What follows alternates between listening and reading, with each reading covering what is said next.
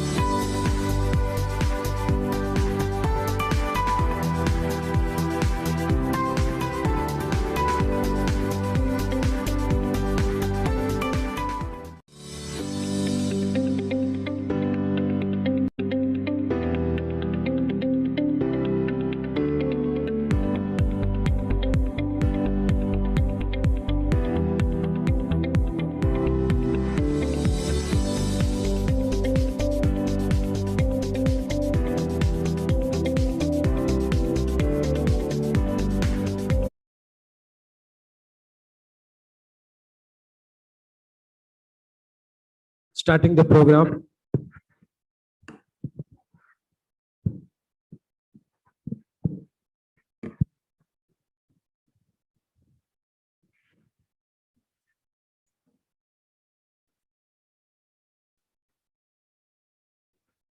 May I request all of you to take your seats?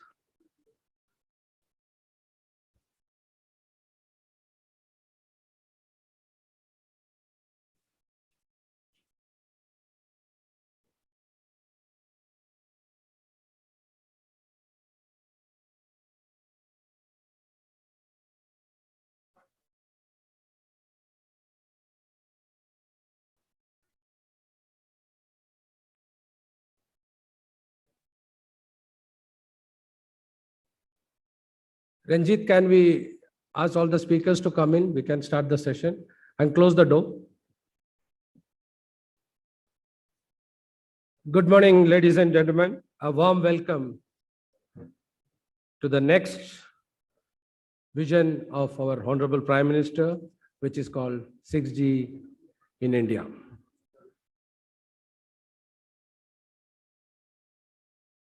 So this is the first conference in India happening on 6G. And to start with, we are starting with a standardization discussion on 6G. 6G research and standardization roadmap for future.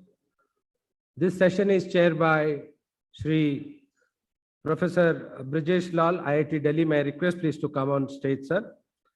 Ladies and gentlemen, give a big hand to Professor Saab from IIT Delhi, who is going to chair this session. Then we have the industry expert, Shri Manoj Gurnani, Head Strategy and Technology, Nokia. Welcome, Gurnani sir.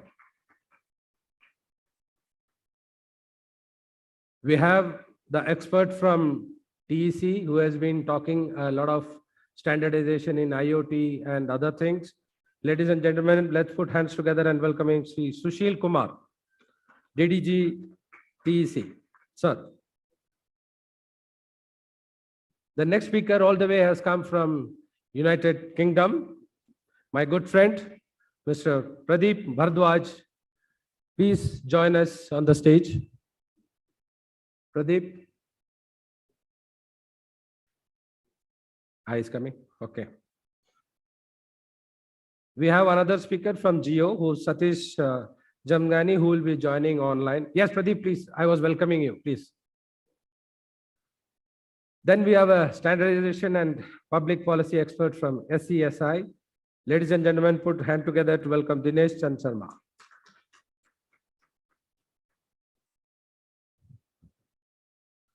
Thank you, Pradeep. Thank you, Dinesh. Over to Professor Saab for the session. Thank you. Morning, everyone. Am I audible? All right. So good to see such a good participation early in the morning. I thank all the panelists for making time, people who are here in person, and Satish, who's joined us online. So we're going to talk about something very, very interesting, something that's been on our minds ever since the Prime Minister announced India's goals and India's move towards 6G. How are we going to address the 6G challenges? How are we going to move forward, participate? Today we have a very, very interesting panel. We have participants from the government, industry, people who straddle countries. So we can look at implications globally for what we do here in India. And there'll be some interesting questions that I am looking forward to asking them, and let's see what their take is on that. So before we begin and start talking about 6G, let us first understand from our panelists what they feel about the 5G, the progress that it's making, and about how it is setting the tone, or is it not able to do so for 6G and beyond. So I'll start from Sushil Kumarji. Yeah, thank you, Chair. And it's my pleasure and honor to be the part of this gathering. The 5G is one of the most innovative communication technology that will change the society and make the digital transformation a reality And 5G will provide the very high data rate, that is 10 Gbps per second peak data rate, and the main feature, ultra reliable low latency and massive machine type communication. And these features are not available in the earlier generation technology, that is 2G to 4G. And 5G has been designed mainly for the vertical industries. Nobody is going to have the 1 Gbps on the mobile phone, and these features will be used mainly for the vertical industries like Industry 4.0 for private industrial network, intelligent transport system, 3GPP CV2X specifications, they have already come, and massive machine type communication, the per square kilometer around 1 million devices will be connected, and which will be very useful for the smart homes and the smart cities. So such type of features can be used in the country, and what I feel, the return on investment for the telecom service providers will come only from the use cases. So we have to develop the use cases in the country, and as Honorable PM has already launched the 5G services, and these are being rolled out across the country by the telecom service provider, and we hope the countrywide coverage will be available on 5G. Regarding 6G, we will be having much more better features. Internet of Sensing will be one of the main use case. Then cobots will be there, and we will be having the latency in microseconds. And the lot of work is in progress in 3GPP as well as in ITU-R WP 5D. And regarding terahertz spectrum, which will be required, and the 6G 6 gigahertz spectrum, the study is in progress. And WRC, that is expected in this year, and then WRC 28 will be there. The spectrum may be freezed in WRC, which are the biggest events of the ITU. And regarding the standards, what I feel, in 2028, the standards may be freezed by 3GPP. Thank you. Thank you very much. Always good. It's very reassuring to know that the government believes that 5G is on the right path and it will take us onwards towards 6G. So Manoj, what's your take on it? How bullish is the industry about all this? I'm sure 5G is the most researched word on Google. Right? I think 5G adoption has been pretty decent, I would say. Globally speaking, we have over 260 public networks. I think in terms of private networks, we have more than 1,000 networks. Nokia alone has more than 600 networks, out of which 125 odd will be 5G private networks. And historically, if you see, the adoption of 5G is actually better than 4G, because the milestone of 1 billion subscribers, 5G achieved 2 years before 4G, right? And if you look at the number of subscribers, last year we crossed 1 billion subscribers. End of this year will be 2 billion. So I think in terms of penetration, in another 5 years, we should be reaching 35 to 50%, depending upon the analyst's forecast. So the adoption has been pretty decent. Thank you. So numbers have never really been a problem in India. What has been more challenging is the revenue. So if Satish has joined us already, would you want to comment on revenue streams? Are new revenue streams being established? Is it creating the right feelings in the industry as far as 6G is concerned? Satish? Yeah, can you hear me? Yes, we can. Please go ahead. Yeah. So 5G has seen a massive investment across the globe. GSMA numbers state something close to about $1 trillion has been spent across the globe. But there's not one geography which has seen revenues coming back. So there are certain things one has to understand as far as 5G is concerned, the way it was designed. First of all, 5G was to a very great extent an extension of LTE. If you look at the airwave, it is more or less the same thing as LTE, but you have 100 megahertz, so obviously it was expected to give you much higher throughputs. But the biggest shift that 5G was supposed to show was enable B2B use cases, not B2C use cases. Operators were not supposed to be SIM sellers, but then supposed to be doing enterprise business as well to a very large extent. That hasn't happened so far. It still remains a B2C business. And why has the enterprise segment not necessarily taken off? There are a lot of other things. The nature of the architecture itself is one of them. For B2B business scenarios to be enabled, there are a lot of other considerations you will have to take into account. 5G is heavy, bulky, and when you get into enterprise, you're pitted with Wi-Fi 6, Wi-Fi 7, which is already endorsed by the industry, the critical so-called Industry 4.0 also. So, these are all some of the key challenges that one will have to look into. You're pitted against a technology where you get $100 access points. 5G is not necessarily the same thing. Spectrum is another key issue. Ton of issues. The one key issue people don't understand is also with respect to devices. Wi-Fi devices are quite nominal. It has already penetrated into all kinds of use cases, including IoT, including cameras, sensors. It's everywhere. But if you look at the 5G device ecosystem, for IoT, you need a different kind of devices. You have different classes of devices, category of devices. Now, the ironical part about 5G is there's no such thing called as 5G IoT at all.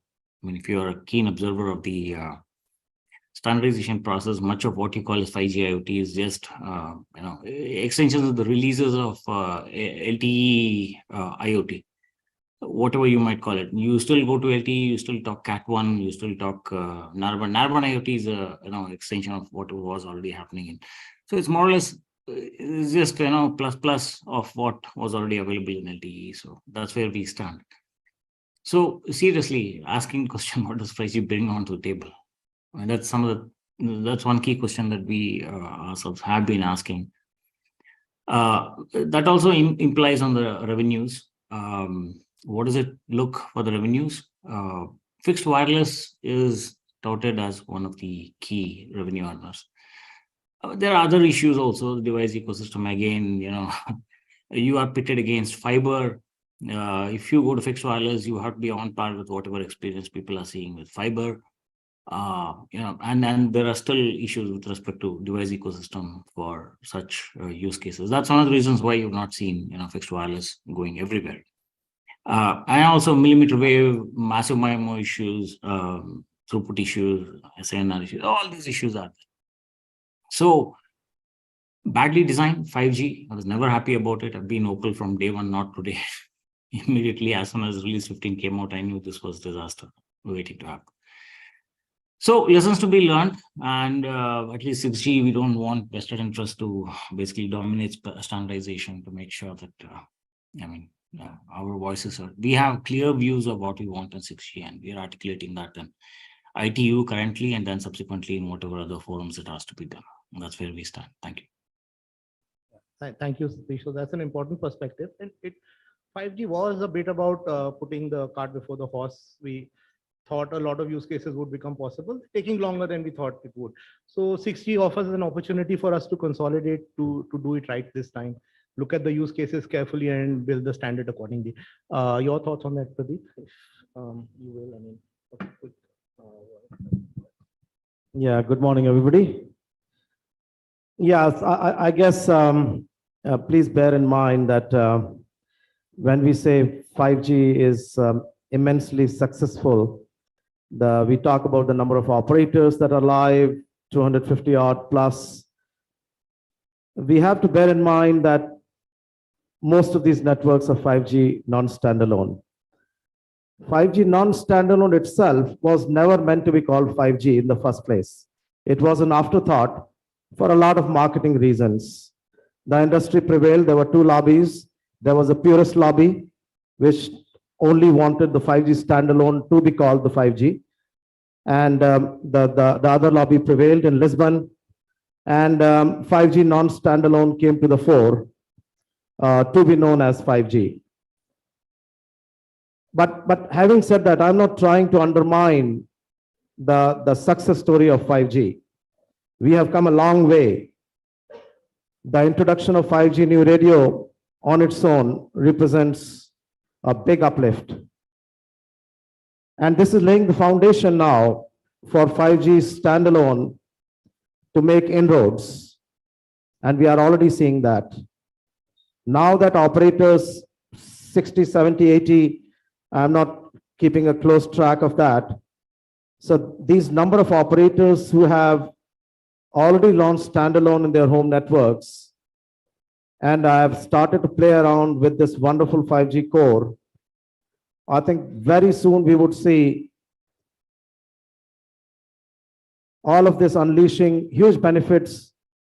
So today 5G is all about consumer applications, mostly mobile broadband. We may talk about fixed wireless access and so on.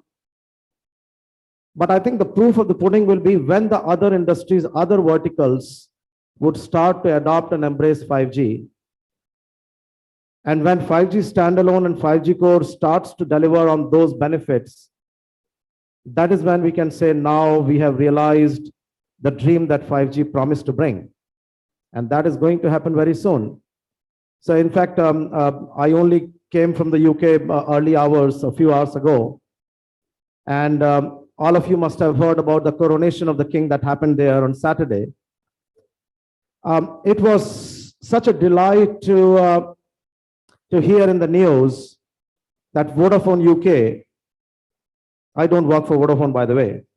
So Vodafone UK actually deployed very successfully their 5G core network and deployed network slicing to allocate the 5G SA-based network slice to broadcasters for coronation.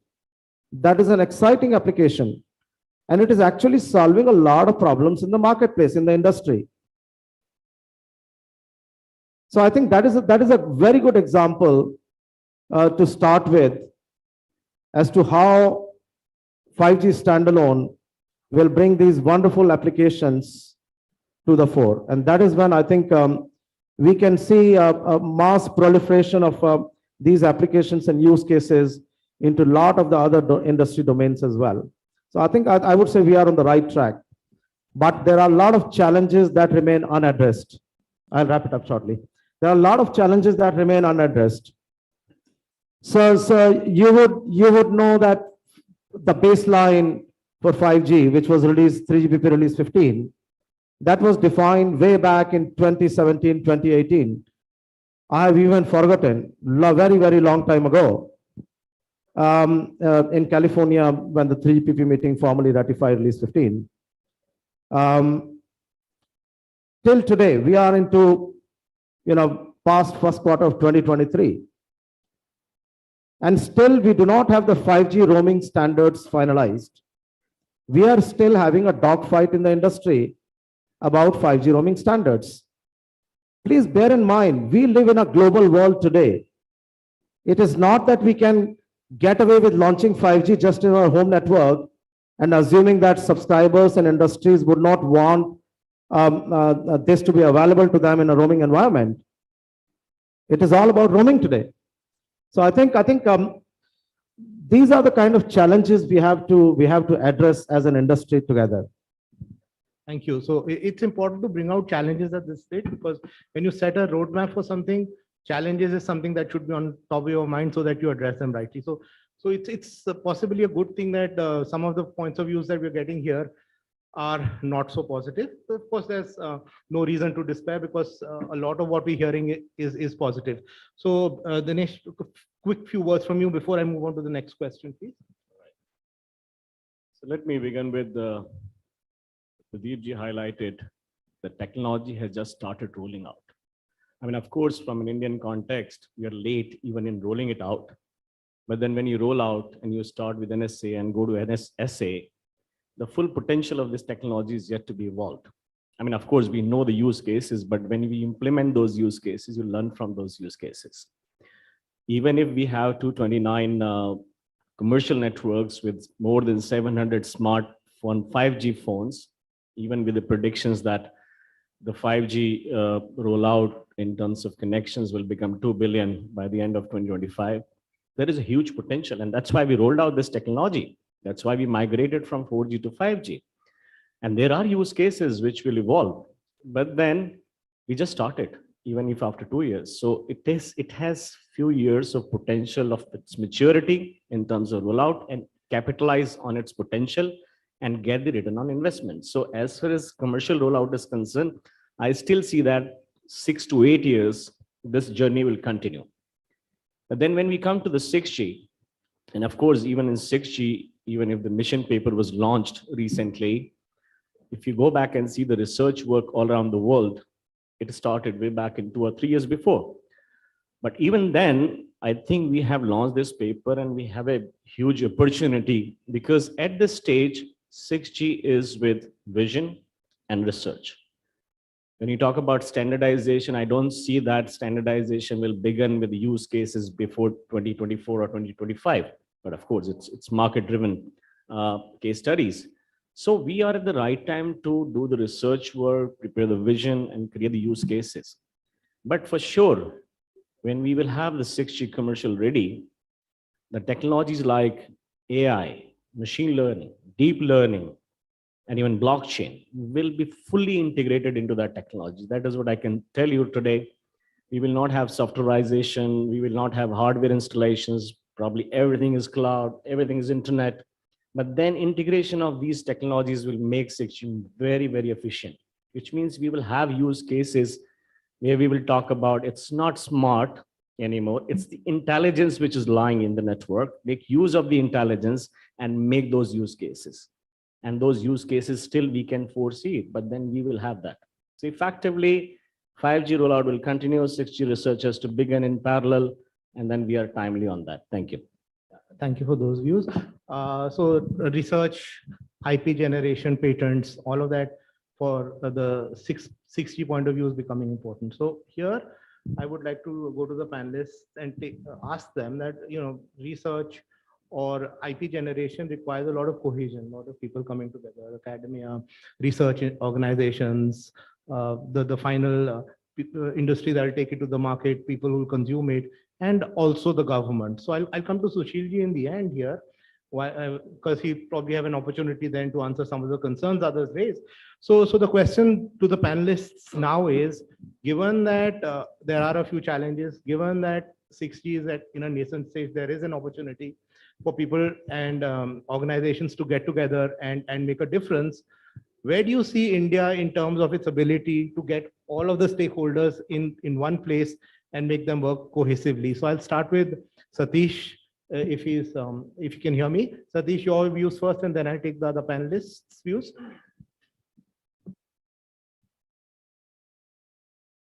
So if I understand, your question was, where is 6G headed, right? Oh, so I'm so sorry. Satish, what I said was that moving forward, we'll need a lot of cohesion between the stakeholders, academia, industries, large and small, consumers, government, all have to come together, put their heads together and try to come up with a mechanism so that we generate enough IP to make a significant contribution to the ecosystem and the 6G standardization process. So what are your thoughts on that, Satish? Yeah, see, one of the things that has shifted in the recent past is the geopolitics of the telecommunication space.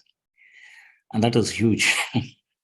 That is huge, and that you will see it bearing across multiple set of activities. And we're already seeing that very evidently in the ITU activities. It is also becoming very clear that the so-called global harmonized standards, what is it worth? I mean, anyway, because one body trying to create a standardization for across the globe. If you've been to any of the 3GPP specification working groups, it's like 5,000 companies trying to negotiate something. And if you draw a mean of 5,000 ideas, what are you going to get? It's just one thought. So this whole business of this globally harmonized standardization itself has to be questioned, will be questioned in 6G. That's one of the key things that will happen. ITU, of course, is only trying to come out with the broader set of KPIs and the requirements. And then again, even in ITU, I mean, the traction that we see in ITU is okay. There was already IMT 2020 requirements, do plus plus. If that is the scenario when we're looking at IMT 2030. It's a very sad scenario to be in. As I already told you, $1 trillion has been spent with no geography seeing any returns, at least till now, reasonable returns. And that is a very serious issue. $1 trillion in this economy is not a joke at all. And you go to standardization forums like this, and there are, I don't want to name companies, but you can take a guess. And they keep saying, okay, let's be conservative still, and we'll do plus of what is already happening. Come on.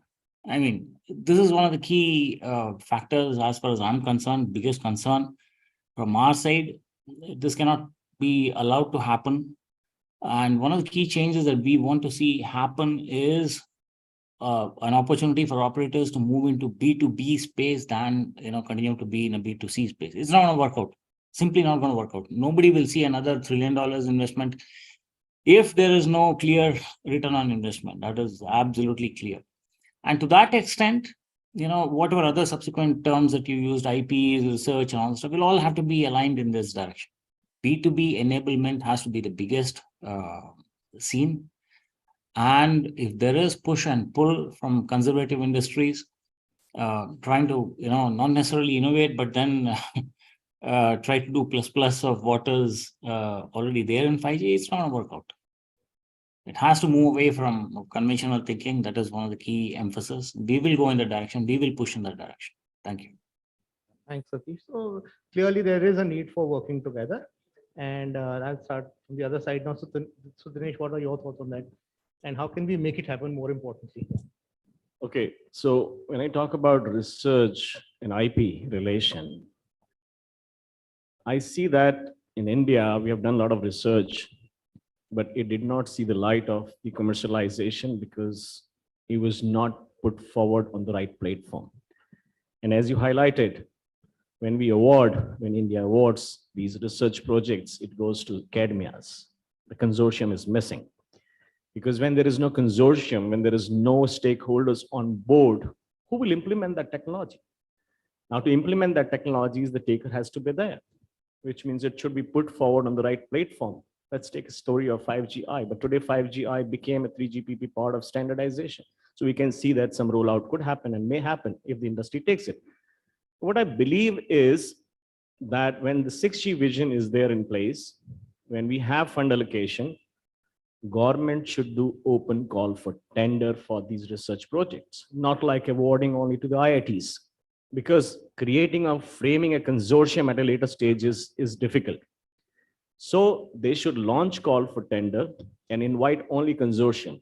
I mean, of course, IIT could be a front-ending party, but then there should be a check criteria that you have framed a consortium and you're bidding for this project.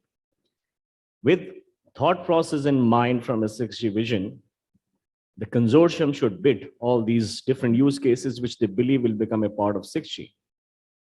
What is another thing which is missing is when we prepare a proposal and submit a proposal, we miss out the cost element which should be dedicated for standards and IP, which means you should have a resource since beginning of the research project who will take care and monitor these standards work all around the world, be a part of it, and then submit a proposal, have a roadmap, have an action plan, because when you start a research, you have to start preparations for a standardization as well.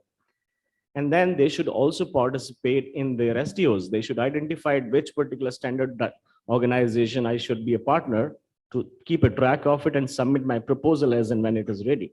So effectively, we should call it standard-based research project. There should be open call for tender. Without consortium, it should not be awarded. Then collect all these proposals, match the thought process of the government, and then award those contracts. And that is how it should work. So research, integration to standard, capturing the cost, then automatically it'll go to the IP. You see, what is the use of registering an IP if it is not commercialized? It will only commercialized when it is standardized, when it becomes a part of standard. So it should be put forward in 3GPP platforms to get it standardized. So this is what I think the few steps are missing. We can fix it when we are awarding it. Thank you. Thank you so much. That's a very interesting point. So Pradeep, you just flew in from UK in the morning, and I believe you do spend a lot of time there. Anything that we can learn from other countries that we can correct here in India? Yeah, I think first of all, we all can take collectively huge pride that we work in the mobile industry. When we talk about breakthrough enabling technologies, like electricity, that was obviously the invention of electricity was a breakthrough enabling technology. And likewise, mobile is the biggest one. We have made huge inroads. And one of the fundamental reasons mobile has become a breakthrough enabling technology is because we collaborate, we co-create, we collaborate, we co-create, and then we compete with each other. That is the beauty of our industry. And that's why I think that the pace and speed of churn and change that we see in our industry is immense.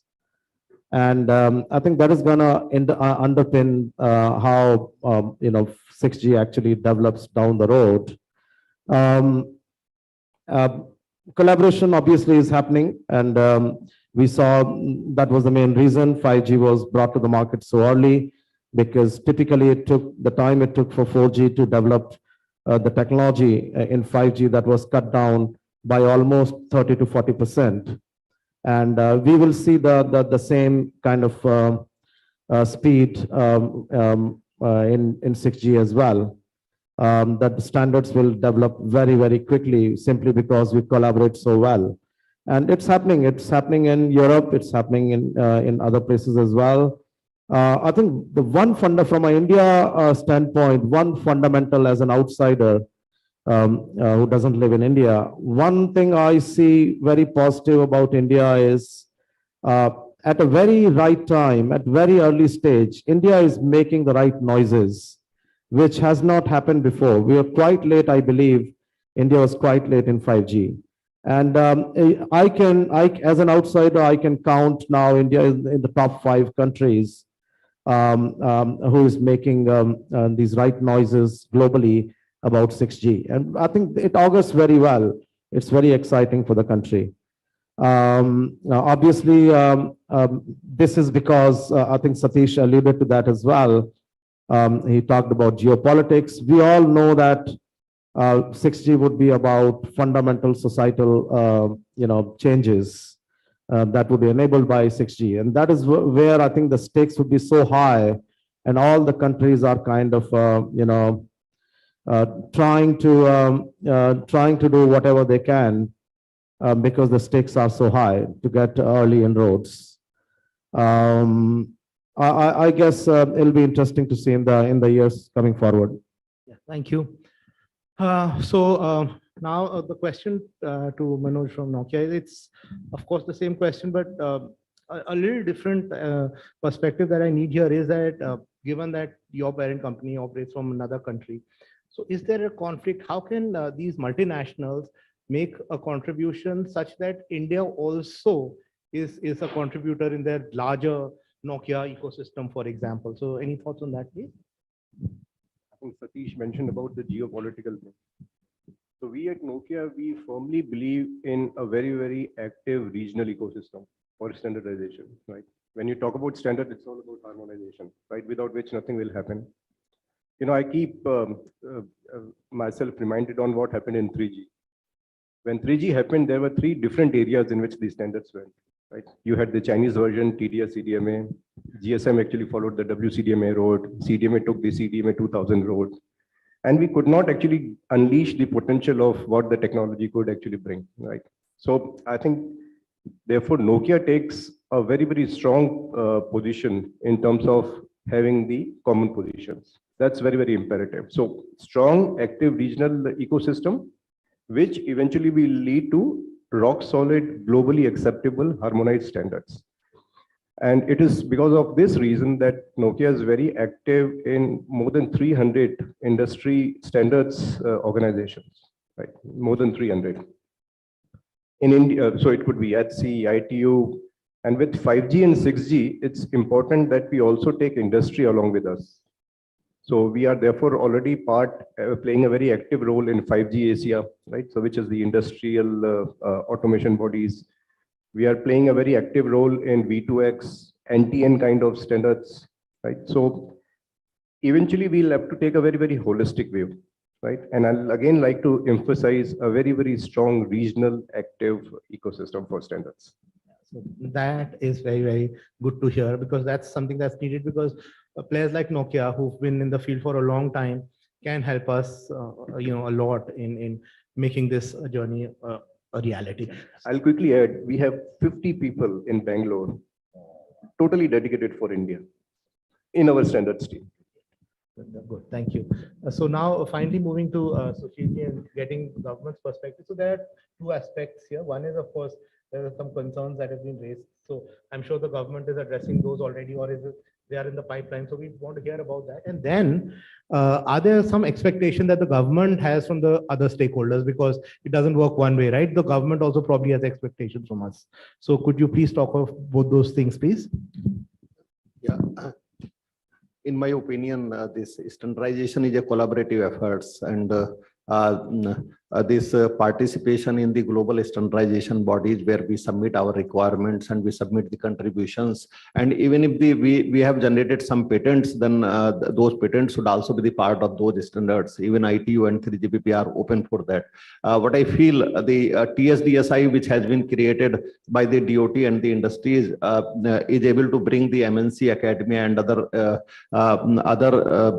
bodies to its platform. And TSDSI along with DOT, they participate in 3GPP as well as in ITU meetings. Even in ITU RWP 5D meeting, which was held in February this year, the academia and MNC people, they were there. No doubt, sometime the opinion may not be the same from the academia and the MNCs, but what I feel, TSDSI and the government always try to bring them on the common platform, and LMLC, that is the result of that. LMLC was discussed in TEC and decided, and then further it was submitted in ITU and where it was approved. And this absorption of 5GI standards in 3GPP release 17, that is also the outcome. In fact, DOT and TEC have taken it forward to 3GPP, and ultimately the patents which were created by the academia, they will be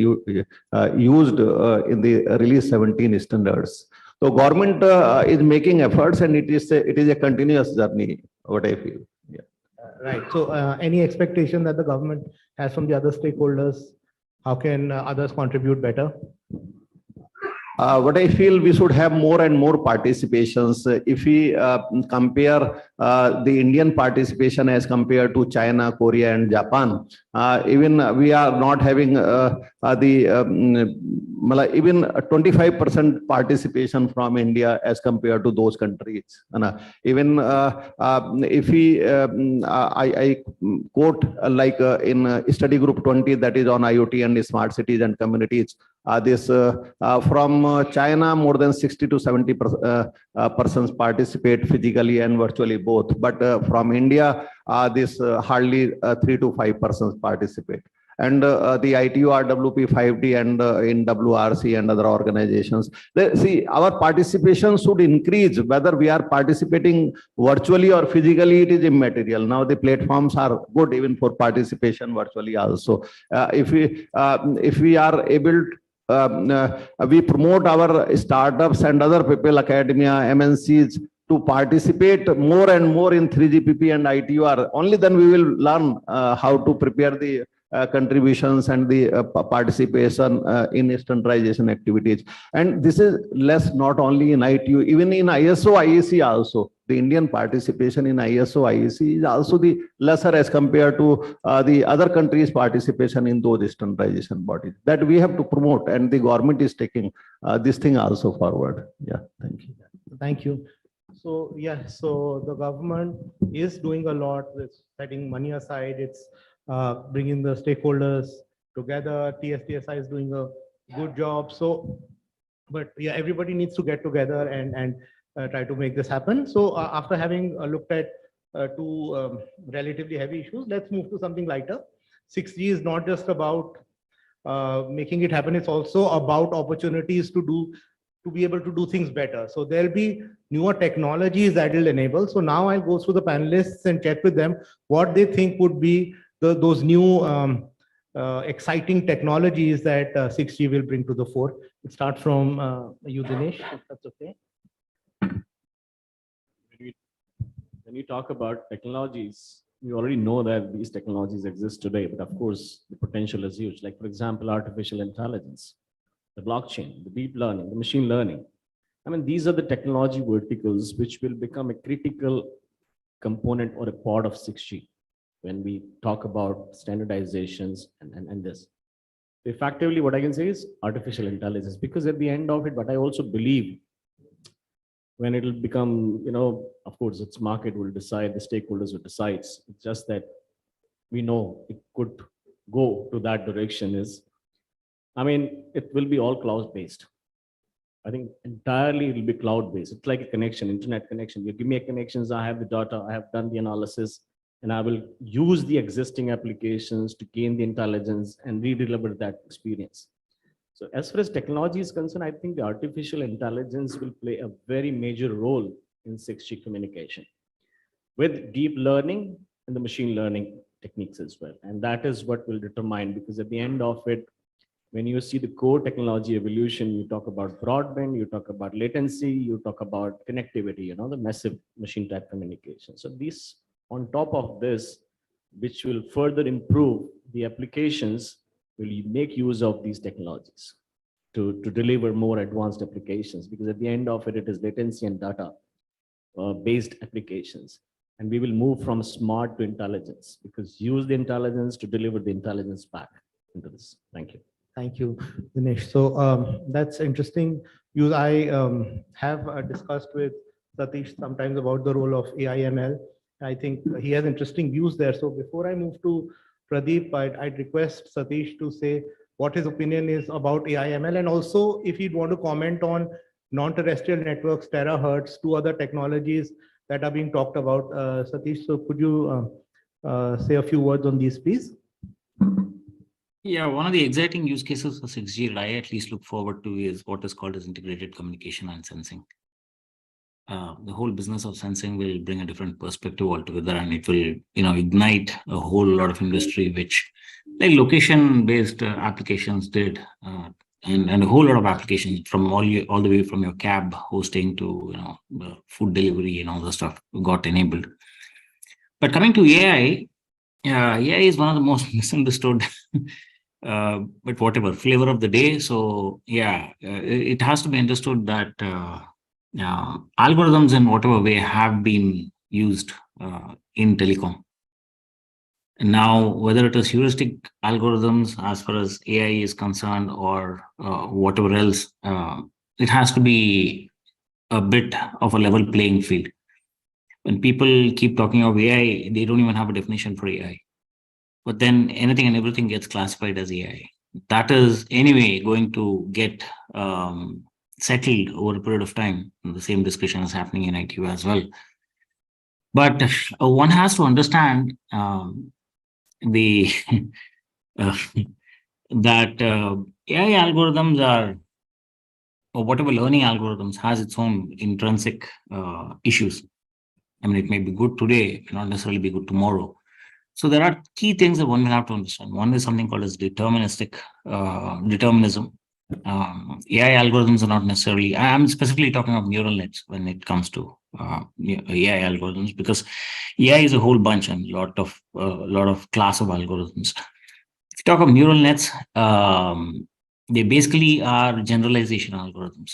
Generalization, if you go by the word, is bias built into. Any neural net is a bias algorithm, and people complain about neural networks being biased or trying to say that I'm going to take the bias out of it's naturally, it's intrinsic part of the algorithm itself. So these are things which are not very well understood, not discussed. the consequences of which are being discussed, but not the intrinsics of the AI algorithms itself. That is something that has to happen. It will happen. And telecommunication networks or military equipment or any of these critical applications will require determinism.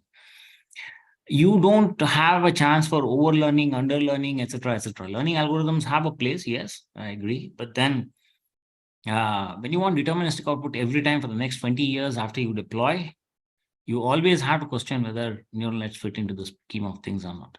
And it might, I mean, of course, we will make platforms ready, which will, enable all the stuff. And there are certain intrinsics which will play out, and AI will just be a supporting role, will not be a hero of any 6G technologies, I can assure you that.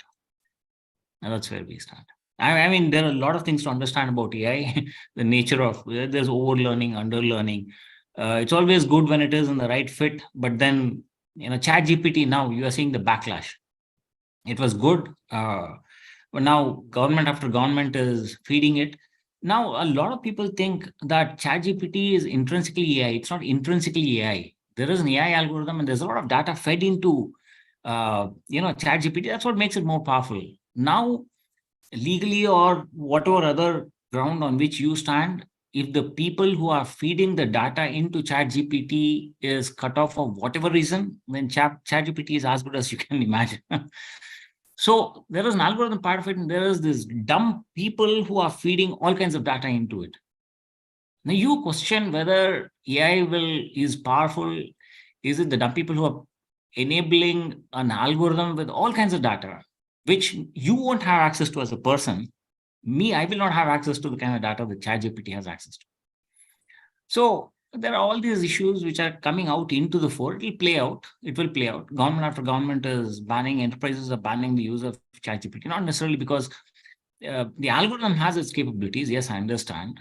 But what do you say of people who wants to feed anything and everything into an algorithm? That will play out legally, technologically, in all the areas, it'll governance, it will play out and it will settle down. Thank you. Yeah, thanks, Satish. That's an interesting take. We'll keep ChatGPT out of the conversation because that probably is a few panels by itself. Coming back to 6G and some interesting technologies, your take on it, Pradeep, and possibly a few words on non-terrestrial networks, because I hear a lot of that. Is that coming, or will it probably not happen? Yeah, so just to start with NTN, yes, I think that will definitely happen, because now that we are moving to, now that release 18 is being finalized, is being kind of laid down, and we see a very strong mention of NTN there. So it is definitely coming. It's kind of drafted in there formally and officially. So there is no escaping the fact it will happen. Yeah, so let us take a step back in terms of how we are evolving. I think some of the underlying technological components, so I see it two ways. One is a lot of the current technologies, they will obviously evolve and develop in 6G as we move forward. And there'll be a lot of new technologies that will come to the fore. So we can have those two buckets in terms of the technological components. On to the first part, the existing technologies. Yes, they will evolve. The AI, I think, well, my view is the AI that we see today is really pre-AI. It is not real AI. That's my view. It is in very primitive state. The AI that would be needed, the AI that we'll see down the road when we get to 2030, when 6G gets commercialized fully, it'll be completely different from the AI we see today. Likewise, if you look at other technological components, obviously it's a given that the data rates that 6G would bring to the table would be a multiplication factor. How do we get to that multiplication factor in reality? So it's things like the QPSK obviously would evolve to something like 64 QAM. So today we are putting in 2 bits per symbol. Tomorrow, moving forward in 64 QAM, quadrature amplitude modulation, we will be putting 6 symbols per bit. So that way we are able to straight away increase the data rate 3 times without necessarily leveraging other techniques which would even take this multiplication factor to next level. So I think that kind of gives you an idea as to how the technological components would evolve. But then there will be new technologies as well. We talk about obviously AI, data-driven design methods, and so on. There is a lot of work happening around the underlying technologies for extended reality.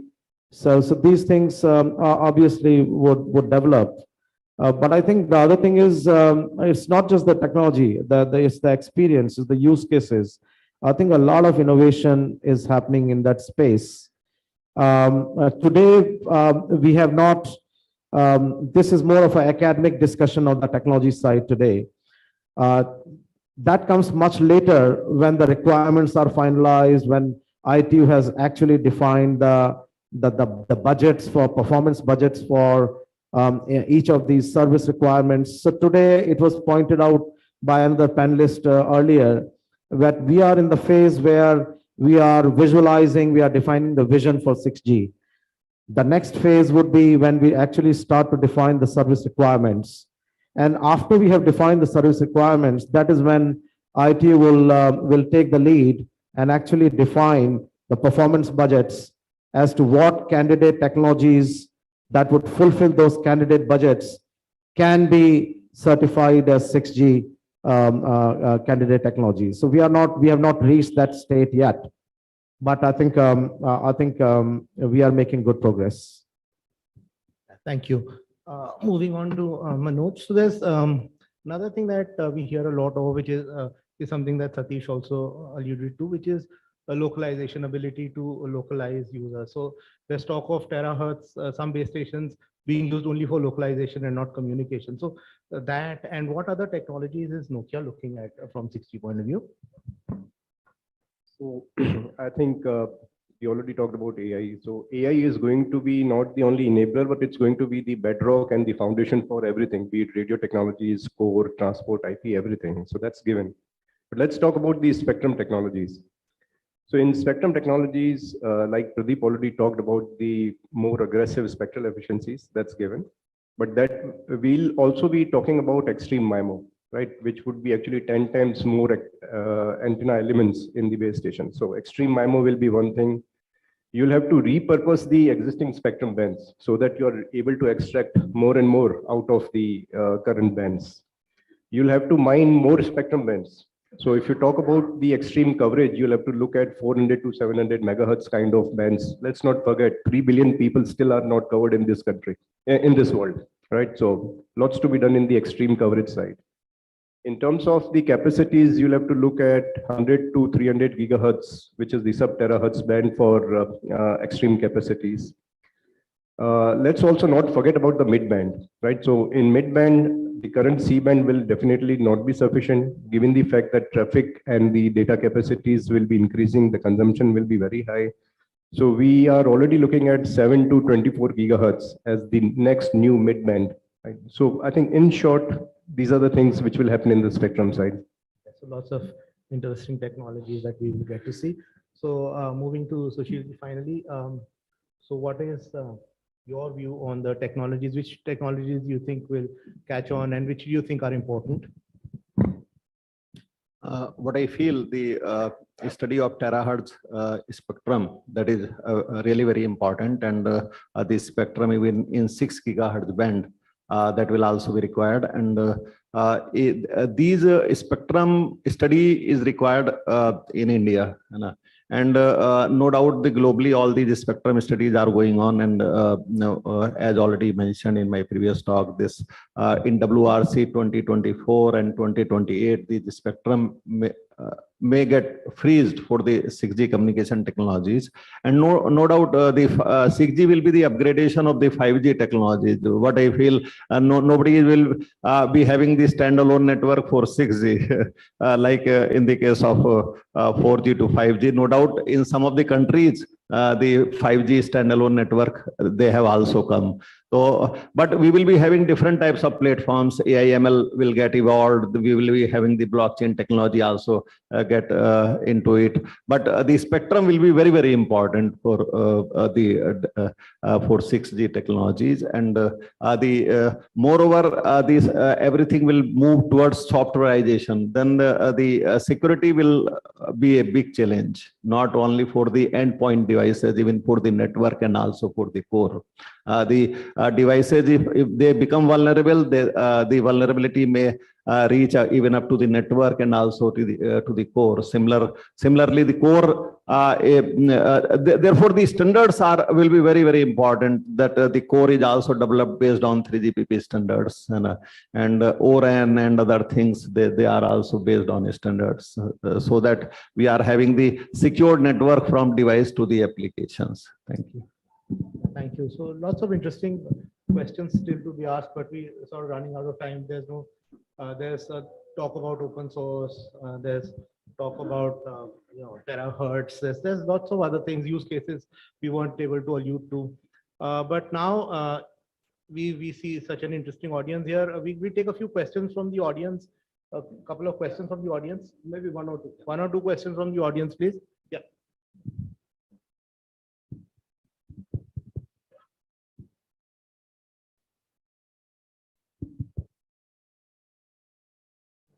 Namaskar. I'm Dr. Jagdish Shivhare, professor and ex-scientist ISRO. Sir, my question, is there any well-recognized survey or research paper that how the 6G technology will achieve the UN Sustainable Development Goals in terms of human, physical, and digital worlds?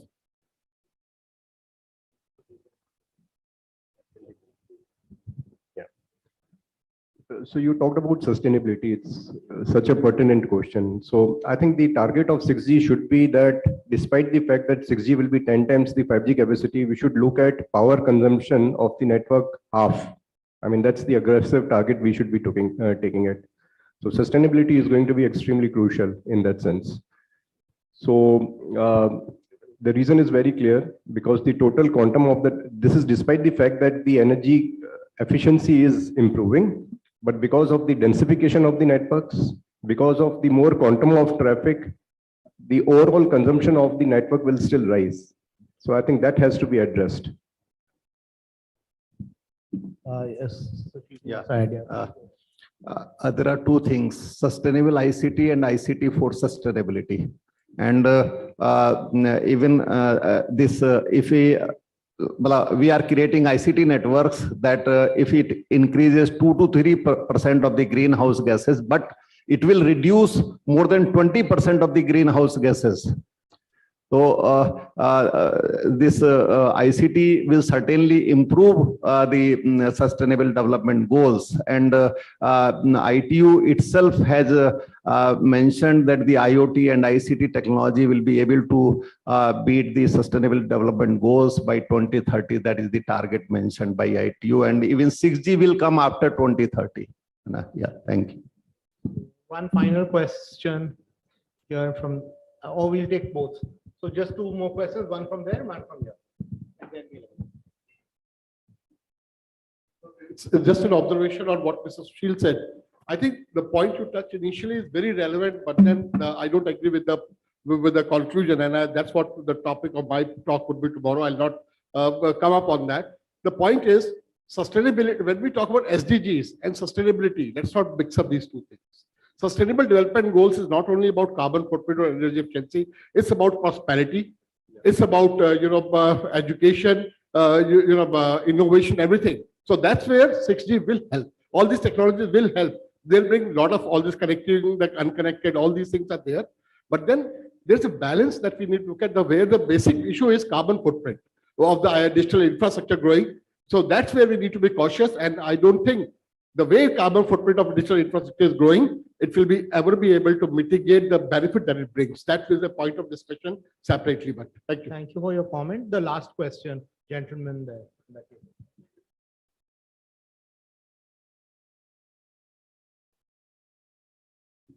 Yeah, good morning, everybody. This question is basically, I was talking to a gentleman, I was listening to a gentleman from UK who has come in. He was talking about the actual definition of 5G itself. So, well, 5G is there, we talk about SA and NSA debate. I don't think that NSA mode itself is a 5G because of the, they are carrying that legacy EPC architecture in the core. This question is addressed to a gentleman from Nokia. See, today we are talking about 5G and we are talking about kind of speeds and other stuff. The packet is the core everywhere. It's all standard cloud-driven software based. We're talking about a legacy hardware is a gone architecture. Now let's talk about the reality nowadays. The quality of the service, which is actually, I'm coming to the quality of service, is gone pathetic.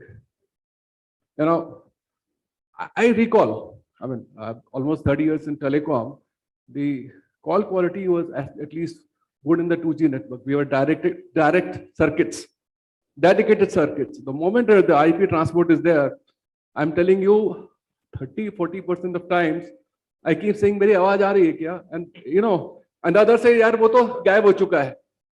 It has happened to me a couple of times. Now coming back to the 5G, the ecosystem. We are talking about FR2 bands, right? So where are those radios available in the terms of, since you are in Nokia or Ericsson, whatever, where are those systems available? Of course, this is more suited towards the kind of enterprise and the private 5G deployments. That's where the most of the money is going to be coming out, not really consumer specific. Even if you look at the handset models itself, how many of your mobile phones support a millimeter wave?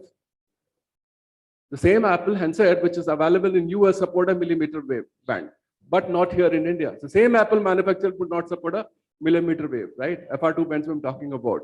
So in the current scenario, if you look at it, we are still, kind of trying to catch up the real 5G.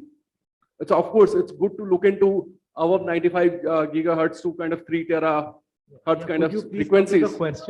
So the question here is, I wanted to ask about the ecosystem of the 5G maturity so that we can have a seamless translation towards the 6G system. I'm talking about the issues in the current platform where we are going to be stabilizing this 5G is the question. This is more towards my Nokia gentleman. Okay. So you talked about the quality of experience, right? So quality of experience is function of many things, right? It's basically function of the network planning. And let's not forget, India is experiencing one of the fastest 5G rollouts. So rollouts are happening. It's going to take some time before you really experience the true 5G experience. So that's given. Another important part you mentioned is the device ecosystem. Typically, device ecosystem and network ecosystems should be synchronized, but that's not the case. Like you mentioned, millimeter wave. So devices are a little late. So moment you have the synchronization of the network and the device ecosystem, you'll start to get the more experience and the real benefit of 5G. So when you talk about 6G, don't look at 6G only in terms of the traditional metrics, right? In terms of the speeds, the density or latencies. I mean, that's given, that will happen. 6G is going to be a lot more transformational in the sense that it talks about sustainability. I think the discussion we just had. It talks about security, cyber security and privacy. It talks about digital inclusion. So these are three additional pillars, and that's the reason 6G is supposed to be much more transformational than what we are thinking about. So I hope yeah, so that's what I said, the device ecosystem. We'll catch up. Thank you very much. Thanks to all the panelists. Back to you. Thank you, Professor Brijesh Lal. Thank you so much. So, ladies and gentlemen, I've been hearing that 5G was in hurry-burry, 6G we have enough time. Let's see what the 6G ecosystem going to be. So before we have the tea break and the inaugural session, I would like to inform it's a proud moment for all of us that Mr. Pradeep Bharadwaj, who is here from London, he has been appointed as the High Sheriff of Wisley in England 2 weeks back. So congratulations, ladies and gentlemen. It's the first Indian, I believe, who has been appointed. It's like an equivalent to a governor in India, and that's what I've been told. So congratulations, Pradeep ji, on this appointment. My request, the chairman to present the mementos on behalf of our Bharat exhibition to all the panelists. First to Manoj Gurnani.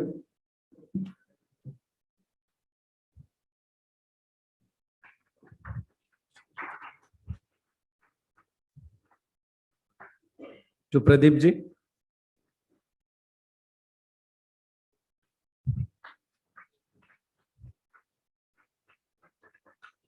Sushil ji.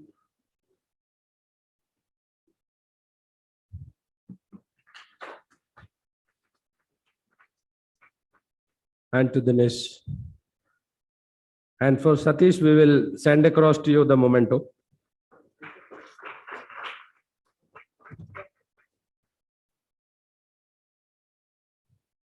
And my request, Mr. Amit Marwa to come and present a memento to the Professor IIT Delhi.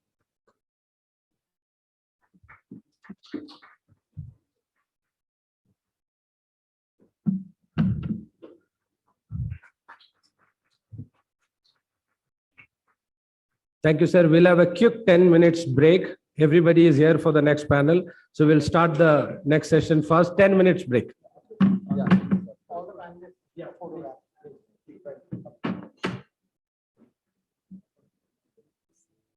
Now, we're driving the next evolution, where networks meet cloud, alive with intelligence, enabling people, machines, and devices to interact in real time like never before, and making high-performance connectivity more consumable, adaptable, autonomous, open to innovation, to collaboration, networks that sense, think, and act.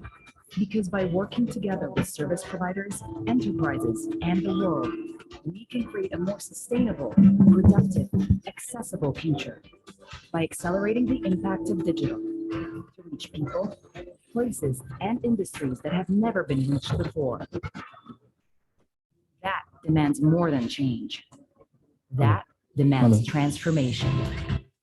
For us, that means pushing further with a clear vision and a new logo that symbolizes our purpose. Because it's only when all the right pieces act together that brilliance happens. The precision of tech leadership, the dynamism of a new digital era, and the kaleidoscopic colors of innovation. This is Nokia, but not as the world has seen us before. We've always connected people.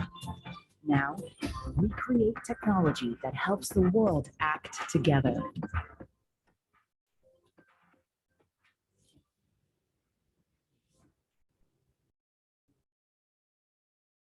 Networks are evolving from connectors of humanity and technology into something far more powerful. When networks meet cloud, they become amplifiers. Bringing everything to life with intelligence, fueling innovation, inspiring collaboration, enhancing sustainability, unlocking new ways of working that are reshaping the way we all live. Harness the exponential potential of networks. Transform your business to the power of N. When communication can save a life, when sensors can prevent environmental catastrophe, when a tablet can teach a child to read, no matter where in the world he may be, one company responds by accelerating the promise of an intelligently connected world and sits at the center of it all. Seamless transactions, urgent alerts, personalized messages sent securely and reliably around the globe billions of times a day, connecting the world's mobile network operators and powering the global communications technology of Fortune 2000 companies. Hello. One company is driving the innovation needed to harness the explosion of connections that will shape the future for generations to come. Because connections are what make us human, and they begin with us. Cineverse, the world's most connected company.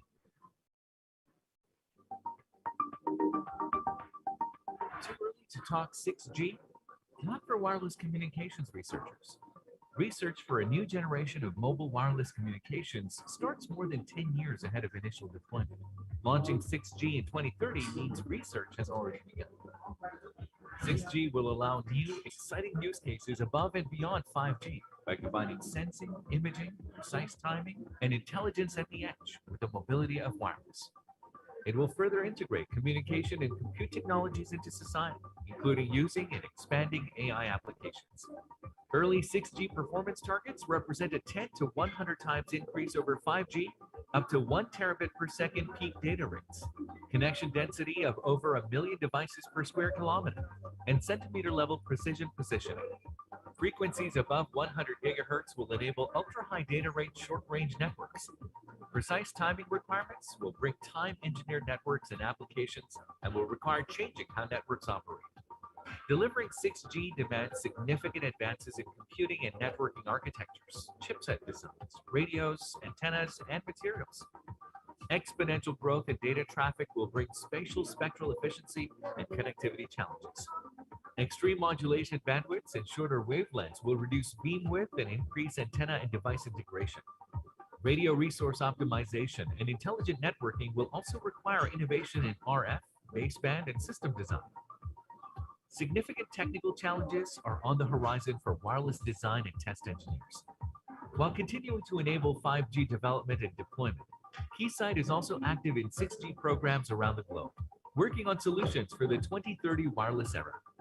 Our current solutions provide advanced capabilities that test far beyond 5G. With Keysight, you can build 5G today while preparing for 6G tomorrow. Explore your options today.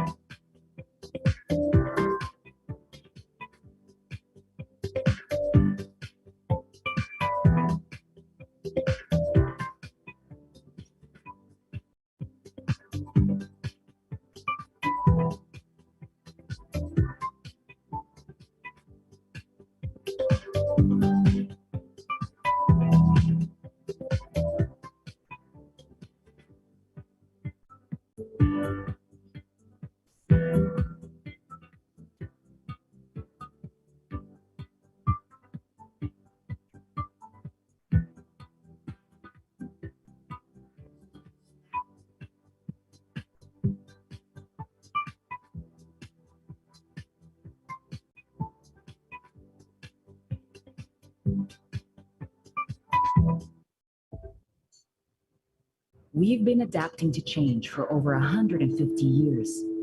Now, we're driving the next evolution, where networks meet cloud, alive with intelligence, enabling people, machines, and devices to interact in real time like never before, and making high-performance connectivity more consumable, adaptable, autonomous, open to innovation, to collaboration, networks that sense, think, and act. Because by working together with service providers, enterprises, and the world, we can create a more sustainable, productive, accessible future. By accelerating the impact of digital to reach people, places, and industries that have never been reached before. That demands more than change. That demands transformation.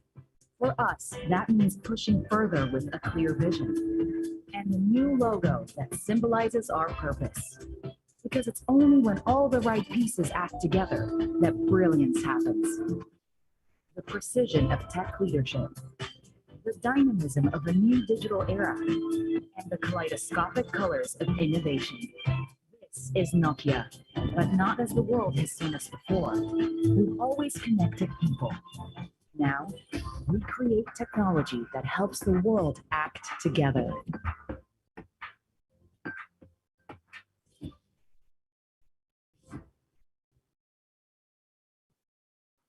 Networks are evolving from connectors of humanity and technology into something far more powerful. When networks meet cloud, they become amplifiers. Bringing everything to life with intelligence, fueling innovation, inspiring collaboration, enhancing sustainability, unlocking new ways of working that are reshaping the way we all live. Harness the exponential potential of networks. Transform your business to the power of N. When communication can save a life. When sensors can prevent environmental catastrophe.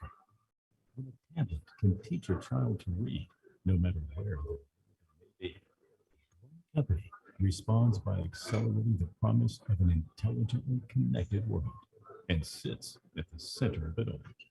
Seamless transactions, urgent alerts, personalized messages sent securely and reliably around the globe billions of times a day, connecting the world's mobile network operators and powering the global communications technology of Fortune 2000 companies. One company is driving the innovation needed to harness the explosion of connections that will shape the future for generations to come. Because connections are what make us human, and they begin with us. Cineverse, the world's most connected company. Too early to talk 6G? Not for wireless communications researchers. Research for a new generation of mobile wireless communications starts more than 10 years ahead of initial deployment. Launching 6G in 2030 means research technology. 6G will allow new, exciting use cases above and beyond 5G.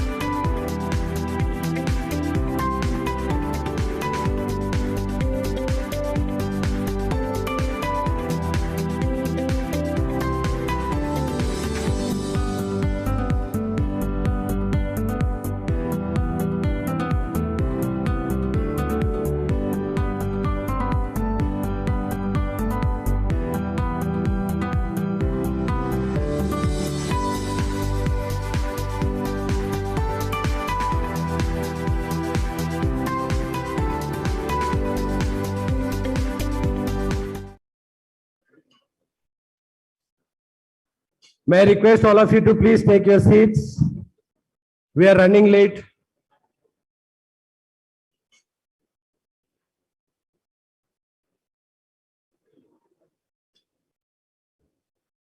Ranjit, can you?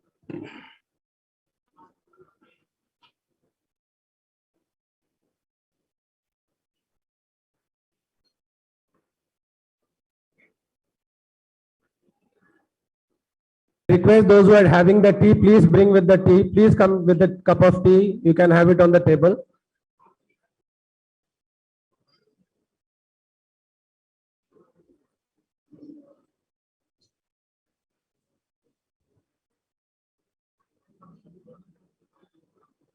Good morning, once again, ladies and gentlemen. The inaugural session, Network Evaluation Beyond 5G and India's Vision for 6G. That's going to be the name of the inaugural session.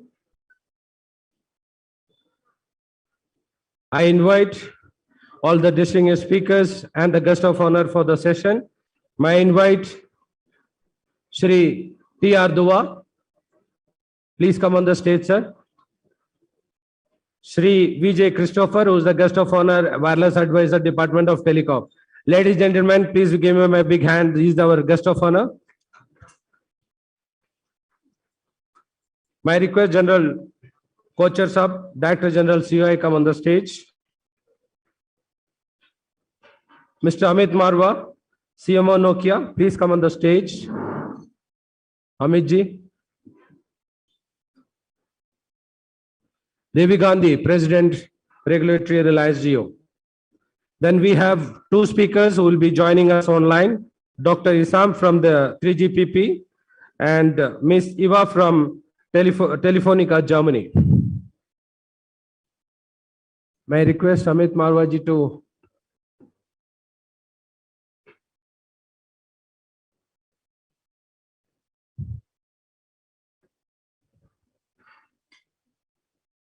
Amit Marwa ji.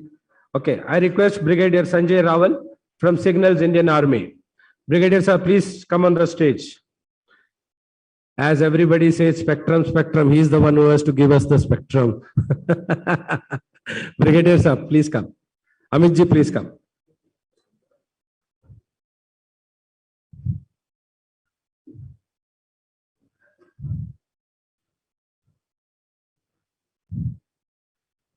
So before we start the hot discussion on the inaugural session, discussion on 6G, may I request Christopher sir to light the lamp along with other distinguished speakers.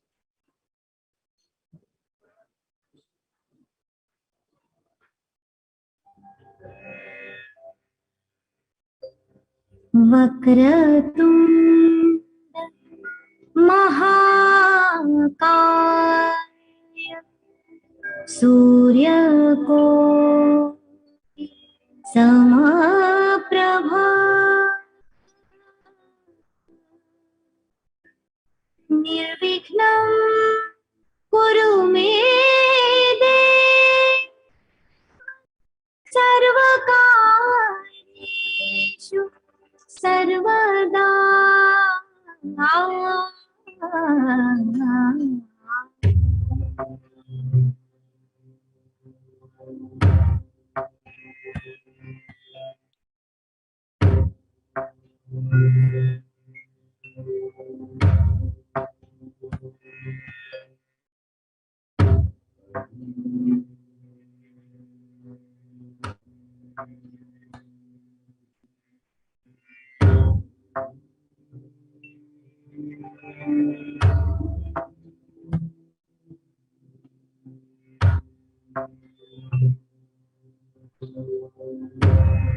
Vakratunda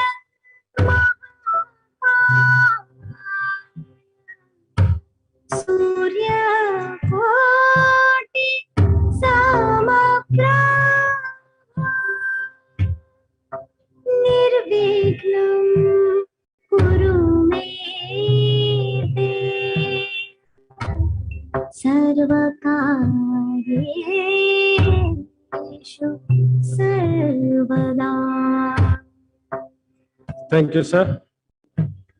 Vakra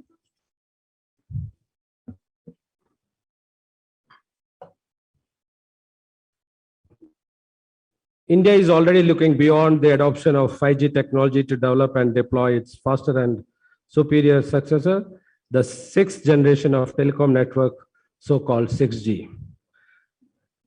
The Bharat 6G vision is out. We are the 2030. So we have enough time to discuss the 6G ecosystem in India. May I request Sri T.R. Duaji, Director General, DIPA, which is called DIPA. He changed the name from earlier, from the Tower Association. Sir, to give the welcome speech. Sri Dua.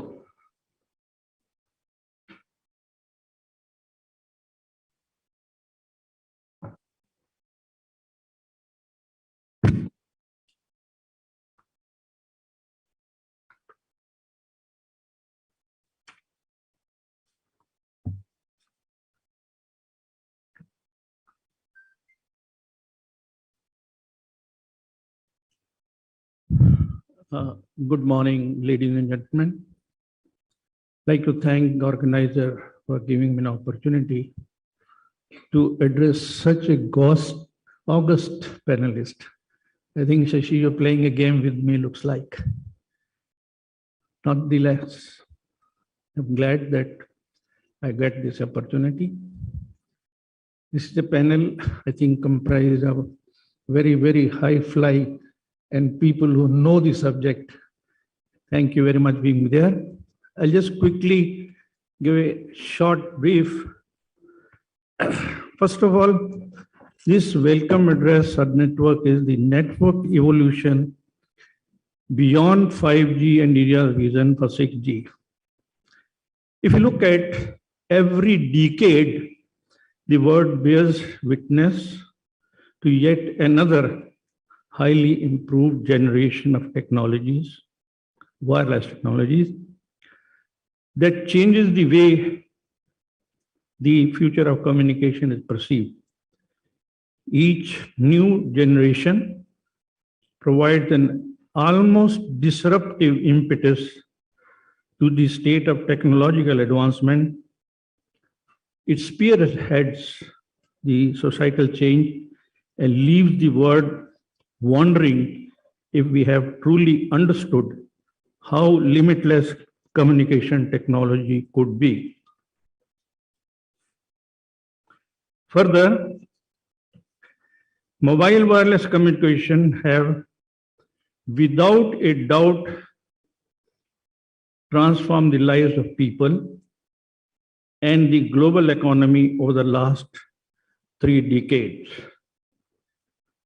Wireless technology harnessed the power of internet to morph the daily lives of the people and intertwine them into a digital world. From the first generation of analog technology to the 5th generation of wireless broadband technology, having seen this evolution right from 1994, early 1994 to date, I think it's a great evolution. The advancement of seamless network has made accessibility and affordability well within the reach of the common people. The result can be seen in India too, which went from a country, if you look back, of 20 million landlines in 1998 to more than 1 billion mobile telephone subscriber today, with over 85% of the subscriber having broadband connectivity, irrespective of their location. With this, I think if you recollect, on 1st October 2022, the Honorable Prime Minister of India launched and flagged off the official launch of the 5G services in India, thereby putting India into the map of being a 5G enabled country. No more laggards. While the rollout is still in progress, it is expected to proliferate to every nook and corner of the nation by, say, early 2025. The arrival of this next generation of network is highly welcome, and we do anticipate to become a catalyst in realizing the digital value of across the country. Within just 200 days, we have been able to launch 5G in 600 districts and with almost close to 150,000 BTSs. Every day, technology is evolving. Computers are getting faster, cars are getting smarter, and communications are more accessible than ever. With this, I don't think I'll take time because I like to leave this with our friends on the panel. Just by closing this by saying 6G requirements are huge. There'll be increase in mobile computing requirement. Maybe they need to relook at the battery size. 5G has been designed to achieve 20 Gbps peak data. 6G PF, if I understand, would have peak of around 1000 Gbps with a user experience of 1 gigabits. Latency targets which have been set are far lesser than what 5G expects. And recently we have witnessed a dramatic rise in wireless data traffic, which has been brought forth by the numerous exciting technologies in wireless and assisted by the pandemic impact. This exponential growth has been accompanied by the demand for higher data rates, better coverage. Even as the 5G rollout continues worldwide, leading research consortiums and mobile companies are busy working on their 6th generation mobile connectivity. 6G network aims to connect physical and virtual worlds through faster M2M communication and better support for immersive technology. Organizations, institutes would know about the working and importance of 6G network to prepare for the future and fully use the wireless infrastructure available. Thank you so much.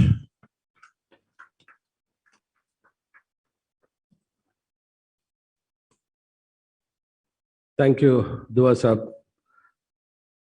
Now, may I request Dr. Ihsan, who is on the line, who is the Director, 3GPP Mobile Competence Center. Ihsan, are you there? Hello, good morning. Do you hear me? Yes. Go ahead. Great. Thank you very much. Hello, and good morning, ladies and gentlemen. I am Ihsan Tawfiq, the Director of the 3GPP Mobile Competence Center in ETSI. And it is truly a pleasure to give this introductory address today in 6G India. This event, together with many other initiatives taken by India and the Indian government, show the great work and effort put to put the country in the forefront of developing the emerging technologies like 5G, 5G Advanced, and 6G. And one of the aspects of this effort and this work is collaborative cooperation and collaborative work in the international level, and more specifically, this is one domain I come from, which is the standardization. And I would like to put here a little emphasize on the great work done in cooperation at the standardization level of cellular systems. And I would like to mention here the great collaboration going between TSDSI, the Telecommunication Standard Development Society India, and ETSI, which is the European Telecommunication Standards Institute. There has been a cooperation agreement signed between the two institutions back in 2014. This agreement allowed TSDSI to adopt and publish ETSI standards, and also allow ETSI to adopt and publish TSDSI standards. Both organizations are also partners in the 3GPP. 3GPP is the organization responsible for developing the standards for 5G and hopefully for 6G as well. Since it joined in 2015, TSDSI has transposed and published about 1,500 specifications produced by 3GPP. And these specifications has then been sent to the Telecommunication Engineering Center, Department of Telecommunications, for their adoption as a national standard. So 3GPP is where work in 5G is happening. And before we start, and I start talking about 6G, I would like just to take a moment to see where we stand in terms of standardization of 5G. Currently, 3GPP is actively working in release 18 of the standard. This is the first release of the 5G advanced. And this year gonna be a very, very busy year, because in addition to completing the work in release 18, 3GPP will be looking also on defining the content of release 19. And I put here in this slide, as you could see, in June next month in Taipei, we will have the 100 TSG of 3GPP, which is in itself a big achievement. But we will also have release 19 workshop where the content of that release will be being defined. The timeline for the completion of release 18 is the end of this year. So by December, release 18 should be frozen for the functional side, and then for the codes in March 2024. And work will then start in release 19 with a timeline to finish this release by September 2025. Release 19 is not expected to address 6G. It's going to be 5G and 5G advanced only. So the first release expected to start studying 6G will probably be release 20 for the study work, and then maybe release 21 for the normative work. We're looking at 5G in terms of deployments.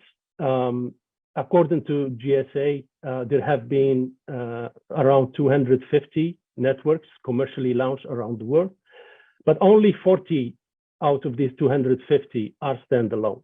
So we are still a little bit behind in the standalone development, which is the full 5G package. This is not what we had initially expected. We were expecting a much faster launch of standalone 5G. When it comes to India, as have been mentioned earlier by the previous speaker, and as we could see in the announcements, we see a very fast deployment since the launch in 2022 with new 5G networks in many cities and many towns. So when looking at where we stand on the standardization and the fact that at least for the coming couple of years, there will be no standardization work in 6G, and we're looking at the deployment, one may legitimately ask, is it time to start talking already about 6G? And the answer is yes, because there is a requirement for more time, or it takes time for ideas to mature from research to standardization. Governments need time to develop and funds for helping these research activities and for these projects to mature enough to be able to make it to the standardization work. It takes time to develop a vision and a consensus about what the next generation should be. And all this work on research and trying to develop a vision has given birth to many initiatives across the globe and in the different regions. So specifically for India, we saw that the Technology Innovation Group on 6G has constituted 6 task forces to deliberate on various aspects of emerging telecom technologies and platforms in the next decade. The government of India has released the Bharat 6G vision documents prepared by this TIG6 group.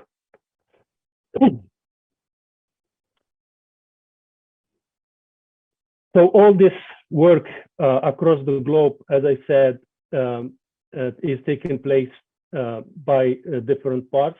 But what comes out of it is more of a consensus view on what the 6G should be like. So even though we don't know yet exactly how 6G in terms of technology or use cases will clearly be, but at least there are a few trends that start to emerge based on this work. So we from the different white papers, from the different presentations, we see that 6G is more about merging the physical, the human, and the digital world. We know that there will be more intelligence in the network in order to better use the available resources and provide the best service to the customers. We talk about secure by design, so more security, sustainable also by design. So talking about energy efficiency of the network, but also what 6G will help the industries achieve on terms of sustainability. So there are many trends, as I mentioned, that emerged in terms of use cases and in terms of characteristics of 6G, but there is also some trends that start to emerge in terms of what technology 6G will be about. So we are talking more and more about terahertz communications. We are talking about reconfigurable intelligent surfaces, integrated non-terrestrial and terrestrial networks, et cetera, et cetera. And I would like just here to mention that some of this work in pre-standardization already started in some areas, and in ETSI, for example, we already have some work ongoing on terahertz communications and reconfigurable surfaces. So the question again that we may ask, looking at all these different initiatives popping up around the globe in different regions independently, is there a risk of fragmentation? And probably history here give us some answer, because similar thing happened with 5G. At the early days of 5G, we saw initiatives and activities happening in different regions, but this did not prevent 5G to be a global standard. I believe that this stage there is consensus within the technical community. There is a consensus within the industry that 6G also needs to be a global solution. Industries do not want to start having different chains or production lines for the different 6G solutions. Customers do not want to go back to the early days of cellular communications where we had to change phone every time we had to go to a different country. So for both industries and customers, 6G would need to be a global standard again. And I believe there is consensus on this. And hopefully we will also see that at the political level, and we see that the geopolitical situation is with us for a few years to come. And hopefully this will not prevent 6G to be a global standard. With such a positive, hopefully positive note, I would like to conclude this introductory address by thanking the organizers again and wishing 6G a very bright future. And in the coming 2 days, we will be hearing a lot about 5G deployments, but also what 6G hopefully will bring as improvements for both industries and customers. Thank you very much.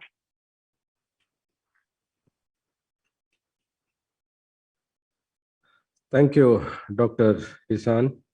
Now may I request our guest of honor, Shri Vijay Christopher, Wireless Advisor, Department of Telecom, Ministry of Communication, to address the gathering. So.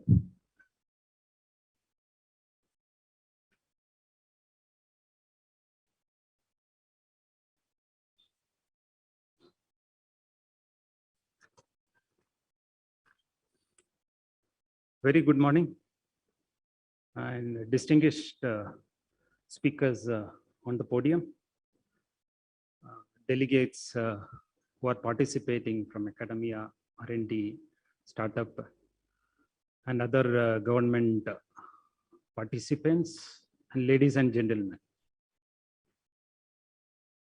It's a pleasure for me to be here for this 6G event that we are organizing for this 2 days conference to discuss the regulatory, technical, and other aspects of 6G and discuss in detail about the opportunities and challenges that lay ahead towards the realization of 6G. We hope that out of this deliberations, this conference would be able to give us some recommendations that can act as a takeaway for all the stakeholders. As you know, this global harmonization and standardization of telecom technologies take place under the aegis of ITU, International Telecommunication Union, for the development of ICT. In the year 2020, ITUR has come out with a framework called IMD 2020, which gradually developed into a 5G that we are seeing today. The work is in progress and innovations are going on in ITU for the next generation of IMT, which is named as IMD 2030. And we hope that that will evolve into the 6G that we are talking today. WRC, World Radio Conference, is the apex body of ITUR, which revised the radio regulations, which is a document that governs the use of radio spectrum as well as the satellite orbital resources. So the 39th edition of WRC is going to happen in this year. In October, November this year. And we are hopeful that it will decide on some of the spectrum bands for the 6G, among other radio communication services. And also, this will decide the study cycle for the different applications and services in the next 4-year cycle, that is 2024 to 2027 until the next WRC 2027. So these phases are very critical for the development of 6G. From the government perspective, I would like to brief about the spectrum, what we are doing with the spectrum. As you know, in WRC 19, they have identified the spectrum for 5G, which government has cleaned and auctioned in the year 2022. So we have 5G, especially that band 3300 to 3700 megahertz, as well as the band millimeter wave band, popularly called from the 24.25 gigahertz to 27.5 gigahertz. So this is already in place. As you know, as is already stated that 6G is an evolution of 5G. So this band also will come into play. Apart from that, some of the other activities regarding spectrum, I will just briefly tell you. for further expansion of IMT and 6G, additional IMT spectrum in the higher frequency ranges, that is from 37 to 43.5 gigahertz, 47.2 to 48.2 gigahertz, and 66 to 71 gigahertz bands are being also planned while taking care of the existing service. Also, government is also in the process of making available V band and E band. V band is from 57 gigahertz to 66 gigahertz, and E band is from 71 to 76 gigahertz and 81 to 86 gigahertz spectrum. We have also sent a reference in August 2022 to the TRAI for recommendation regarding the assignment of E and V band. Also, you may be aware that on an interim basis, government has allocated 2 carriers of E band of 250 megahertz for all the TSPs who is holding access spectrum in the IMT bands in the LSAs. DOT has also decided to open up a radio spectrum in terahertz band beyond 95 gigahertz for experimentation. A reference has also been sent to TRAI for providing recommendation on these terahertz bands. This would provide impetus for local manufacturing and development of use cases in the higher frequency band, as terahertz is going to be a critical band for the 6G. And apart from that, the mid band 1 to 7 gigahertz, which is most critical, which provides good coverage and capacity. DOT is also working on further identifying new spectrum for IMT in this mid band. And you may recall that most importantly, DOT has already simplified the process of experimentation of any spectrum band in the year 2019 for ease of doing R&D. So this band is available, R&D or any testing experiments can be done just by paying 5,000 rupees to the DOT per year. In the ITU calendar for 6G, Working Party 5D has already released ITU report on the future technology trends of terrestrial IMT systems towards 2030 and beyond in November 2022. Also, works are underway for the development of recommendation of IMT framework for 2030 and beyond in the same Working Party 5D. Now, this Working Party 5D is expected to ramp up its major works towards its objective from the 45th meeting of which is scheduled in the year 2024, where it will be considering the critical technical specification requirement and evaluation criteria that is going to come from next year onwards. DOT is now taking a constructive and collaborative approach by involving industry, TSPs, academia, research institutions, etc., to identify the key areas of work and build a synergy to innovate, create IPR, standardize, contribute to global standard, create specification and technical regulation. As a big facilitator, DOT is there. You must be knowing that recently DOT has a technology innovation group on 6G, TIG, has brought out a vision document for 6G.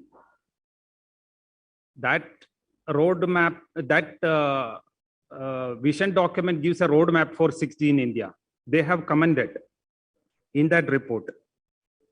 6G will build upon 5G technology and provide more reliable, ultra low latency and affordable solutions 100 times faster than 5G. These advances will impact not just user experience, but also transform economies and lives everywhere. India must focus on allying its research on technologies that would propel the implementation of 6G in India in highly customized manner. India will have to identify priority areas for research by involving industry, academia, service providers, spanning simulation studies, POC, prototypes, demonstration, and early market intervention through the startups. The TIG has also identified the focus areas for research. They have given recommendation for that. Also, TIG has recommended the need for gigabit Wi-Fi spectrum in the 5.925 to 6.425 megahertz band for offloading the indoor traffic and complementing 6G effectively. These are taken from their recommendation of Innovation Group on 6G. While concluding, I would like to list out the two strengths, rather advantages for India. One is the soft power, and the second is software power. Soft power, it comes by virtue of its culture, religion, music, movies, and things like that. We can diplomatically use it for the international participation for these conferences all everywhere. We can drive the agenda using that. Second thing is software power that you should know. You may know that we are considered one of the superpower in software. I think we should leverage these two concepts as the digital twins for the favorable 6G outcome for India in the next coming, I think, 5-6 years. When 5G non-standalone case came up, it was a upgradation of 4G. Rather, it was a software very lavishly used. It was kind of a software upgradation with less hardware. Similarly, we have the strength in software. Can we drive that development into that area while doing R&D or doing experimentation in this working party 5D, which is going to take a call? But it is also vital that at every meeting from next year onwards of this working party 5D, we should be able to come out with contributions of substance from the R&D and startup. And we should be ready with the simulated prototype at each meeting of this 5D where it matters, so that we can influence in delivering a 6G, which is India specific and for the globe. We should not stand alone. We should not do any pre-standardized things. We should move along with that. Then only we can make it for the whole world. And this TIG has specifically, the keyword they are saying in their recommend is highly customized manner. We will have to focus our research. If we can succeed in this mission, then we can take it up in this 3GPP or whatever this thing, we can come out with our model. I would like to thank the organizers of this event for this invitation and wish all success for this event. Thank you very much.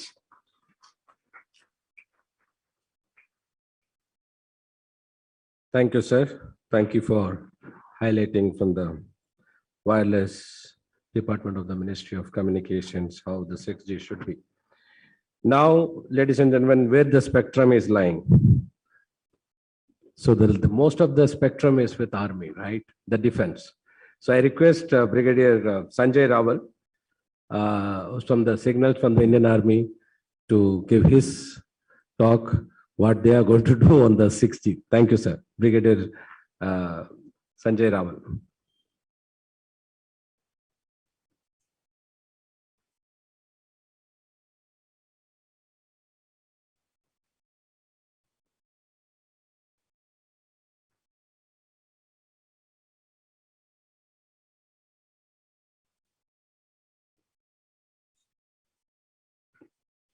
Good afternoon, everyone.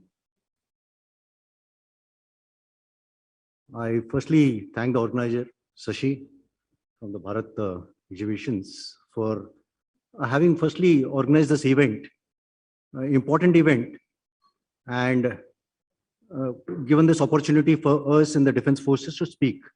Normally, the Defense Forces are not part of these conversations, discussions, and it's a unique opportunity he is given, and thank you very much.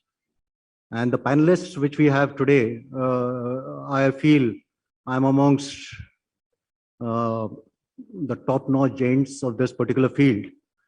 And I, with my humble background, am part of the panel. So it's a privilege. And more than that, it's a privilege for me to have my ex-Signal Officer-in-Chief, General Kocher, in the panel. So it's a unique privilege for me.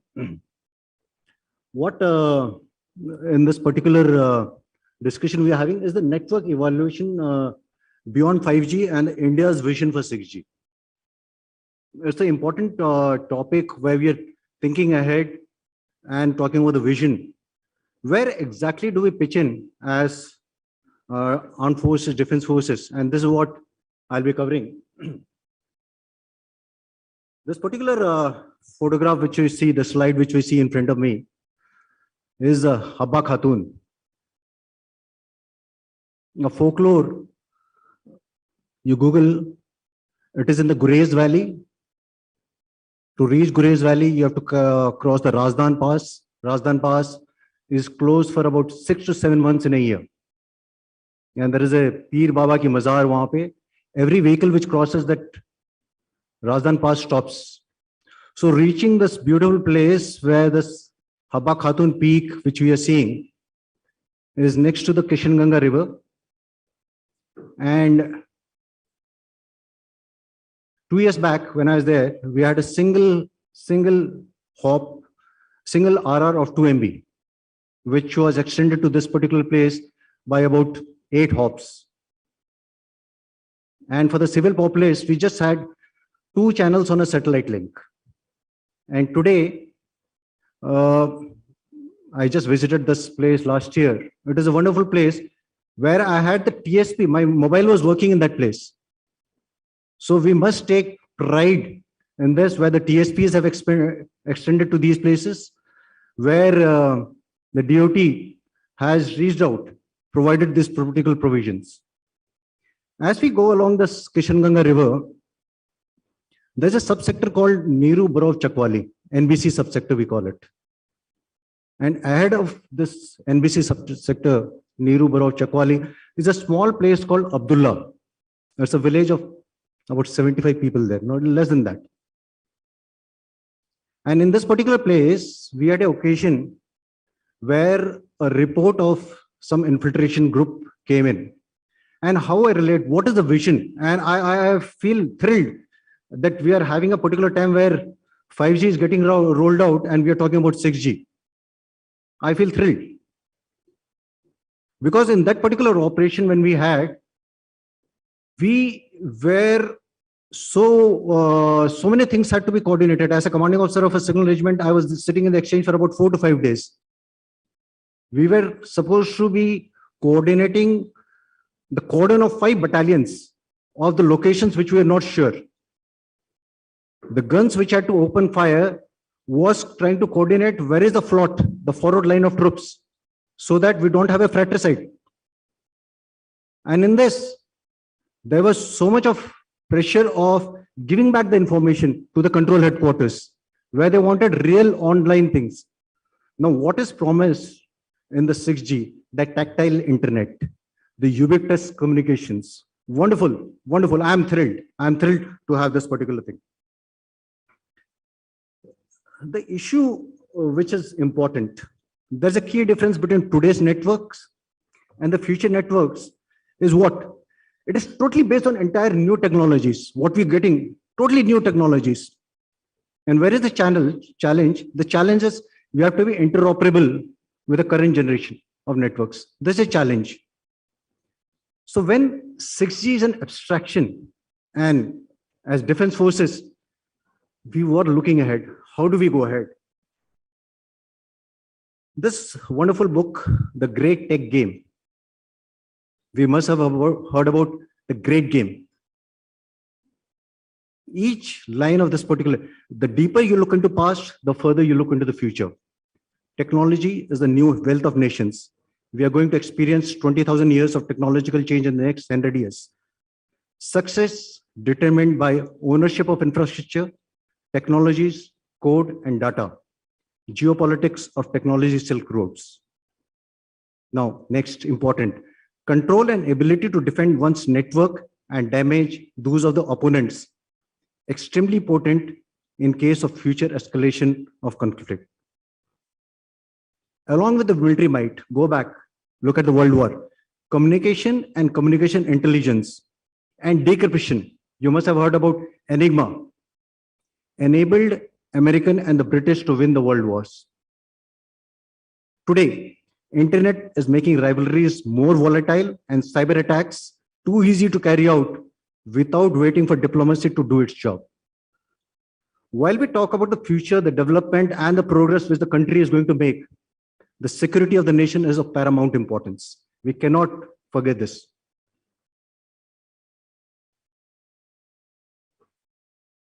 The messenger gods of battle, Tony Devros. Now, radio, radar, sonar, these are wonderful things. These are wonderful things when we fought the Second World War and we continued for some period of time. But as we are going ahead, the digital war, this book written by Winston Ma, is how China's technology power shapes the future of AI, blockchain, and the cyberspace. What are the future wars likely to happen? This book, The Last War by Praveen Sahni, he says the war will be swift. It will finish in next 8 to 10 days. Whereas the other book, Salami Slicing, is how exactly is China doing the way what it is doing. A different concept. So making sense of different views, how do we relate? How do we relate 5G? And this is a statement, there's a war going on over 5G. And they say it's not a conspiracy theory. Good thing, 1994, Huawei was a minor domestic player selling switches for telephone networks. And its founder, Ren Jingji, met China's leader, Jiang Zemin. Ren, a former engineer with the People's Liberation Army, the PLA, who went into consumer electronics, played the patriotic card, cautioning Jiang that this is important for all of us. Switching equipment technology was related to national security, and that a nation that did not have its own switching equipment was like one that lacked its own military. A quarter century later, 25 years, today, other countries led by the US have belatedly grasped the wisdom of Ren's remarks. The technology in question today is 5G, and Huawei's equipment that they regard as a danger to their national security. They're regarding it as a danger to their national security. Chip war. There's another interesting book.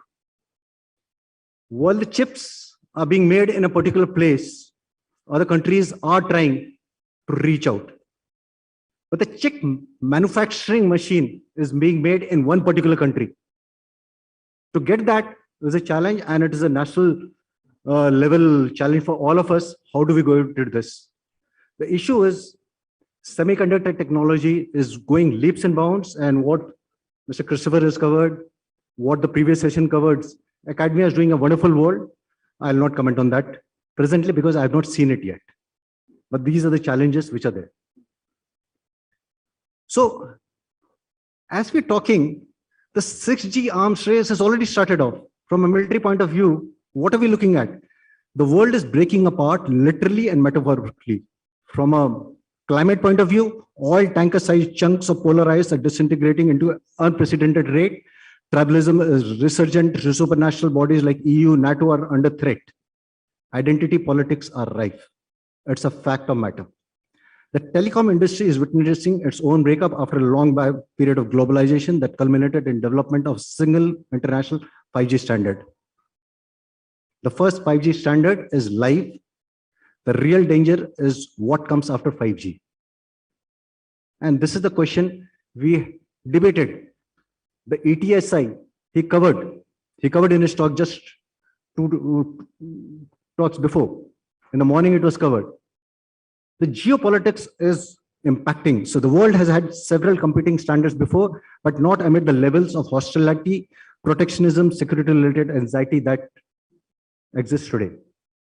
Political leaders have bought into the idea that 5G is the most important technology of the 21st century, raising the stakes even higher for 6G.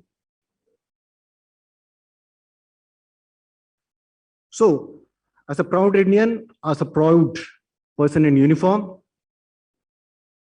how will the 6G roll out? Now, you see this particular foil in front of you. It's interesting. It's interesting.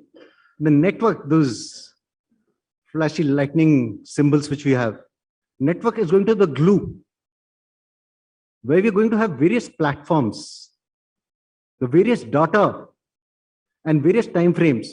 And whatever we talk about in 5G and slowly propagating over to 6G gives us tremendous opportunity in various use cases.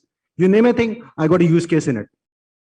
You see this valiant soldier in a Sikh turban. He's a soldier in a system. I got 10 use cases for him. We see the guns. We got guidance systems. We got loitering munition system. We see a drone. The present war which is taking place in Ukraine, there are a number of use cases. So how does it roll out? Before rollout, this is a photograph of 2014, J&K, where the floods came. And everything came to a standstill. Everything came to a standstill. I still remember the Corps commander there. He is saying, thanks to the MCCS mobile cellular communication system, we were at least able to get through and speak to various persons. So this is a challenge for all of us. We talk about the ubiquitous. We talk about the edge. We talk about the mobile communication right at the edge. How do we do it? And this is what we need to cater for. War fighting in mid-2030s. How will it roll out? We'll have intelligence swarms. We'll have a cross-domain mobile warfare, AI-based space confrontation, and cognitive control system. The cognitive word, the intelligence. Now, lot of battlefield information. This information is going to be processed, decision-making. Where is it going to take place? And I have a vision ahead. 6G enable these operations. And as a country, we are proud, we already have the 6G vision statement in front of us. And it's a commendable work done by the government organization and releasing it in the open domain, saying this is our vision. It's a commendable work. And with the vision in front of me, I find this wonderful opportunities which have this. High-speed mass data transfers, applications encompassing autonomous vehicles, virtual reality, AI-powered command and control systems. These are the opportunities. So what are the changes? The changes expected to have the transformative effects on doctrine, our operations, our battlefield conditions. How do China and the US, how do they look into this? Similar, but slight differences. Cross-domain communication networks, surveillance and capabilities, large-scale big data processing, more devices, multiple frequencies, large bandwidths, integration of AI and machine learning, continuously learn and improve decision-making. That learning, we talked about the AI algorithms. Somebody was saying algorithm, do we have a fixed one? Do we have a learning one? Is there bias there? Yes, no. Virtual and extended reality training, education, real-time visualization. This is the China's national defense news. What does the Pandayan say about it? How are they looking of 6G in the future operations? Contested logistic, joint fires, joint all-domain command and control. And the key last bullet on this particular thing is the information advantage. This is a challenge for all of us. Information advantage. Now, the holistic management of C4 resources, the joint optimization. The joint optimization is unique. We call it the C4, and instead of this, it's the communication, computation, caching, and the control. The keywords are the communication and computation. And take videos, send the data, edge cloud, learning algorithms, detect anomalies, take decisions, implement. This is my OODA loop. Observe, orient, decide, and act. So where is the key performance indicator? The key performance indicator is the end-to-end delay, E2E. And which are the two factors? Is the computation and the communication time. So the carriage and the content, both are being promised as we are evolving in 5G, and we are looking at the vision of 6G. How best we optimize this particular thing. This slide has been taken off from the 6G vision document, which is there. So we have now 3-4 bands, and what Mr. Christopher covered was wonderful. We are going beyond 30 gigahertz. We are talking about the V band. We are talking about the E band. We are talking about 90 gigahertz, which are there. Now, these are in the realm of academia. I'm not sure how it rolls out, how it proliferates, how exactly it comes out. But my challenge is here. The sub gigahertz band and the mid band. This is the challenge. Why it is a challenge for me? This is a place where we function. And this, how do I continue functioning when we're having the new technologies coming up? This is a challenge for all of us. This is at the mid band. This is another one, 7 to 24. What Mr. Manoj was highlighting, this is a wonderful band and a lot of opportunities. Yes, I support him. It's a wonderful band, but we have something existing working there. How do I change? A small change in the previous slide has led us to a cascading actions, which I feel will take 5 to 10 years because we have systems running in that. There has already been told a decision taken. In the slide which I showed about Srinagar getting flooded, a small change in the frequency band because of the auction which has taken place recently in the 800 megahertz band. A small change took us, say, 25 days to 1 month to implement that small change of a live living system when everything was available. So these are the challenges in front of us. So if we've seen the challenges, we've seen the opportunities, how do I help out and how do I work? These are the recommendations. Leveraging indigenous 5G testbed experience for 6G. Military College of Telecommunication Engineering, MCT MAU, is a center of excellence. For 5G. We've got a test bed. We can optimize, utilize this particular institution which is there. Ambient sensing. We got detachments right from Kanyakumari to Kashmir, from Bhuj to Bongaigaon. We got detachments. How best we can optimally utilize for this ambient sensing. Data set types and volumes. That slide which I showed with a sick gentleman. We got data types. These are live things. We can actually test out. We have got AI and so many algorithms being talked about. It requires data. The test proof of concept implementation, user-defined virtualized air interface, HAPS, high altitude platform systems, tactile internet, multi-platform next generation networks. These are things that can be utilized in a place where it will help. And why I'm saying it's going to be a win-win situation. The adaptation gap will be minimized. The adaptation gap. This is a win-win situation for all of us. So, from the vision, which has already been given to us, a wonderful work done by Ministry of Communications. We're already into the mission. How do we execute it? Thank you. Jai Hind.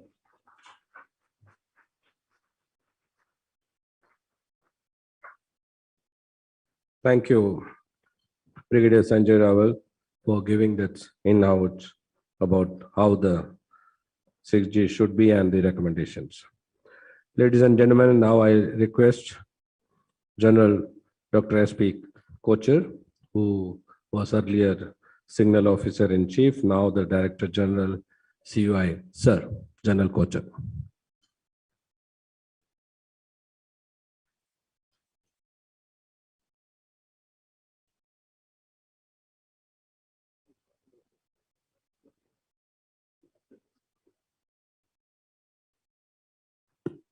I get caught by surprise every time. I didn't know I have to come and talk here.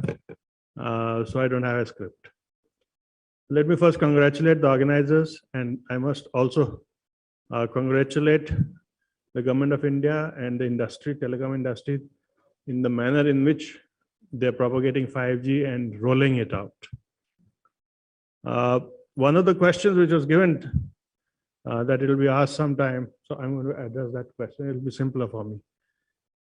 Are we ready for an auction? So this is something which will be interesting to you also, but which has no specific answer. I'll tell you why. There are a few ingredients whenever we proceed towards an event like auction of spectrum. And those ingredients are, currently, do we have enough inventory of spectrum? Secondly, going forward in the near future, do we require more spectrum? Do we have use cases to monetize that spectrum? And thirdly, do we have use cases to ride on the spectrum? So because rolling out networks for the sake of rolling out networks has no meaning. Let me take each one of them separately. Do we have adequate spectrum today? No. Answer is very emphatic no. For the Indian conditions to roll out 5G effectively in the manner it should be rolled out, we require 2 gigabits of spectrum for the type of environment which is prevailing, for the type of operators, number of operators that we have, and that has been statistically proven. What do we have? 800 megabits. We're short of 1200. So we definitely have a requirement going forward. And that is the reason why COI has been asking for this additional spectrum of 1200 megabits in the 6 gigahertz band. And taking a cue from what Mr. Christopher said, I would request him to have a relook at the recommendations that were made.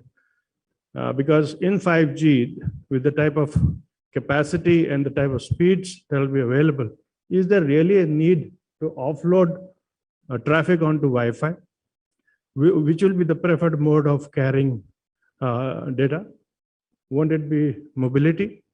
That will be preferred. And if we can have the correct type of 5G across the country, ubiquitously, it will happen. This is one. Second is, do we have use cases? At this point of time, nowhere in the world we have use cases which can be monetized. We don't have a killer app for 5G. But my sense is the use cases will develop from India and the world will adopt it. Because India is at the crossroads of a developed country and a developing country. So the requirements of the entire world will be met from here. That is my feel. Till the time we don't have that, we have to lay out an infrastructure which is robust and which can support other verticals to grow on the telecom foundation. And for that, we require support of the government in terms of finances, in terms of the cost that comes on us to roll out networks, and coming specifically to a point, the cost of spectrum. If we are going to continue with the same algorithms of determining cost, it may not be cost effective for the TSPs to roll out networks, because we will not be able to monetize these networks in the next few years. It will happen, but it will happen after some time. So my request to the government and the industry at large here is to really look at, don't miss the woods for the trees. Look at the country's benefit and see that the government and the industry have to stand shoulder and shoulder as partners to roll out a robust telecom network which can be utilized by the other sectors. By looking at telecom only as a golden goose and saying that I will milk whatever money we can from telecom at this point of time, as we've been used to, may not be the correct approach. The approach would be to look at it longer time and see how much more benefit will come if we let the other sectors, automobile, medical, agriculture, you name it, it'll all have applications. And the way they will grow, the way their productivity will grow and increase the country's GDP and contribute to the coffers of the government is something which we must look at. And therefore, see that we jointly roll out telecom networks which are robust. I think I'll stop here because this is something which I had to say something. So I have tried to talk about the current situation which is prevailing and of the near future. 6 questions are thrown at me. Thank you. Thank you, sir. May I request Mr. Amit Mawa, Head of Marketing and Corporate Affairs, Nokia, to address the gathering.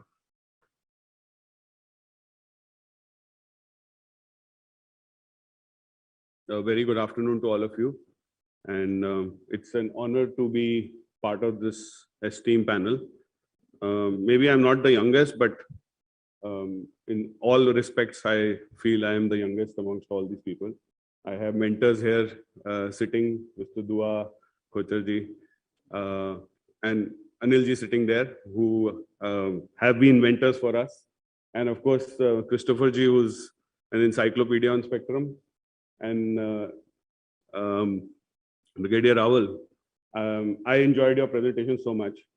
I have taken notes, and actually I want to take a copy of this because I want to read all the books that you mentioned. But it's a very hard-hitting presentation if somebody really analyzes that and the amount of work that you put into bring it together in a very, very interesting format.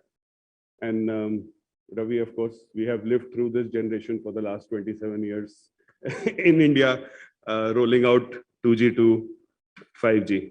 So my presentation number 1 is very colorful because this is the new Nokia, which is rebranded and it's got very vibrant colors. So I hope you will enjoy it. But what I will talk about is the discussion here is 6G. But I think all of us, to some extent, maybe understand what 6G is. But what I'll try to do here is, and I'm not an expert, okay? So I have also prepared myself for this talk because there is no expert right now on 6G because nobody knows what 6G is going to be. But I will try to say and do or show you the what, how, and when of 6G that is probably going to unfold in the next years to come. And before that, let's see what has been the evolution of networks. So we had the 2G and 3G networks, which were primarily connections. Okay, you first time got mobility, first time got a connection on your mobile phones, and we've seen that generation go through. Then came 4G, which was about information. It was about sharing. It was about data. It was about also unleashing social media. And then we got entrenched into, broad data and broadband becoming our lives. 5G, which is still being unrolled and unveiled in India, is what is being talked about as the next industrial revolution. So things like Industry 4.0 or many other related use cases is what 5G is perceived and hopefully will deliver in the next coming days as the use cases establish. But 6G is about this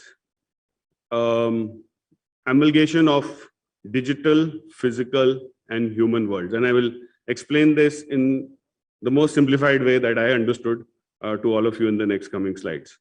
So don't go with the language, but it's going to be an interesting thing of understanding what really it is meant by physical and human worlds coming together in a digital format.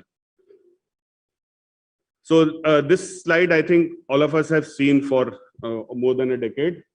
When I used to start marketing 5G and now 6G is coming, so I am doing my job here also. But when we started talking about this triangle, everybody knew, there was capacity, reliability, and scalability, millions of devices to be connected, huge capacity. And this was the promise, which to some extent is getting delivered by 5G. So we were talking about 20x traffic increase. We were talking about 100 Gbps of speed, 1 GB per user kind of throughput, milliseconds of latency, and then more than 10 million devices per square meter that could be connected or would be connected on 5G. And so this is till now. This is what 6G does, or it is envisaged or being researched to do, to add these 3 new dimensions to what we already have on 5G. Besides capacity, scale, and reliability, 6G promises to add sustainability, digital inclusion, and security and privacy as 3 key elements of what the networks of the future will deliver. Sustainability, I think there was a question in the last panel about it also, really what sustainability means. Yes, sustainability means reduction in carbon footprint, and it promises that 50% of energy consumption of networks will reduce, or at least the research is going in that direction as to how you can create more efficient networks. But sustainability is much more than that, I would say. Digital inclusion, and the digital inclusion in 6G, which is being researched, is about 3 key elements. It's about accessibility, affordability, and consumability. So now the whole vision of 6G and all the people who are talking about 6G are looking at how the networks can be cheaper, more accessible, and at the same time develop use cases which will change lives for the future. And of course, security. I think Brigadier Rawal already mentioned that in his presentation. I've learned a lot in that presentation. Defending networks, the battle of the future is digital. I think these are things which at least there is a research or there is a discussion in 6G as to how these can be addressed with the new technology, which up till now, till 5G, to some extent have been there, but take it to a new paradigm shift. On the spectrum bands, I think a lot has been already said, but just to again give you an overview of different types of spectrum bands and how they are being consumed right now, and what is the potential of spectrum bands. And I'll not talk about all the technologies which are going on, but just specifically for 6G. And I know the challenges that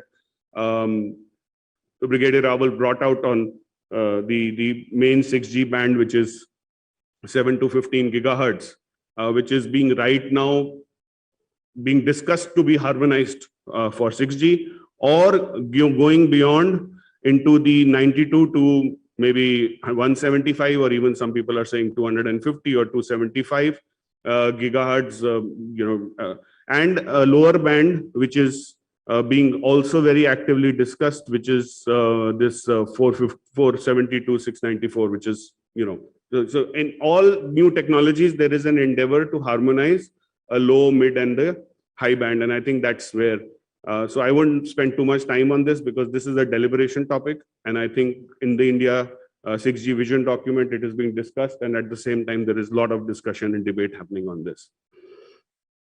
So what is 6G going to bring from a technology point of view? I told you those 3 dimensions of new dimensions, but besides these new tech dimensions, I think what is the constitution of 6G mainly going to be from is spectrum, more spectrum, and harmonized spectrum. Artificial intelligence, which was debated a lot and discussed in the last panel. Security, trust, privacy, we just talked about. Cognitive networks, architecture, again related to artificial intelligence and how networks of the future will become more cognitive. But I think there are 2 very interesting pillars in 6G, which I think you all probably need to understand, which is network as a sensor, and extreme connectivity. And I will spend maybe five or two minutes on both these discussion points. So what is network as a sensor? I don't know how many of you got a chance to visit Mobile World Congress in Barcelona. I know General Kocha was there and Ravi was there. And we did the first demo of a prototype 6G in our booth in Nokia. And what that demo was, I'll just explain to you. There was a wall, probably half the size of this wall, where there was a big panel of LED. And in that panel, there was a piano. And there was some hidden base station somewhere. Now, the use case was, and it was just a demonstration, was that when a person walks through that galley, that whole, you had created like a corridor kind of thing. When you walk through, there is no sensor on the floor, there is no sensor on the body. But as you walk through that corridor, you could play the keys of the piano as you walk. And you could go back and you could go forward and you could play the whole piano. So the is sensing you without you having any sensor, which is within you or within installed somewhere. So you become immersed as part of the network. And I have to read this because it's a great statement. 6G will give our networks the ability to sense. By bouncing signals of objects, networks will determine what's there, how things are moving. And the potential, even when they are made of, the networks become our sixth sense. And this is the promise, or this is the way 6G is being thought about. Extending our awareness beyond our immediate surroundings. The sensing capability can be used to map digital versions of physical world by interacting with the digital twin. So we can extend our senses to every point of the network. So there is this whole concept about metaverse and digital twin. And I think 6G is trying to bring that into reality, how you can get immersed in the network. So I think that is the big change from the current use of networks up to 5G and what 6G brings. So, I mean, if you start thinking about you being sensed in the network and the use cases, it's crazy. It's absolutely mind-blowing. It's something like science fiction, because tomorrow you could have in an old person having a sensor in his body, which the network is detecting. And if he falls, there is an alarm. So you, without really being, you could have a car, like we are talking about autonomous cars, but there could be hidden curves where you can't see anything, but a car is approaching and the network is able to sense an alert. So those are the kind of use cases. I mean, from defense point of view, you have a foggy environment and you know a battleship or a intruder is getting into your territory and you are able to sense it without having any sensor installed in that person, because that's the enemy for you, and take corrective action. So those are the kind of things which are being thought about in 6G, and it's fascinating and extremely, extremely interesting. And it can go on and on in terms of what 6G can deliver. The other thing which is also very interesting in 6G, which is probably not talked about here, is this ability of the network to what they call Network X. There's a terminology that we use in Nokia for 6G when it comes to. So we are saying that whatever a wired connection, the kind of latency, throughput, wire is always wire. It is point to point. It is very efficient. You cannot beat it. So can wireless become as good as a wired network? And if that happens, then you could have everything becoming so much more efficient. For instance, you could have robots in your factory, and if inside the robots you will still have a wired robot, right? Because his hands and his movement and his whatever he is doing has to be wired, because you need that kind of latency. So if that can be executed without in a wireless fashion, you could have unlimited use cases of what. So this is what they are saying. And you could have smaller networks. It could be in this room. We know about private networks in 5G. but it is going beyond that because it will not have a correlation to the parent network, and it can have, you have millions and millions of smaller networks. 6G timelines, I think that was also already discussed by Isam, the HC, in terms of roadmap. But yeah, 2024, 2025, the first standards becoming a reality. Then by 2027, the first standard, so start work is 24, 25, 27, the first standards become a reality, and by 2030 is when we probably start seeing some real 6G deployments. So what is the key elements, in my opinion, from India perspective, what we need to be aware from a 6G success point of view? Spectrum, more spectrum, and harmonized spectrum. Collaboration, again, was discussed. Industry, academia, government, and various stakeholders who are there. Without this, I think India can play a bigger role because we missed the bus in standardization of 5G, and we may be much more. And the last, of course, is investment. There are countries who have already started and putting a lot of money on the table in order to take a lead. I think that is something that the government of India needs to also take a lead. It's not only the industry, it's not only a Nokia or Ericsson or a Reliance or a Airtel who can make this happen. It is a collective effort, and everybody needs to pitch in order to be able to create collaborations to make research happen. A lot of work is happening. We are part of all these developments in 6G, which are happening across the board. I won't go into details about that, but I think here from now to 2030, we have a huge opportunity. The 6G vision document is extremely a forward-looking thing. In fact, when I was talking to some of my global counterparts, they're saying that we first time seeing that India is taking a lead because this has not happened in many other countries. So with that, thank you very much, and hope there was some gyan. Thank you, Raji, for the colorful presentation. It's really colorful. Your logo looks beautiful. Ladies and gentlemen, now from the vendor, now we move to the operator. That is called Jio or Jinedo. So here he comes, our Ravi Gandhi, President and Chief of Public Policy, Regulatory at Reliance Jio.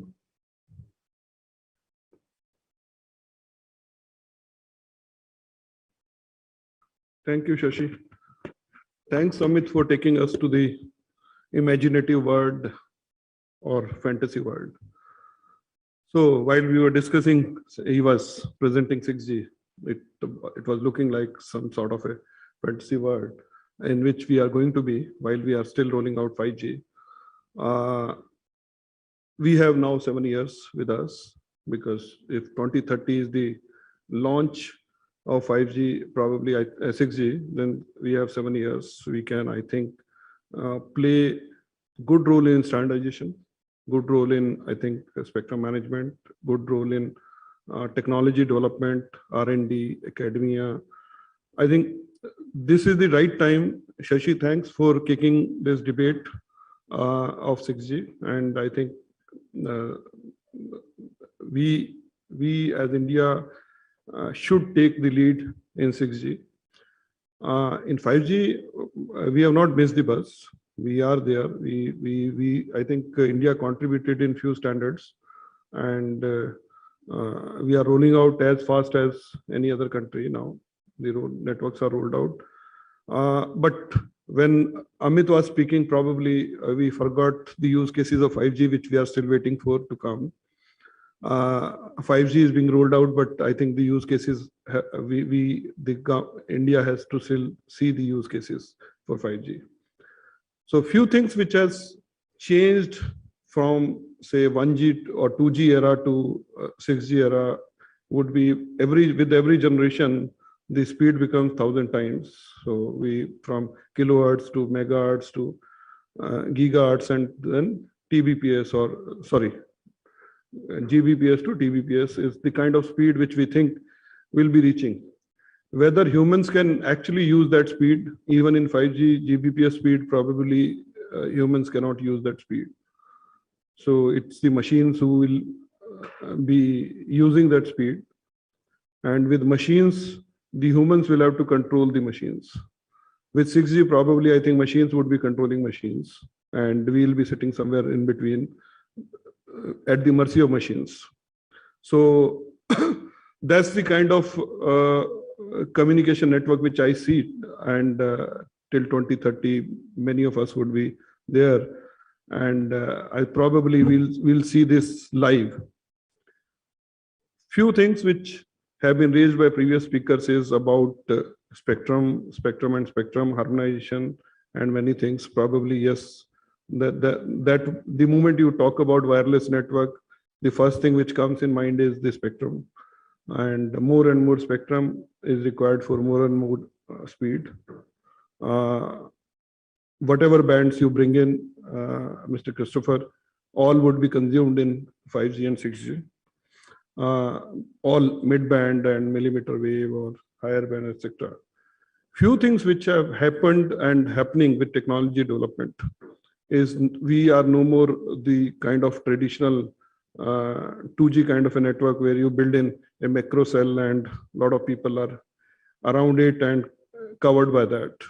So the network would be different here. The network would go closer and closer to the consumers or customers where they are. It's more of a kind of a wireline network where you are actually putting the base station very, very close to the consumer with the higher speeds, higher frequency spectrum. That is one. Second is the traditional networks used to be called as like access network, backhaul network, etc. So that is, there won't be any difference between any access or backhaul. So access is backhaul and backhaul is access.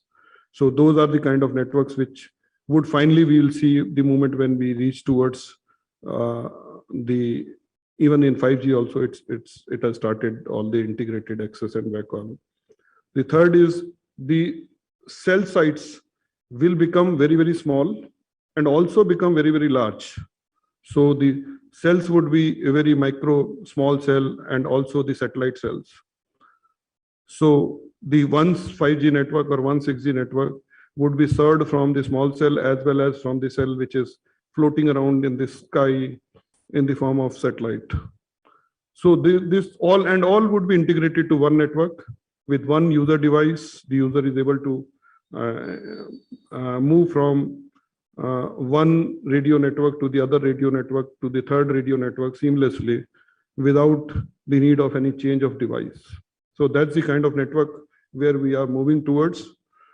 And the moment we know what kind of technologies are going to come, how the networks are going to span around, probably I think the policy also need to factor in all those technological developments. Rest, I think on 6G, I don't have much to contribute at this moment of time because it's the vendors like Amit who have to develop technology and provide to the operators when it is matured so that it can be deployed for the consumers. As far as present networks are concerned, the 5G's network is being rolled out very, very fast, fastest amongst the world.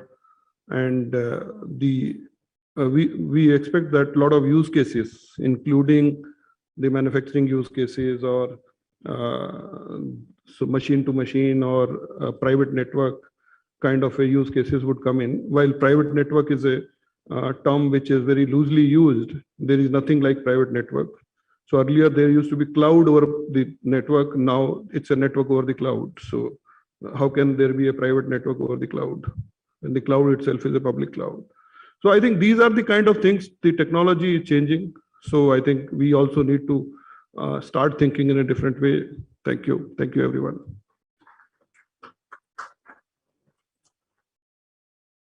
Thank you, sir. Thank you, Raviji. Now, the last speaker, before we have one or two panel, there will be a topic on panel discussion, which will be moderated by Wing Commander T.R. Duvar. We have the speaker from Madam Eva. Are you on the line? From Yes, I am. Germany. Yes, I am. So over to you, Eva.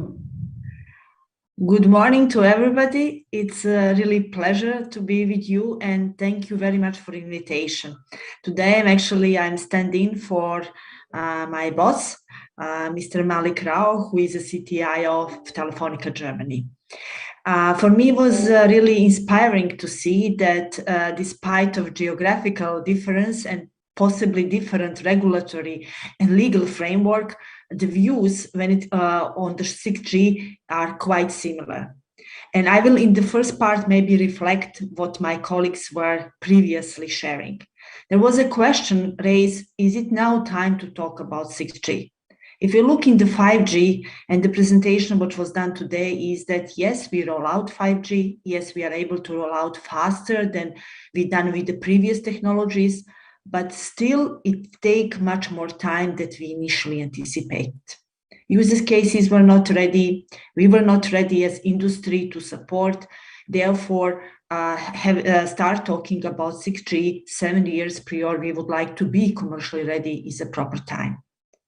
Do we need one standard was another question raised in the round. And I do believe that we as industry have only one way forward, which is standardization, which is paying to us in efficiency and enabling us to provide more to our customer with less resources. Now, what we know in Telefonica Germany and what is our current standpoint when it comes to the 6G? We believe that 6G will become not only terrestrial stations, but also from the space and airborne network. We believe that networks will be based on the service-based architecture with disaggregated network components, with automation functions embedded AM and ML, both on the run side and the core side. And we do believe that application will and actively communicate with each other and with infrastructure directly in order to manage required resources.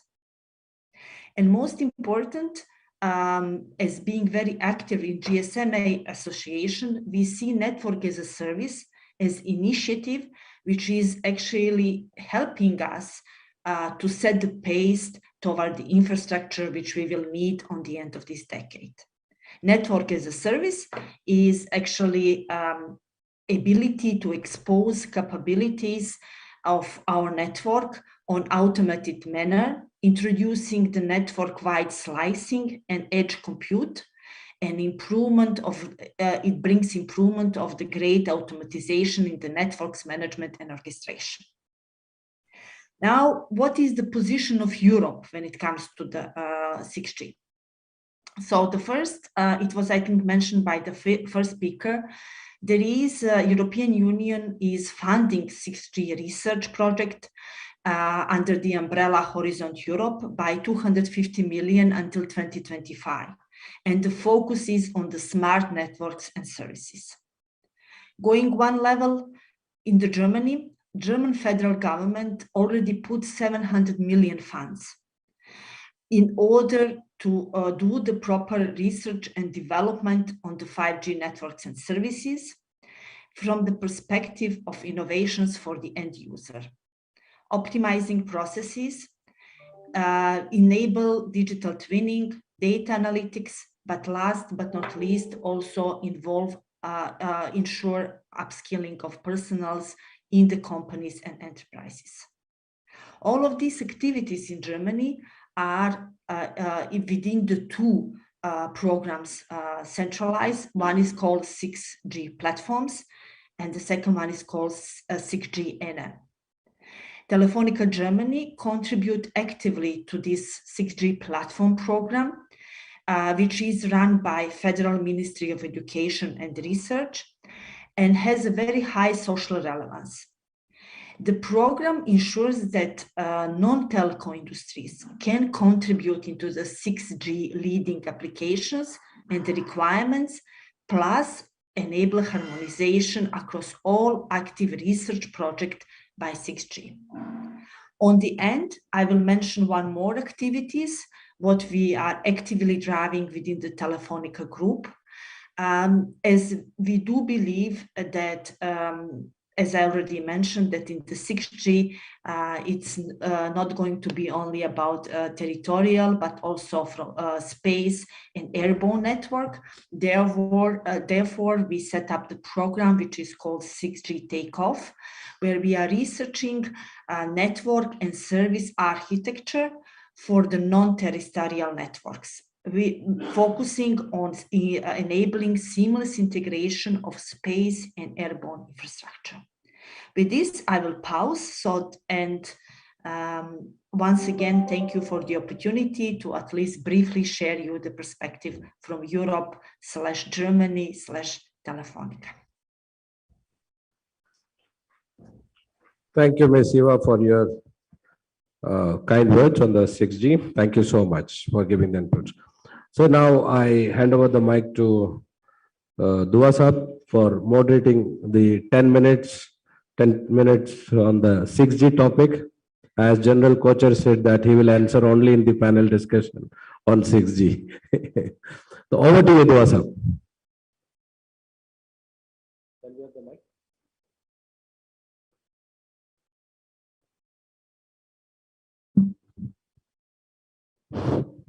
Thank you very much.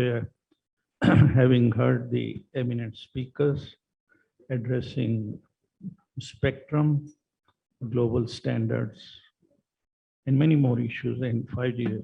Most heartening to listen to was Brigadier Rawal. It looks like that the military application and usage of this, they are far ahead of the curve, I think. Thank you so much for giving us insight into that. Thank you.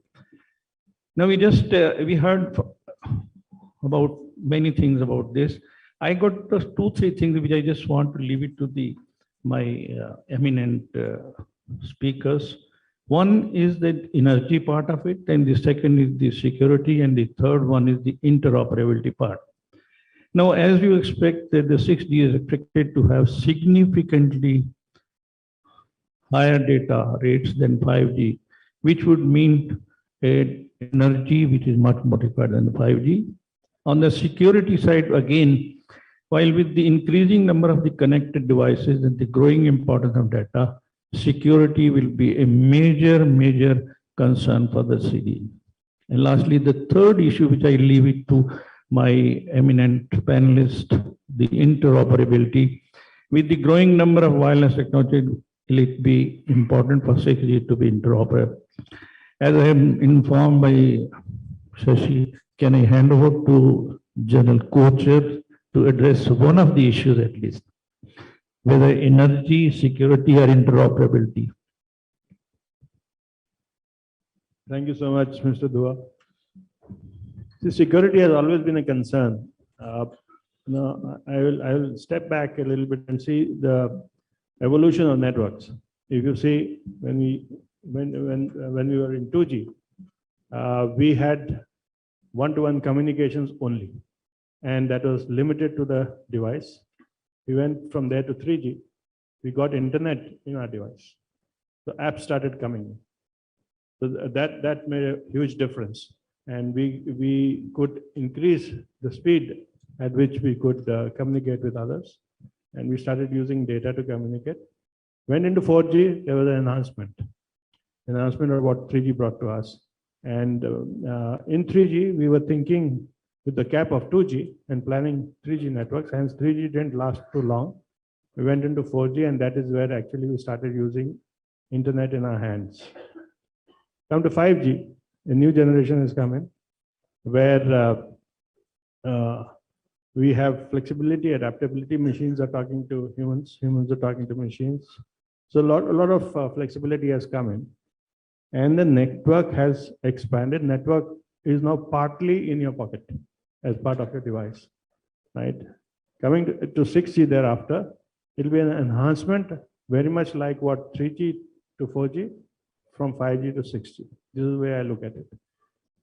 The difference between the two is that there are no fixed boundaries of networks in 5G and 6G. They are expanding, contracting as the situation demands. And therefore, the old method of providing security as an overlay to networks, we were up to 4G. We knew the parameters. We knew these are the technical parameters in which the network is going to function. We knew the capacities of the network, and the flexibility had to be manipulated manually or automated, but it took time. Now it will be instantaneous in real time. 5G will be able to give what the user wants. Now, with this expanding and contracting network, if we continue providing security in the manner which we are used to, of creating security layers and then overlaying it and integrating it with the network, that may not work. The reason why I'm saying that is security has to be of the same caliber and of the same genre of what it is protecting. If you overlay a security layer, which at times is larger than what it is protecting, and at times it is smaller than what it is protecting, it will not work. Second reason is, with these networks, with 5G and 6G networks, the input vectors are all attack vectors. A small sensor in the part of which is attached to a network is as major a challenge to the network as a human being is, or as the core is. So the attack vectors are going to be humongously increased. So with all these parameters put into place, and 6G is going to see even much more than that. With all these things put into place, we are also saddled with a problem that to achieve flexibility and adaptability, we are increasingly dependent on software, including AI. So the entire network now depends majorly on software, which itself is susceptible to security breaches. At this point of time, we think of application security, we think of network security, we think of data security. I think this is something we have to change. We have to go into end-to-end security. And to provide end-to-end security, we will have to build security into the systems right from the drawing board. Maybe industries may have to merge. Maybe the telecom manufacturers and the IT security guys will have to sit together along with businesses and decide what type of security is going to come into play. There's a new paradigm of security that we are going to see, and the sooner we realize this, the better it is. We cannot sit tight wearing a 4G cap and plan 5G networks or 6G networks. We have to get rid of that cap. Fortunately, we have started moving in that direction, but all the applications that people have been talking about are easily met by 4G also. So where is that killer app which is native to 5G? That is something which will come if we wear a 5G cap. And that is something we have to wear not only for network planning, but also for security planning, right from the drawing board upwards. Thank you. Thank you very much, Coach Saab. Due to the paucity of time, I just request each one of my speakers to just say in 1 minute whatever you feel like to say on the energy, security, interoperability, so that we wrap up this. Over to Ravi. You have just 30 seconds. Your time starts now. Digital inclusion. I think one dimension which has been added, I don't know what the purpose of that is, but digital inclusion. Thank you. Over to Brigadier Rawal. With the time limit given, I have only one point. When we were in the academy, they said, as a junior, 2 rules apply. Rule number 1, the boss is always right. Rule number 2, rule number 1 refers. So my boss has already told something about security. I cannot differ on that. Thank you so much. Over to Christopher. Yeah, security is one of the cornerstones that is being devised under 6G. I mean, whatever has been shown here already, that factor I think is already there into that system. That is as far as my understanding is. Yeah, Amit. I've already said a lot, but I think collaboration, harmonization, and above all, support from government can only make 6G happen. You have heard 700 million, 500 million, 1 billion government spending. I mean, without research and that kind of effort to be given, I think we need to do a lot. Thank you, Amit. We have our friends from ETSI and Telefonica. Let me just ask ETSI, as it looks like, as I heard, is that 3GPP and ETSI seems to be very neutral on the standards for 6G. What are your views and when do you see this standard coming out? By the 5G, we have now a single standard available. Over to you. Yes, as you rightly mentioned, we are quite neutral. We have a very diverse membership whenever it comes to ETSI or 3GPP coming from the different regions, from the different industries. So this is, I would say, a very natural position to have, is to be completely neutral and let the standards making be industry driven and contribution driven. The standards are made to answer industry needs, customer needs. So it is not up to the standardization organizations to define what 6G should look like or the timeline. This should be definitely driven by the industry and by the market. The market dictates when the needs are there, what are the use cases that we need to answer to, and what the industry and operators needs and are. So we have been very neutral in the 5G. And all the previous generations, actually, it's not only all the standard makings. We have been very neutral on this. When it comes to the 6G, I just want to go back to the last slide I presented and the need for having a one global standard for the 6G. What made 5G a success, in my opinion, is the fact that we have one global standard. And this is one thing in the 3 points you mentioned, interoperability is key. And to have interoperability, standard is also key, and having one global solution is definitely key. Thank you. Thank you very much. Now I'll request Madam from Telefonica. As usual, the women have always the last word. So I hand over to you to give the last word. Thank you so much. Thank you. Thank you for the last word. I will address intercomparability between different generations and would urge all of us to think carefully, do we need it and what we need it. In Telefonica Germany, we already successfully retired 3G network, and we are currently all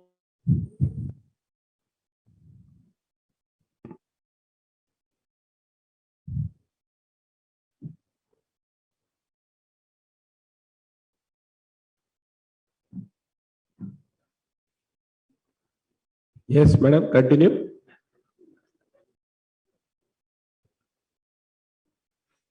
Got disconnected?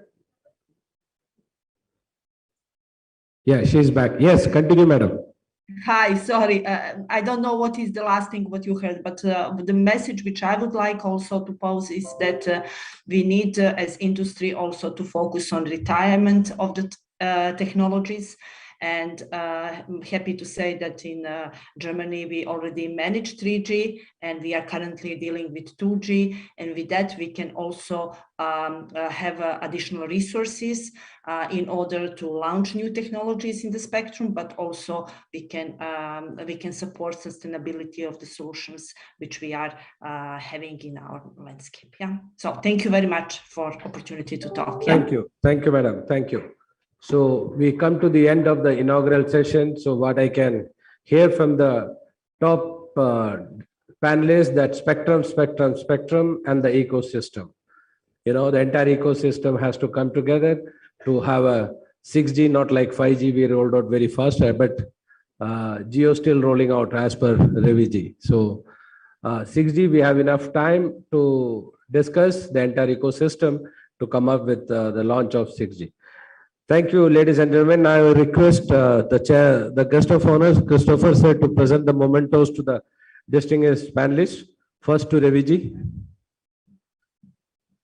Come to the center, sir. Yeah. Thank you. Thank you to both of you. Thank you. Thank you, sir.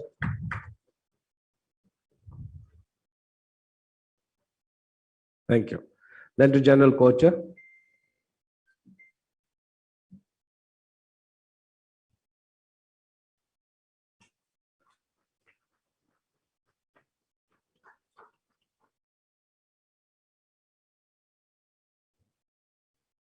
Brigadier Sanjay Rawal.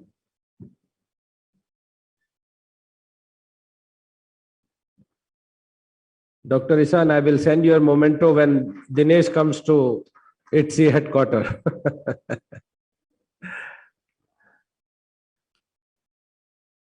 To Amit Marwa.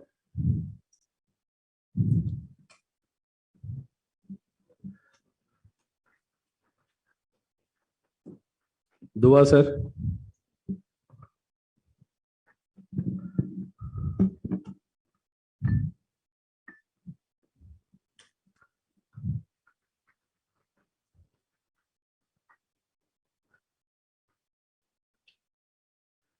Now I request General Co-Chair and TR Dua together, Sri TR Dua together to present the memento to Christopher sir.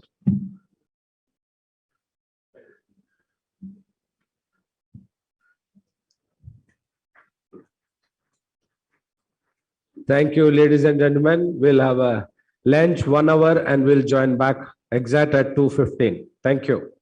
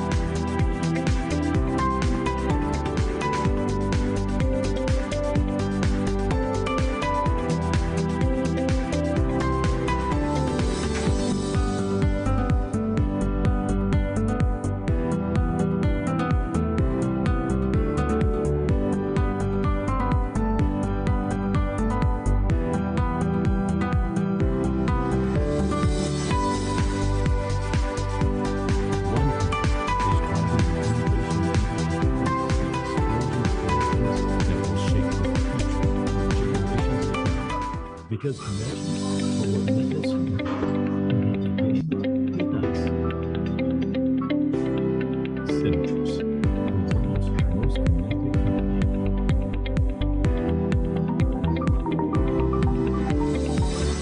On 6G, Hyper Wireless Communications research for a new generation of mobile wireless communications started more than 10 years ahead of initial plan. Launching 6G in 2030 means research and only.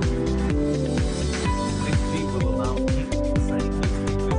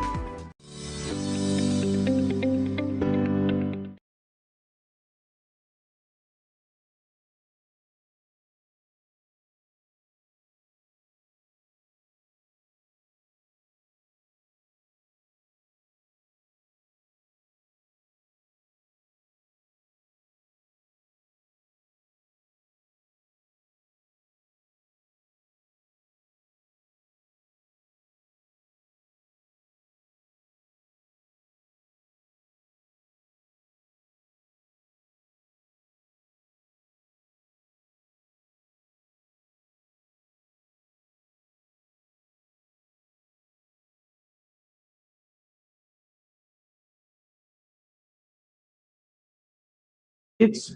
And will require changing how networks operate. Delivering 6G demands significant advances in computing and networking architectures, chipset designs, radios, antennas, and materials. Good afternoon. May I request all the delegates, please take your seats. And connectivity challenges. Extreme modulation bandwidths and shorter wavelengths will reduce beam width and increase antenna and device integration. Radio resource optimization and intelligent networking will also require innovation in RF, baseband, and system design. Significant technical challenges are on the horizon for wireless design and test engineers. While continuing to enable 5G development and deployment, Keysight is also active in 6G programs around the globe, working on solutions for the 2030 wireless era. Our current solutions provide advanced capabilities that test far beyond 5G. With Keysight, you can build 5G today while preparing for 6G tomorrow. Explore your options today.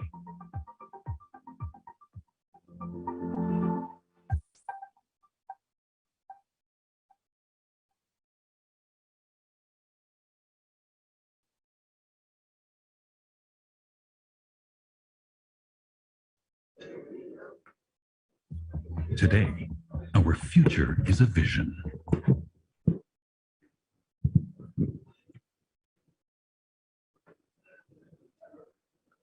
Once again, may I request all of you to please take your seats.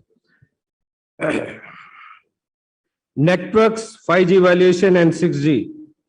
AI-powered network automation, 5G and beyond, transforming industry and enterprise with 5G and beyond. This is the theme of the technical session. The session will be chaired by Mr. Jeevan Talgaonkar, Vice President and Head of 5G Solution, Reliance Jio. May I request Jeevan to come on the stage.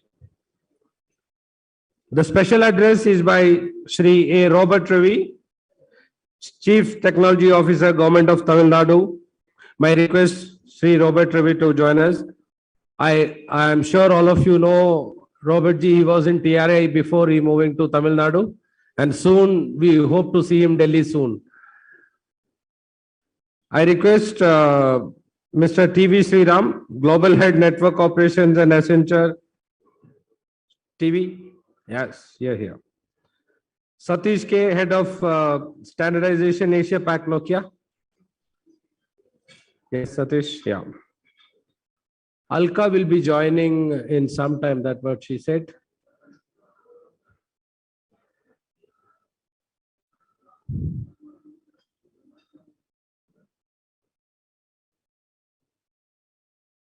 Yes. So this is the panel on the technical session.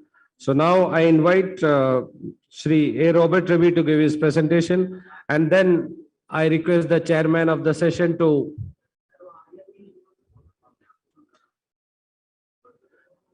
after Robert Ji gives his presentation, it's all yours. Thank you.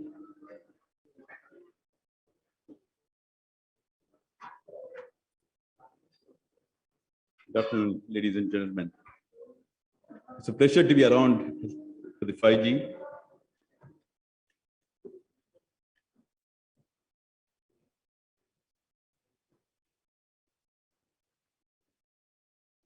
When we are talking about 5G now, we are talking going a step ahead 6G.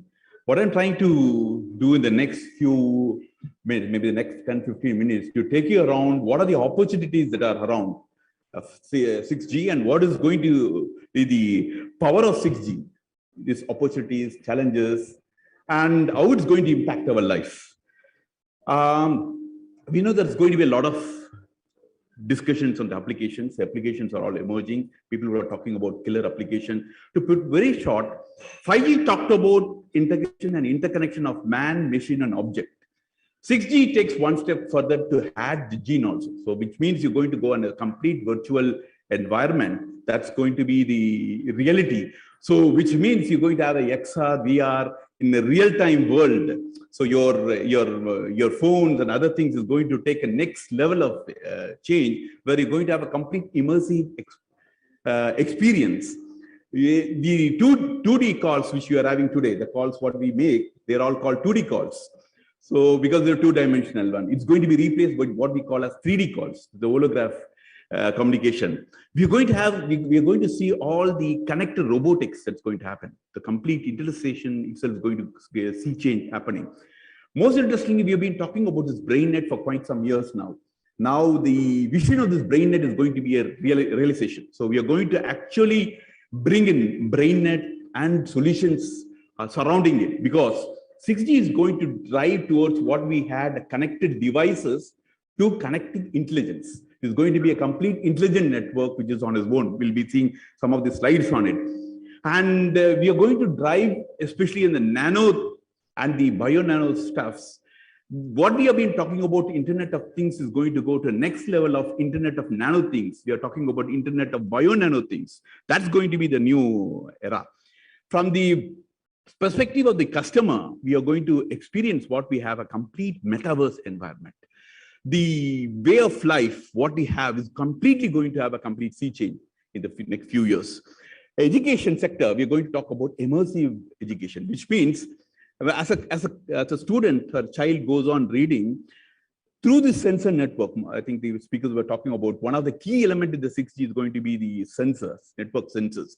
We'll be able to identify what is the extent to which the child is learning, and then accordingly the teachers or the course correction happens. So that's what it's going to be a complete sea change in the education sector. Similarly, on the agriculture, everywhere we are going to see different, we are going to talk about the real digital agriculture coming in also.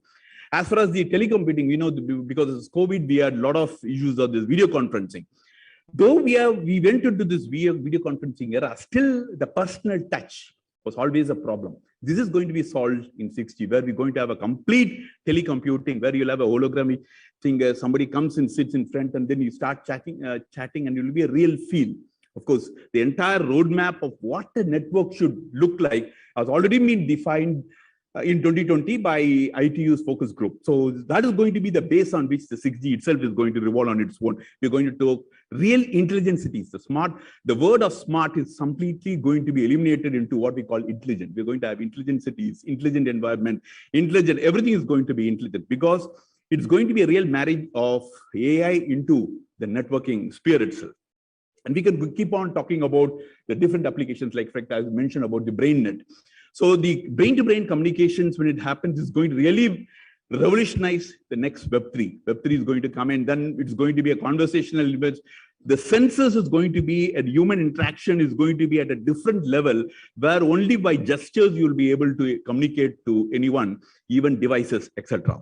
And be it for your health, or it could be education, or for health, entertainment, all these purposes, brain communication is going to play a real big role. Another very, very interesting thing which is going to happen is people were talking about security, how secure is the data, everything.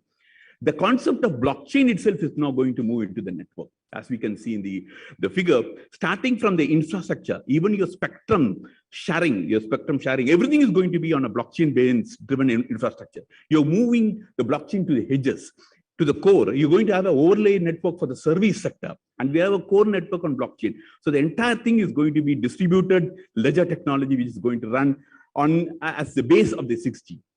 Most interestingly, what is happening in the bio is the biosphere, everything is going to what we call nano, which means we are going to have nano robotics, which is going to go into our body, which we can feel and add the sensors.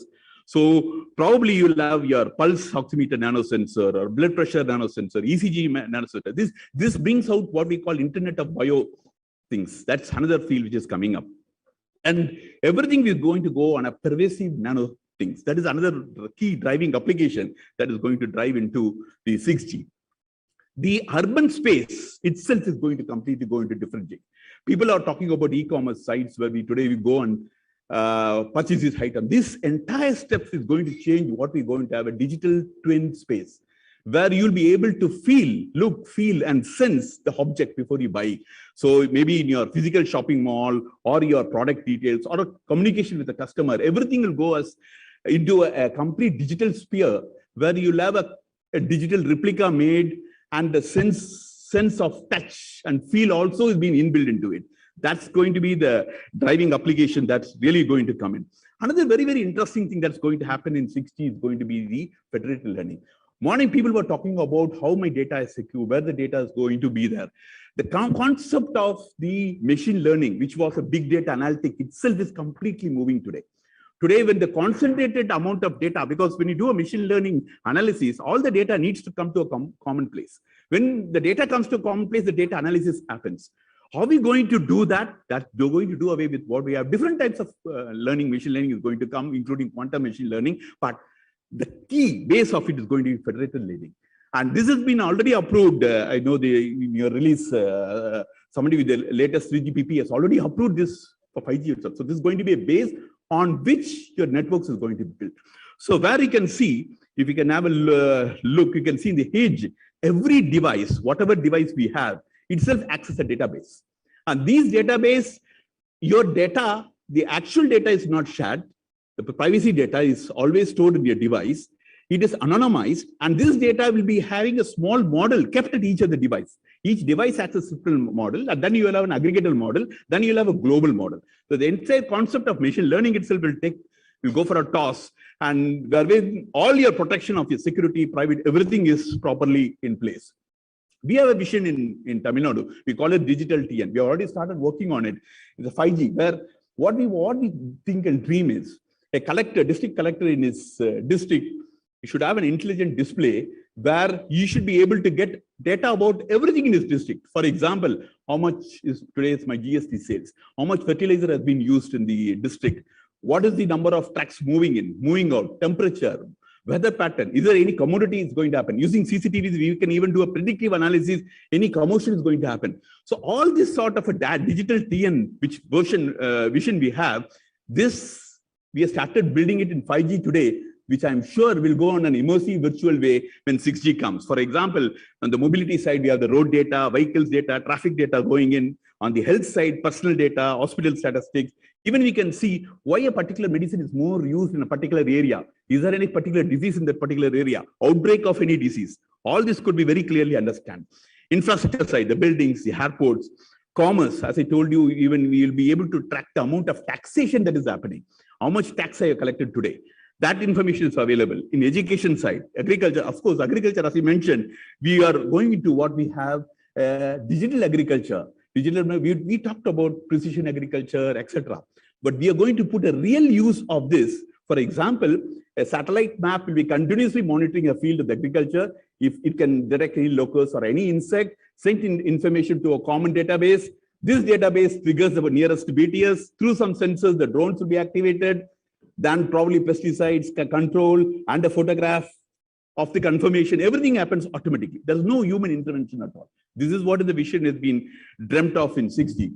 Of course, with this application, what are the key driving trends? Now, as we know that we have always a spectrum problem, the spectrum reliability is going to increase, and we have to pack more number of bits together. What is going to be the technology behind it? Now, we have been talking about, I'm sure you know about aerial thing. We are going to move from aerial to volumetric, which means bits per second per hertz per square meter, which we are talking about. Now we are talking about bits per second per hertz per cubic meter. That's in volumetric. That's going to be the sea change we are going to have. And we are talking about, for this amount of application, two very essential things are very, very important. One, the speed, which people have been talking from the morning. So at least you should need a peak data speed of 1 TB. And at least the user end, it should have at least 1 GB. So that's the speed we are thinking. And most importantly, latency. In 5G, the latency should be much more better than latency. Because in 5G, if you are trying to do a remote surgery or autonomous driving, the amount of reactive time should be very, very, very less. It should be in millisecond or microsecond. That's not presently available in 5G. So that 6G should be in microsecond. If you talk about the seaplane, it's going to be 0.1 millisecond, or it's the U-plane, it's going to be at least 1 millisecond. So that is the amount of stuff we are thinking. And moreover, the mobility, the speed should be around 1,000. Number of devices that is going to connect is going to be 10^7.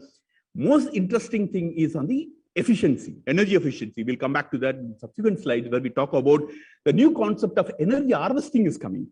So no longer the devices, IoT devices. Just imagine you're going to have billions of devices put everywhere because it's going to be a man-machine object gene working together in a 6G environment, billions and billions of devices. You can't afford latency. You can't afford speed problems. So to take care of this, and the most important is your power.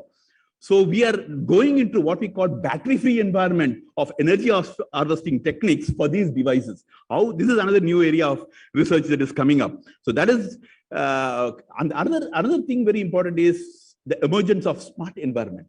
We are now talking about smart environment, smart surfaces. And what are these intelligent surfaces? They are nothing but RIS. They are nothing but a reflective intelligent surfaces. What happens is, today, we have a lot of antennas available everywhere. So the cell structure is designed. You have a tower in the center of a cell, and then you have the inter-cell problems, issues all available. This is completely go away in 6G. 6G is going to think about a cell-free MIMO technology where everything is everywhere. And most interestingly, every device will have a separate antenna. That's one of the research going on. So if you say n number of antennas, k number of users, n is going to be greater than k. That's the vision which we have been thinking on 6G, which means the technology, the modulation, the multiplexing pattern, everything is going to change. Of course, we are going to be the SDM, the space division multiplexing, but an advanced version of NOMA going to come in. These reflective intelligent surfaces could tune the range of frequencies, whatever is available. And the research is going on in a number of ways. They're very simple. They can be made as a paint. You can paint a building, paint a glass, or paint your surfaces, any of these surfaces, which will act itself as an antenna for your services. And they consume little amount of power. It's a research on its own. So we are talking about such smart environments, smart intelligent services coming up in a big way. All of us know that in 5G, we've been talking about SON, the self-organizing networks. Now this SON is going for a toss. Now we're going to talk about self-sustaining networks. So the networks itself will become intelligent. It itself will allot its required computational resources. Whatever resources allotted, intelligently allots, and the network sustains on it. Suppose there is going to be a outage in one one of the towers, automatically the payload of the other one is increased or decreased to ensure you have a complete ubiquitous connectivity. More interestingly, what is going to happen is it's going to be a complete convergence of communication, sensing, control, localization, and computing. Localization will be up to some centimeters, and your network sensing will be discussed at length. And the last thing very important is all your smartphones it is going to be on a dying era. You're going to have what we call intelligent phones. These intelligent phones itself will be so intelligent that they automatically talk. Suppose there is an issue, similar to wearable devices. Some issue with your health, these intelligent devices can talk to the hospital, get the information, even trigger ambulances on its own. The sky is the limit of the sensors, what is going to happen. So we are moving into a complete intelligent era. Going into the three essence thing which we talked about, the network sensing, the connected intelligence, the application scenarios are different. So now with the AI put into being, so the AI native communication is going to come in. That's a create very essential, the AI native communication. It has its own transmitters, and it will have its own receivers. Now, more importantly, we are moving into what we call a haptic communication. Now, you know that when I was talking about in the first session, I was mentioning that it's going to become a marriage of man, object, machine, and gene. The most important gene function is nothing but is semantic communication. So it will be, the communication itself takes a different sphere. That is what we are trying to go into the AI native communication side. Network sensing, I think I was already mentioned, you'll be able to sense that you're available without any sensors available to your body. That's how the system works. As you mentioned, the localization takes up to a few centimeters, the calculation that is possible. And the entire thing is connected on an intelligent platform. So that's what we call connected intelligence. Of course, the intelligence also moves to the edge. We'll come to the next. So that is what we call the edge AI. That is empowering your AI. So the intelligence actually happens in the devices, the edges, and then it goes to the core. So that gives you various rise of applications which we mentioned earlier. Let us see what are the enabling technologies. When you have these enabling technologies, of course, we need to have continuous area of say 90G. So one area, I think morning, a lot of spectrum discussions happened. Probably we need to have a terabit per second, means probably we should even large frequency. Very interestingly, these transmitters, which have been designed,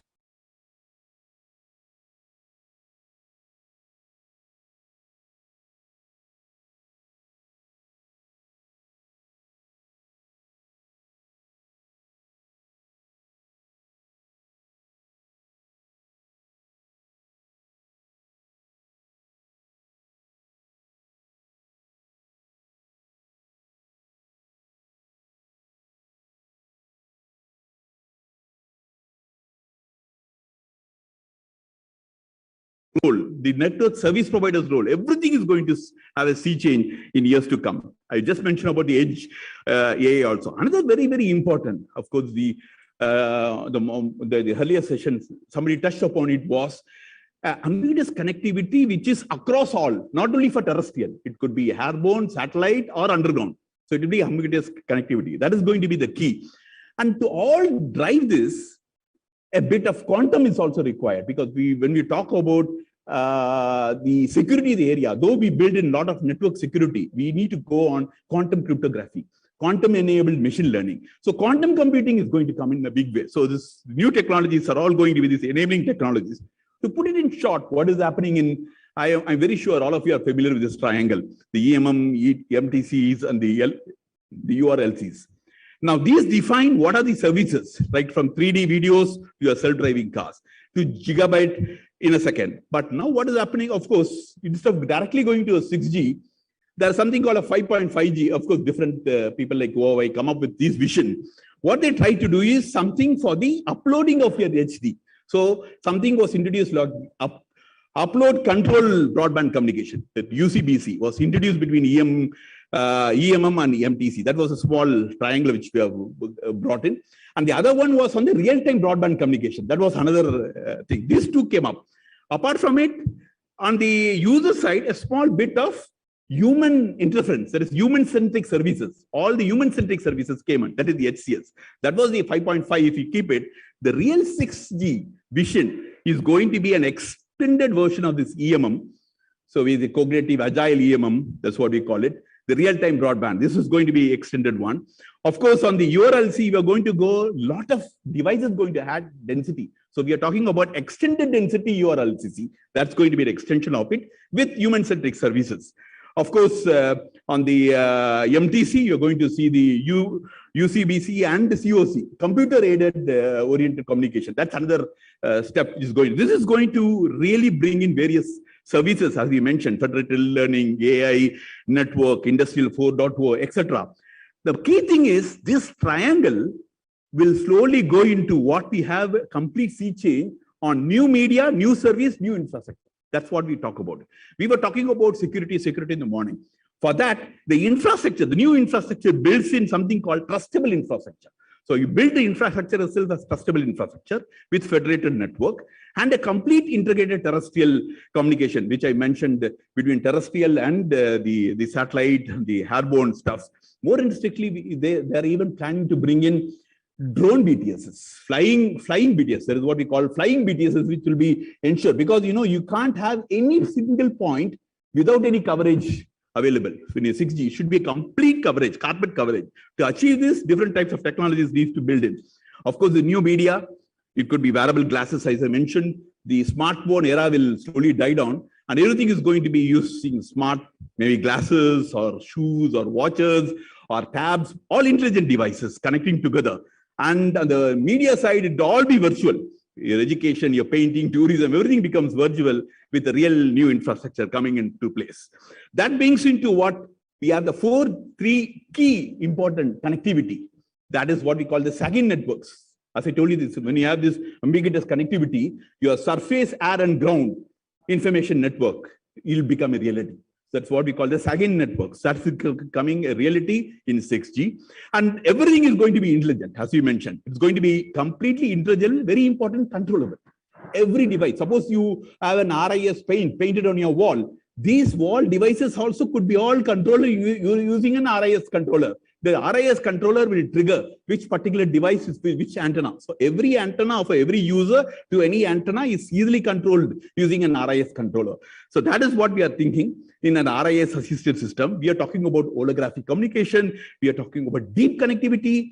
All this is all possible with the advancement in technology, what we think about. So to put it in a nutshell, these are the various dots of the technology that is all evolving. Concept of everything connected to a network, everything as a service, semantic communication, augmentation of human intelligence. The backscatter communication, which was already there in 5G, itself is now going to be used in a better way for communication. That's another one. Of course, the human-centric wave framework. We are most importantly, the quantum also comes into with QC assisted communication. That's another area of research going on. The spectrum, I have just mentioned, any range of spectrum could be used in any devices. We are not going to be having any spectral consing. So a new technique for spectrum sensing is coming into being, be it blind detection, eigenvalue, cyclostationary. These are different technological advancement that is happening. We are slowly moving into what we call time convergence. Everything is converged into a common family, what we call the time convergence. We have the quantum artificial neural networks coming in. The sixth sense, when all this comes in, you're going to be intelligent network. It's completely, that's what we call, can we develop what we call a sixth sense communication network? That's another area of research. So it's a complete AI solution with intelligent cognitive self-sustaining networks. We were talking about QoS earlier, quality of service. Then slowly we came about different types of the quality of service variants. Now we are going to talk about quality of life as a parameter for these services. So QoL, that is run on what we call generative adversarial networks. So as you can see, you have new technologies going to come in and really do a thing. As far as the infrastructure concerned, new infra with infrastructure, with fusion infra, innovation infra, integrating ground, UAV and satellite is going to be the real game changer. And another very interesting thing of the entire stuff is two very important technologies, fluid cells and fluid antennas. Let me come back to this. With this, the driving applications drive the trends, and the trends are driving the various enabling technologies. One of the research paper, of course, puts and predicts 6G as this graph. Very, very interesting graph, very lot of data available. I was mentioning about fluid cells. Fluid cells are any BTS automatically depending upon the load capacity could change its altitude, its information. So they are become fluid. That's a new technology. Cells are becoming fluid cells. Fluid antennas, very, very interesting research going on. Any antenna through a type of fluid material like mercury will be able to tune up to a particular spectral wavelength is a transmitter. We talked about the integrated frequency band transmitters, which use fluid antennas. It could be ST fluid antennas. So as we can see on the right-hand side, you can even start from your body area network, sensors, massive information, gateways, completely. On the other side, we have the reflective intelligent surfaces, or even your walls, large intelligent surfaces could also act as a wall, device to device. Fluid cells, vehicle to vehicle, and it will be complete integration. You can see on the left-hand side, from your underground, that is from your submarine to your space shuttle, you'll have all the interconnectivity happening smooth, true broadband speeds. So in short, massive IoT, massive MIMO, tiny cells, cell-free, fluid cells, wave, multi-terahertz, visual light communications, another very new concept is coming for the smart homes. If you can see the figure inside the smart homes, it is all similar to Wi-Fi. We have the VLC in a very big way coming up. Fluid antennas, large intelligent surfaces, vehicle to vehicle, device to device, NOMA, intelligent cacking. Cacking is intelligent. Energy harvesting, as I mentioned, the devices will become intelligent, it can do harvesting. Wireless backhaul and an integration of all these satellites, which will actually drive the entire quantum system. Of course, this is a rosy picture of what is going to happen in the 6G we have projected. Each one of these technologies are having a problem and research is going on. I wish each one on this room to at least go back with one or two of these technologies and see how we can take this forward from the Indian perspective. Let us take the terahertz band communication. We need to have this fabrication testing of antennas, real-time control algorithms, communication protocol coordination is an issue. Intelligent, I was talking to you about intelligent communication environment, the surfaces. You need to see the trade-off between the dimension and the energy consumption, the compatibility, standardization, how we are going to use it for the existing environment, how we are going to introduce AI-driven. These are some of the open problems. And the AI, the pervasive, we are going to talk about the pervasive AI. Well, what is the generalized algorithms we need to use? What are the effective comparison metrics that we need to bring in? How the network should be automated? What should be the accurate intent that is required? We talked about reconfigurable transceivers. Of course, it's a very novel design, but this design will have all spectrum communication. How do you do this reprogrammable circuitry? How the interconnects will happen? What are the type of antenna? They require novel integration and real packaging techniques, because you have to pack number of devices in a small 1 square centimeter of area. And the backscatter communication is going to have a real spectral and energy efficient thing, which we talk about. And of course, we talked about the Internet of Space things, combining all the ambiguous connectivity, how we are going to design a multi-band transceiver that is going to take care from satellite down to submarine. Low, but it should also be low latency, because immediately it should have a reference, low latency, high speed. How are you going to hand over it? And of course, we talked about the cell-free MIMO, because no longer the honeycomb cells are going to disappear. We're going to go into what we call a cell-free MIMO environment. For that, how are you going to use the user scheduling? How are you going to do the optimization of the APs? Because you know that in any room, I told every antenna is going to be on a user. You're going to have n greater than k. So how particular AP will take a particular antenna, that requires real optimization techniques. Internet of Nano Things, the power efficiency model, biothings, quantum communication. Quantum communication, we talk big, but the very, very key thing is your quantum error correction. The moment the quantum computing happens very, very fast, but the problem of quantum error correction really takes over. For example, to do one calculation, you need to do X amount of computation to have the end quantum error corrected. How are you going to balance it? These are some of the open problems. If these problems are being completely iterated, we can have a clear vision, 6G, what I talked about in reality. I'm sure you should be ignited of these opportunities that are available. Let us take back one of these areas, and I'm sure we should start working on these areas to make 6G a reality. Thank you.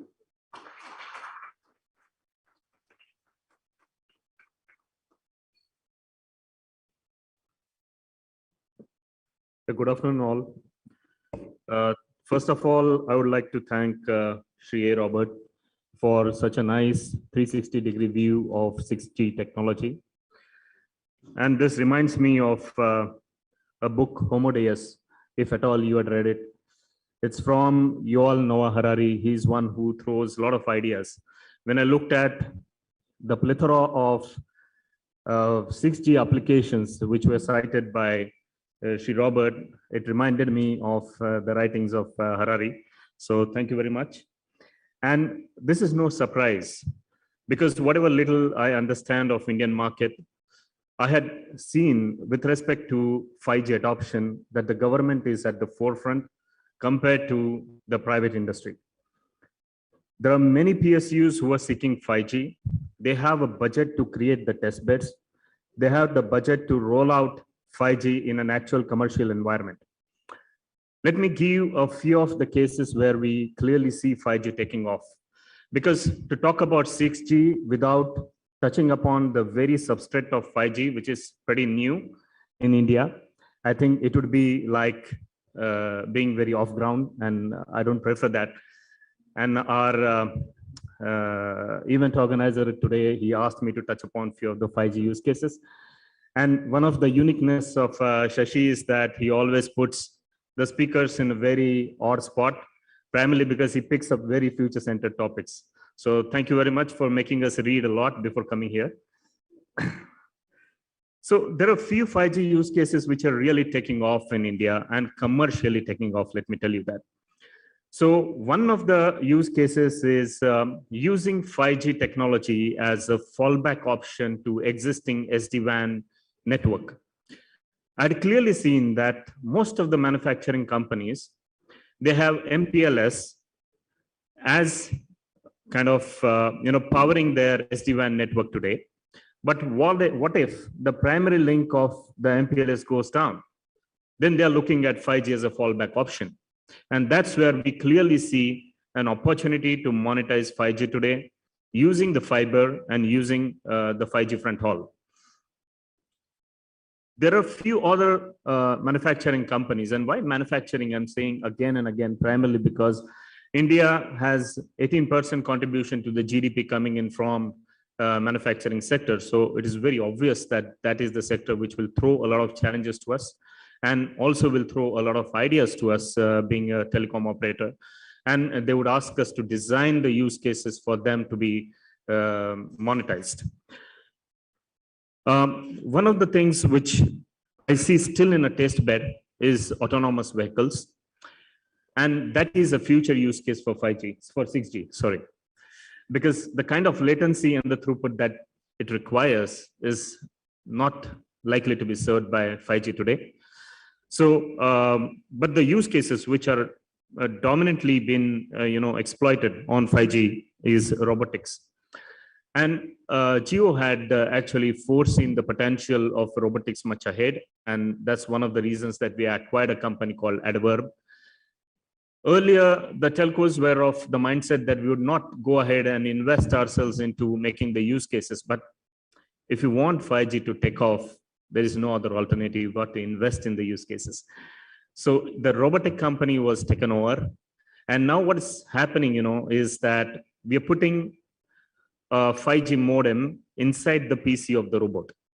Then I just have to embed a SIM card as an auxiliary unit into the robot, and it starts working. That's it. So it becomes very, very easy as a telco to power up the robot using 5G. Otherwise, you need to carry a big modem, take it closer to the robot, keep it on the top of the robot. And you'd not believe in a manufacturing environment, there are hundreds of robots running on the same floor. So if I carry 100 auxiliary units of the 5G modems, which are half the size of the robots, nobody's going to accept it commercially.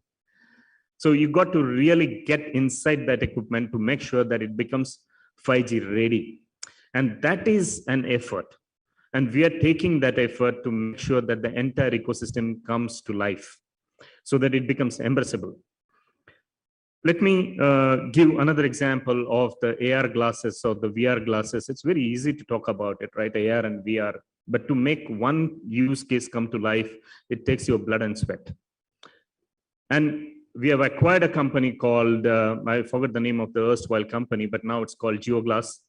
And it helps us do the augmented reality. And we've been putting straightway a 5G SIM card inside the goggles so that it comes to life.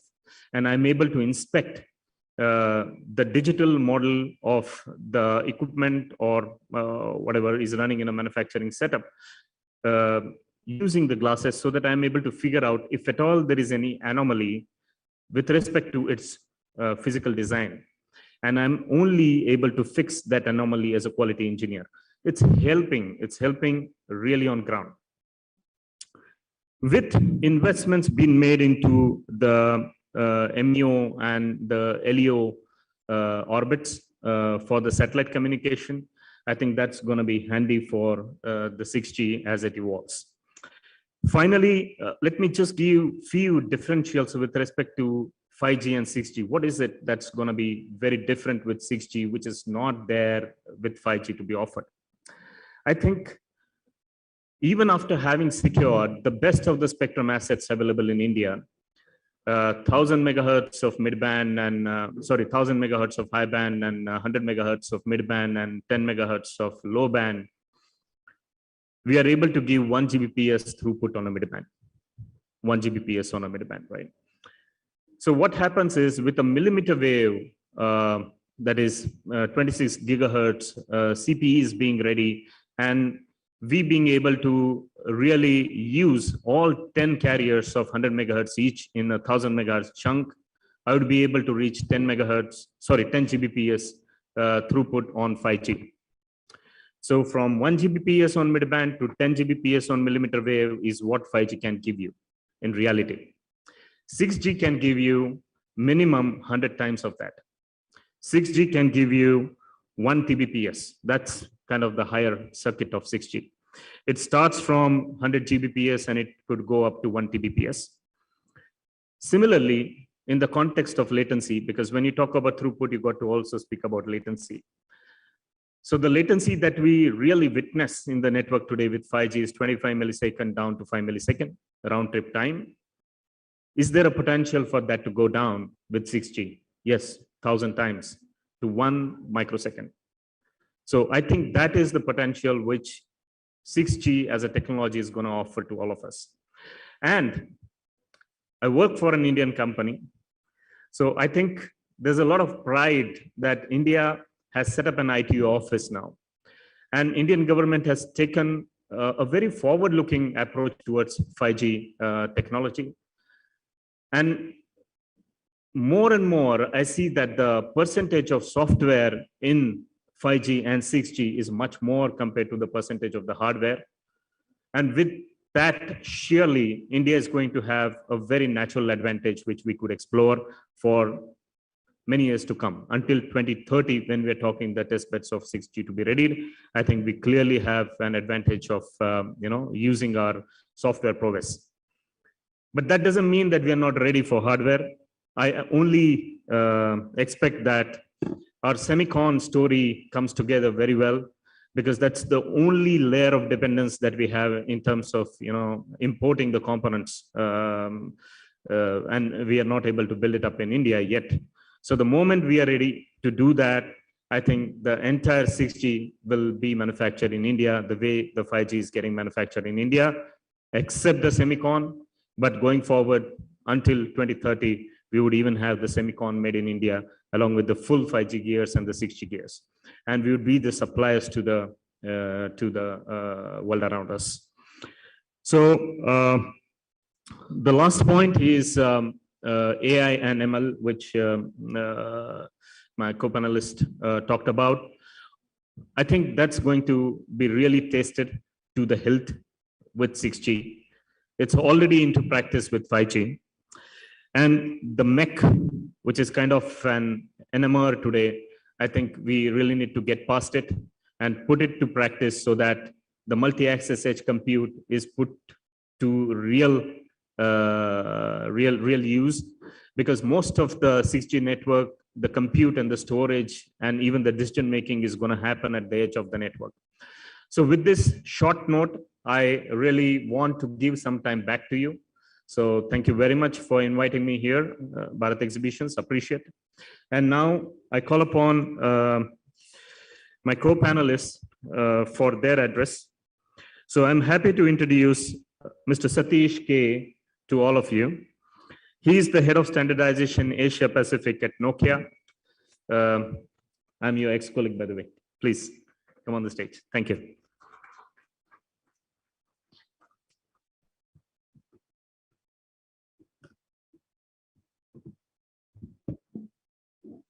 Thanks a lot, Mr. Robert, for that, as I was telling, very presentation. On a lighter note and also a bit of seriousness in that. I mean, you have really left very less for us to speak, but I'll try to do justice of the time that has been given. Actually, you talked about a lot of applications, and if you look at how the different Gs have been developing. So we had 2G, which talked about supporting voice wirelessly, and 3G started introducing data. 4G really took it to scale, and then we started in a very small way to start supporting machine type communication using 4G. Then 5G focus was more on this industrial type of communication. As you see, the number of applications that keep getting added that have to be supported by the network keeps on increasing from one generation to another generation. And with 6G, now that people have tasted the ability for the same network to support multiple applications, things have really been taken to the new level. So you talk about so many different types of applications, but each of these applications have very different requirements. So you essentially need, for supporting, say, these kind of applications, maybe like 20 networks. So it is like supporting 20 generations in one generation. But obviously, as you know, we cannot afford to do that. I mean, we as technology vendors would love to have 20 different varieties so that we can sell more boxes, but that's not economically viable. So We need to create a network or technology that can support these different types of applications in a way that that is also efficient in terms of the amount of resources that can be put. As you know, spectrum resources, energy, as well as compute, everything is not infinite. So therefore, there is a need for us to create a system where we can very efficiently manage such a wide variety of applications which require wide variety of configurations. Each application requires a specific configuration for it to work best, and all these things have to coexist. So you would give the task of managing such a complex thing to probably the most brightest species on earth, humans. But as you know, humans cannot do that. So therefore, operators who have to manage such a complex network would look towards machines. Okay, and that's what is the motivation for me to talk about cognitive autonomy and the digital twin, because although when we started in 4G, there was a concept of self-organizing networks. I mean, that was a beginning where we had, algorithms that tried to do the reconfiguration management that would have earlier done in a manual way. But now going ahead with such complexity in the network, relying on AI is not an option at all. I mean, it is an imperative for us. So with that background, I'll slowly move into my presentation. So I'll start with a little bit of definition, because the word, these terms, autonomy, cognition, like AI, are very well abused, suiting different contexts. So therefore, maybe I'll start with very simple. So autonomy is the ability to act on its own, which is to say that the network configurations can be changed on their own without human intervention. And when I say cognition, I mean that there is an ability to sense the context, reason out what the context is, and then recommend some future behavior. Okay. And then self-organizing would mean that you can attain steady state, or whatever we call as optimal state, without any external control. Okay. So then I'll come to this point about cognitive autonomous networking. So we would all agree that it is important for us to understand the system concepts and the context in which the different applications are running, so that we can predict if the configuration is optimal for that application to be supported. For example, the configuration in which an IoT device needs to be supported is very different as compared to the context in which a smartphone streaming the video would have to be supported. And if the devices that are supporting IoT communication are subject to a network disturbance, say for example, interference, or say, loss of signal because of some kind of an obstruction coming, the reaction of the network to mitigate that situation would be very different from the way that you would handle a smartphone application. So therefore, to understand the context is one level, which is cognition. Second thing is, depending on the predicted corrective step, the system should be able to take that corrective step on its own, which is automation. Both are essential. So therefore, we say that cognitive autonomous networks are the key for supporting the evolution going beyond 5G and into 6G. We will do some more definitions. Now people talk about digital twin. So I want to start with this illustration where there is a heap of sand. So at what point do you say that grains of sand have become a heap? Or in other words, at what point is a heap just some grains of sand? So similar problem is also there when we talk about the definition of a digital twin. Some people show a dashboard of the network showing the state of different network elements and call it a digital twin. Some people show the map of a physical room like this, for example, chairs, walls, lights, etc., and say that is my digital twin. Some people show a network simulator which actually can predict what would be the traffic patterns if so many devices were put onto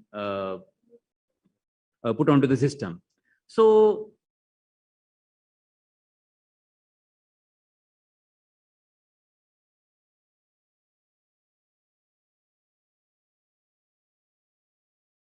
map which represents the physical structure, physical aspects of the network, or for example, this room, plus simulator which has an ability to model the behavior of the actual items in the physical world.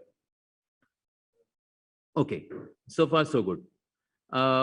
So I will at some point in my talk also talk about why I talk about integration of cognitive autonomy with digital twin, because that has some value to add. And I will do so by sharing a use case. So the journey towards an AI native network, as you rightly pointed out, has already started as part of the 5G journey. So with 5G, early 5G and even 4G, we had the self-organizing networks. With 5G, saw the advent of some proprietary AI ML solutions. There were some standardized enhancements for network automation where we talked about ability to extract information from the different network elements, what we call as NWDAF, the network data analytic function, and then a mechanism for that to be exposed to the applications. And in this case, it could be the management applications, and for them to then do something smart about configuring the network in the optimal way. Then 5G advanced was where we could say that there was a structured way to start putting in technologies inside the network so that you can support AI-based systems to do certain network functions. So the bedrock of AI is collection of data. So how do you collect data? How do you then create models out of the collected data at one network element and then share that across different network elements? Such things started to get introduced as part of the 5G advanced standards, which we call as release 18, 19, and so on. There was also, so since this was the first time when we started introduction of AI into the network, the focus was also on very initial use cases, like the ones that would support load balancing, enhancing energy efficiency of the network. Those were the initial use cases where we thought that we could probably try out AI/ML based techniques and algorithms to do something that is smarter in the network. With 6G, the expectation is that AI and ML functions would be integrated across all the layers.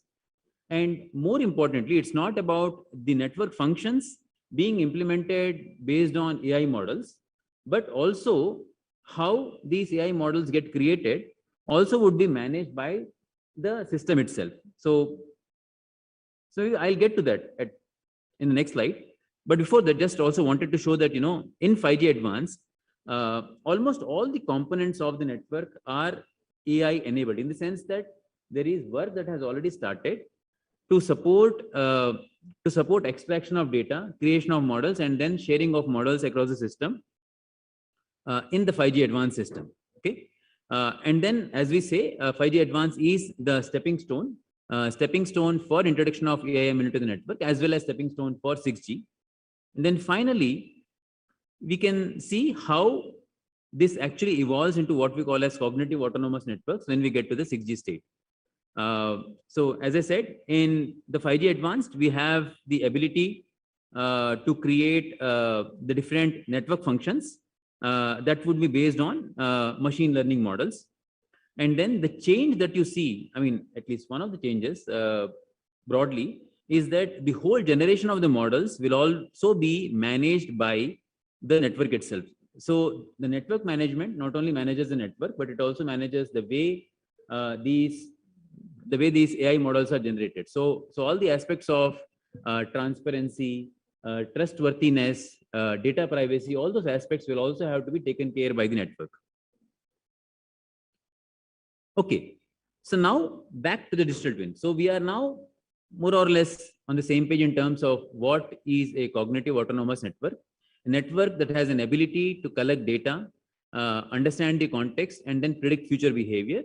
And then autonomous, because that future action can also be taken without involvement of any external factor, for example, humans.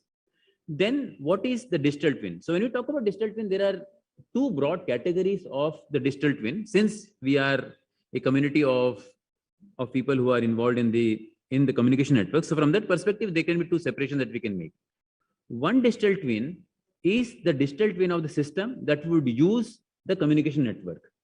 Say, for example, a factory consisting of the different machines that are set up, consisting of mobile robots, consisting of walls, consisting of, say, for example, doors, people moving around. So all those entities in the physical world, when they are represented in the virtual world through models, where you can visualize animated characters moving, animated robots moving. That would be the digital twin of the physical world, which is going to consume communication network. The second digital twin is the digital twin of the network itself, where we are modeling network elements and then their behavior. So essentially, if you say, what is the big deal about it? The network elements themselves are just software, right? So are we just replicating software from one computer, which is the actual running network, onto my PC and say it is digital twin? That's not the case, because the software, although is similar, but then if you start replicating the complete functionality, then it will become not scalable. So the digital twin of a network would contain again a scoped down version of the network element whose behavior we are most interested in, plus the actual state from the physical network. So now there are two parts here, right? So what we have to see is that these two networks, the physical digital twin plus the network which is there in this building, both of them have to be combined to predict what is the behavior of the physical object. Say, for example, if a robot moves into an area where there are walls, so what would be the kind of radio propagation issues that would be there when you have those walls? And then maybe the designer wants to know, if I replace concrete walls with, say, wooden walls, would there be any improvement? So all those changes can be done as part of the digital twin to understand the impact of physical changes on the communication network, as well as if you want to change then the network topology, what would be the impact on the actual application. So those things can be studied with the digital twin. So now combining digital twin with cognitive automation networks would actually give us an edge, because by definition, digital twin is able to predict what is the impact of physical network topology changes as well as physical device location changes on the kind of network that they experience. So that becomes a feedback loop into the cognitive part of the network management, which can then drive the appropriate automation behavior. So the last part of my talk here today is to take a use case where we show this thing in action, just to motivate that indeed, these different domains, when combined together, lead to something that is useful and practical.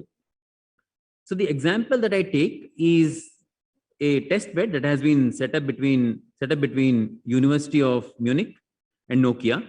So this is Hamburg port. Okay. So the example is of how we have used a combination of all these concepts to solve a problem in this port area. Okay. So what is this port area? So this port area has got 3 or 4 ships, what they call as barges. And then there are different traffic lights, different, network elements, local applications at the harbor, which can be categorized as EMB. We say, for example, watching the video of the ships, or, controlling the movement of the ships and so on.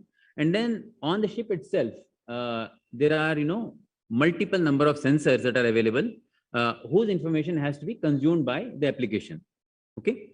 So, and then in terms of data collection, there are, different types of data that you are collecting from the base station, from the UEs, and these have been collected over 6 months, for 6 months, every 5 seconds. Okay. So this is the context in which this particular concept will be applied. So what is the problem here? So IoT requires high reliability. So you cannot lose a sensor which says that temperature was 100 degrees centigrade at one point in time, when the optimal temperature is only 75 degrees centigrade, because after that it might have come to 75, but the fact that one sensor item was missed, which means that you cannot do a critical maintenance operation there. So everybody is convinced that this requires high reliability. Now, what happens is that when the ships are moving across the harbor, there are certain areas where there are some obstructions that come up temporarily or permanently, which would lead to the deterioration of the signal from the network to these sensor devices which are on the ship. And these are long distances. Okay. So, and this could be because the ship has gone long distance from the base station, or because of shadowing effects. Reliable service must be guaranteed even in this case, and it could be done in one of 2 ways. One way is to put 20 times more base stations, so that there is no place where the ship is far from the base station, right? So then there would be no problem of radio propagation. But then again, like everything, the network resources, cost, etc., is also very limited. So therefore, we need to find a way where we optimize the situation in which the reliability for these sensor applications have to be catered to without compromising performance of other applications that are running, which are also equally important, but maybe at that point in time, not that critical to support certain parameters. So with that as the problem statement, we have these slides will be shared with you, so you can actually watch the YouTube video where these things are very beautifully explained. So we have the map of the harbor. If you see this is the real photo and this is the digital twin where the ships move in the digital twin. Okay. So there are two ships that move for each ship in the real world. So if there is one ship in the real world, in the digital twin, two ships move. One which traces the actual ship, the one that is moving in the physical world, plus the one in which you predict what would be the position of the switch of the ship in the next 40 seconds. So therefore, you know in advance, after 40 seconds, what would be the kind of network that this ship would be subjected to, or the sensor devices on that ship would be subjected to. And then according to that, we take corrective action in the network, whether it is increasing the power, changing the tilt of the antenna, so that you can still support reliably the sensor operation. So very simple experimentation, and that actually led us to learn a lot of things in terms of what is the kind of feedback loops, the latencies that need to be set up, what is the kind of intelligence that we need to put in the digital twin, what is the kind of intelligence in terms of software that is running on the operational network that needs to be put. So this was a very useful experiment that shows how integrating with the physical digital twin, by being able to model the actual movement of the devices on the ground, we are able to make better decisions in terms of network optimization. I mean, getting 40 seconds is like gold in terms of being able to make appropriate configurations in the network. So that thing gets enabled when we have cognitive autonomous network integrated with a digital twin. So essentially, I mean, this also talks about digital twin extended to simulate 5G with beamforming. So you can actually place a physical or virtual base station at different places in the digital twin, and then be able to predict, if you were to place a base station there, what would be the beam strengths available at a position X. So all those things can be done without moving a single screw on the ground. And then another interesting thing is that some of these features, the beam tilt, etc., were not implemented in the physical network, but we could still check the value of these features which were not implemented in the physical network in the virtual world, so that we could save a lot of time in terms of development of the features, as well as the loss of material and time that happens when we have to do it, when we have to do the testing in the physical world. Okay, so with that, I talked about cognitive autonomous networks, which is essentially AI powered network automation. So we see that they are the key enablers for the future networks, because they lead to these two things at a high level: performance improvement of existing network management functions and enabling of new functions. And this leads to simplification of management of these networks for the operator, from focusing on execution of the actual thing to supervision of how things are happening. So the humans can use their intelligence to understand patterns over a longer period of time than to react at 40-second intervals. Then the value addition from integration with digital twin, as illustrated by the project which is called Planar use case, is that replica of the physical test bed enables us to evaluate features that may not yet be present in the actual test bed. Okay, so we talk about strength of India in software, and then hardware also comes with cost. So a lot of experimentation, whether it is with real networks or with universities, can be done by leveraging the fact that now software and AI have improved so much that we can model things very accurately. Separated but chain modeling of the network QoS and the application mobility is another thing that can be done, that is a value add that comes from integration with the digital twin. And then to summarize, so we saw that it's not that the journey started now.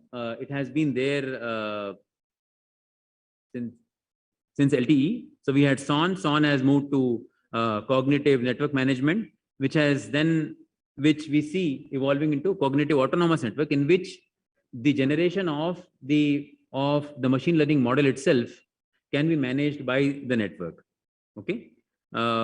So here the key difference is that the management plane takes a new role, managing AI-based functions on the user and the control plane. So with that, I would like to conclude my presentation.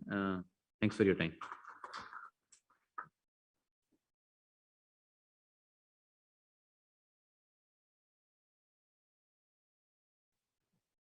Yeah, thank you, Mr. Satish, for your crisp message. You dwelled upon cognitive autonomous network and gave us a digital twin use case from a real life scenario. So thank you very much for that. May I now invite Shri TV Sriram to the forum. TV Sriram is a global lead network operations at Accenture. And his topic today is intelligent network operations, fast track to future ready performance. Welcome, Sriram.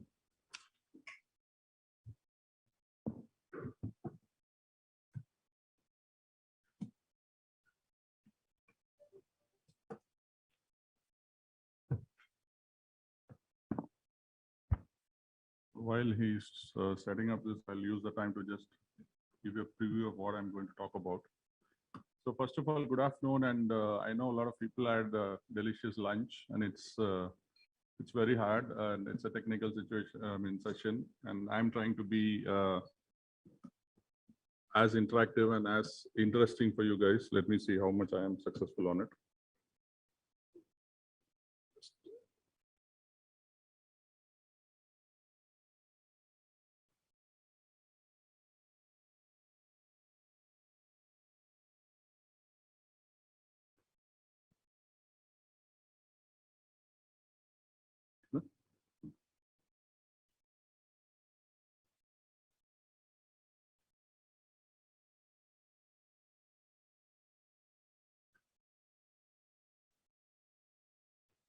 Okay. So I was listening to the previous speakers in this panel as well as the previous sessions. I think for me, it was a bit of a deja vu, and some of you may relate to this because at least I've been one of the fortunate guys to see the evolution starting from 2G, and I think starting from wireline and now going from 2G, and now we're talking about 6G. So these things are interesting, are exciting, and fascinating indeed. And sometimes I feel am I a part of a science fiction movie here, hosted by Sashidharan and his team. Okay, so nevertheless, what is happening is while all these technologies are hitting us, both as a user, as a network operator, as a vendor, as a service provider like us, solution providers like us, how much are we adopting? Adoption is not a choice, but how much are we adopting? Right, and I can relate or bring a very mundane example. Nowadays, we have something what we call smart TVs. Right, I don't know whether it will become intelligent TVs going forward, but we go to the showroom, and we normally go to a multi-brand showroom, and we go through and we take the life of that sales guy out. Right, can it do this? Can it do this? Can it prepare coffee? Can it prepare my breakfast? Can it put me to sleep? Whatnot. Right, but at the end of the day, most of us can relate to me. You hardly get time to get hold of the remote. Okay, you end up watching what is being shown, and we just end up there, right? So what I'm trying to say is, while we look at all these features and functionalities of everything when we are doing the evaluation, but are we able to exercise all of that, or adopt all of that, or utilize all of that? Probably that is where the rubber hits the road. Okay. So here in my session, what I've just taken a step back, and I know it's going to be a bit mundane because it is all the dirty work, the heavy lifting which operators do in operations. So please bear with me. It will not be as exciting, but I will try to see how to be prepared for whatever has been spoken earlier, because AML, we are not even scratching the surface in terms of the operational capability which you are utilizing. That's my personal opinion. Okay, and then how we can help clients, operators to get future ready. Okay, so with that, okay, so I think this has been spoken about a lot, but I'm just giving a different perspective. So wireless has grown all the way, and now we are already talking 6G, and it'll keep going forward. Okay, there's no end to that. And the other thing is also on the fixed line, also it's also catching up. And somebody, I think Jeevan was mentioning that they are looking at 5G as the what you call backup link for MPLS, right? So that means probably they are coming into an inflection point in terms of the bandwidth they can deliver reliably. And it has been deployment, and tons of network infrastructure has gone into the field globally. Okay, there are some numbers and there are some sources to it. But on the other side, interestingly, the OEM industry got consolidated, right? So this is the 2-3 things which just keep at the back of your mind. We can't escape without talking about cloud in any forum like this, right? So cloud has been adopted, and one of the reasons which operators were really forced to adopt cloud infrastructure was the pandemic. I don't know how many of you, I've been in this industry for a while now, and during pandemic, 2 industries kept their heads up and actually holding the world together. One of them was the communication industry, and they grew leaps and bounds, and the demand was exponential, unprecedented demand. Okay, I know some of my colleagues in my OEMs say, look, I'm not going to go and collect my purchase order, let them come and give it to me. Or I'm saying, no, I'm not going to supply this because my factory is full. Okay, I'm going to increase it by another 20% premium. Everything happened, right? So that means the growth has been such that we had to meet the demands of the world, especially during the pandemic, right? And 2 things happened. Cloud adoption happened in a very big way, accelerated way. The other thing which I was observing was the analytics. Data analytics also went into different use cases. I have been working with some of the operators to give them how to actually look at the movement of people or infected people in the network and how we can predict what can happen in the next district or the neighboring districts. So these were all some of the use cases which came and working with the government and with the operators. So unless until we, of course, I'm being an Indian, I'm very respectful in it, but all of us, we will act only when there is fire under our chair, right? And that's what happened in that pandemic, but it has put a lot of people in different ways of looking at things, right? However, one thing which was very saddening is everybody looked at cloud as only cost takeout. Okay, can I deliver, can I bring my infrastructure cost down? That was the only driving factor, how to keep my costs low, right? But they missed out a lot many things on how we can innovate, what else we can do with this infrastructure. And there's some, paper cuttings or in statements given by different operators, why they want to go into cloud and how it is helping them to do this stuff in a better way. So everything has changed. Traditional networks going towards, I think you know all this, you're all an educated audience here. I'm not going to go through all the things here. It's moving from physical to virtual, right? Too many people, AWS, GCP, Microsoft, everybody's in the play. The value chain is completely getting reconstructed again. So what are those areas? So it's more, I'm looking at from a CSPs, what is the CSP should be doing? Because that is where these technologies are put into operation and they deliver the services. Right, of course, they have to look at completely re-engineering. Of course, a lot of people are doing, some of them are cloud-born operators, some of them are trying to move into the cloud. It's the different operators have different journeys and different challenges along with that. That is one thing, how we can leverage cloud, not just looking at it as a least cost option to deliver a service. The second thing, of course, is how do you optimize network operations, especially leveraging all the technologies we have, AI and ML, right? And the third thing is you have to offer new products and services. There is a big mindset. It's again, I've been in an operator myself for close to more than 10 years. It's still some of the when I have the discussion, the mindset is pretty much a connectivity oriented mindset, right? Okay, as long as I'm connecting, I'm fine. And let us not bother about the rest of the things. But there are a lot of people who are trying to do something in terms of applications and bringing platforms, all those things. But predominantly, I'm talking about majority of the operators globally. It's not just here. Globally, they are saying, okay, I'm a good connectivity provider. I need to figure out. So there are opportunities on how to bridge that gap as well. But my focus is going to be pretty much on operations today. And so if you're putting these investments in these areas, a desired output all of us or all the operators want is to how to improve revenue or jack up revenue. Because what happened during the pandemic, the exponential demand went up, along with the cost of deployment also went up. The revenue didn't go up in the same sort of slope. So there is always a cost to serve and a revenue. So the profitability got into a big sort of a challenge, right? How do you drive that? And of course, ARPU is all operators are measured on this. Also, if you have put your network to so much of strain and hard work, my strong feeling, or it has been, is unless until your employees are satisfied and happy, you will not have happy customers. Because the employees who went through this pandemic growth and the way they responded to that sort of a thing, for any operator has been unbelievable, incredible. Because I've heard a lot of stories, a lot of my friends and colleagues are working in this space. So it is unimaginable what they went through, okay? And during this pandemic, why I'm saying pandemic, because that actually pivoted a lot of things in this industry, okay? So a lot of people went, they made their, what I call the showroom, okay? Very, very jazzy, okay? Omni-channel, I should not leave the customer. He should be able to reach me at any point of time.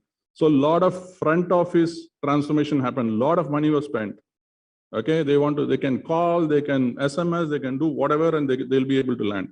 Similarly, on the back office, cloud, okay, moving to cloud or disaggregated networks, different ways of putting all the things in place. But there is a huge chunk of talent which needs to be upgraded, which is sitting in the middle office, which is operations, right? That has not been jacked up or modernized to the level at which it can support both the front office and the back office, okay? And most of the time, operations has been looked at just people or technology, because most of the clients or customers whom I talk to, oh, we have got the best tools under the sun in our network. Okay, fine. What do you do with those tools, right? And if you go and tell them, okay, tell me, how do you measure this, or how do you actually, are you able to get this visibility in this space? There are a lot of things. This is one. Second thing is, a lot of operators also build data lakes, right? Data lakes, everybody built that data lake. And all of them did was grounds up data. Okay, I will collect everything in my network, put all the probes in place, put everything. And I'm a bit, was thinking when Satish was mentioning, there'll be a lot of AI, ML, intelligence, a lot of data is going to come. There is already tons of data which you are not able to handle and which you're not able to make sense of. And how do you put it into smart decision making, right? So it's going to be more and more of that. And that's where probably, I think it's a bit more sort of segue into what I'm going to talk about. Okay, I think I've spoken about this. Moving from cost mindset to innovation mindset is very key. And it also needs to be done in operations. It's not just a marketing or a product development sort of a agenda, but it has to go across. So there should be a big technology business interconnect for any organization to achieve this thing. And that is a cultural alignment which the organization, it's not easy. Believe me, I've been in this and trying to do certain things like this. It is not easy to get a few people together on this sort of a mindset, okay? And I think some of the points Satish also mentioned, if you have to give good service, overbook the bandwidth, or overbook or over-engineer your network for unlimited capacity, right? And we have seen this in Backbone, we have seen this in many other places, in Access, wherever, but that is not going to be any more feasible in terms of commercial, as well as in terms of making sense of, you can't just deliver service by just jacking up your capacity. So from there, you have to look at customer and employee experience more, which can help you in this. So it is going to be a shakeup from status quo to how to become future ready, because 6G, AML, what can, digital twins, all of them are going to hit you, not very late, but very, very soon. Okay, so it's like Synops is a sort of a platform which combines the capability of the human and machine intelligence. It's a cloud-enabled platform. And we have been working with a lot of clients across industries. So when I talk about operations, while it is all about network operations, but this particular platform we have been able to deploy across industries to support their operations and leapfrog the maturity levels. I'll talk about the maturity levels in a second. So what it does is diverse data. So network in the early stages used to be just billing data. That was the only data which we all know, right? Then after that, lot many things happened. Then billing data, then you call, transactions started happening. Then you have customer data. Then you have now crowdsourced data. Now you have social engineering feeds, whatnot, right? So there is a diverse set of sources of data, right? How do we actually look at the right combination to make some sense out of it and drive a decision making? From this data, make some sense. Data is just information. Okay, it can throw any, it's like a, what do you call, I'll call diarrhea. Okay, so it keeps coming from any nook and corner of your network, right? So how do you handle it? Okay, so based on that, you have to make some sense out of it, drive some intelligence, and see how is it you can do your decision making, whether it can be closed loop automation, or it can be shutting down a few things, or can be, okay, this product is not giving me sort of profitability which I would like to have, so I'll shut down this and do something else. So it can be anything. And of course, how do you drive experiences? This is also an important piece, because operations, as I told you, has always been looked at. We had the technology, oh, we have the best people in town. Okay, so what? Right? Because today, for example, if I have to take an instance, you're not fighting people on the other side. A security sort of a threat or a security, it's done by bots. Okay, you're fighting a machine. You can't fight a machine with manual, of course, human intelligence is unlimited, but human capacity is limited in terms of time, in terms of the response you need to give, right? So how can you look at hyper automation to do all your regular mundane stuff, voluminous stuff, non-complex stuff, so that you free up human intelligence for doing the creative work? So that is the other aspect of this Synops framework.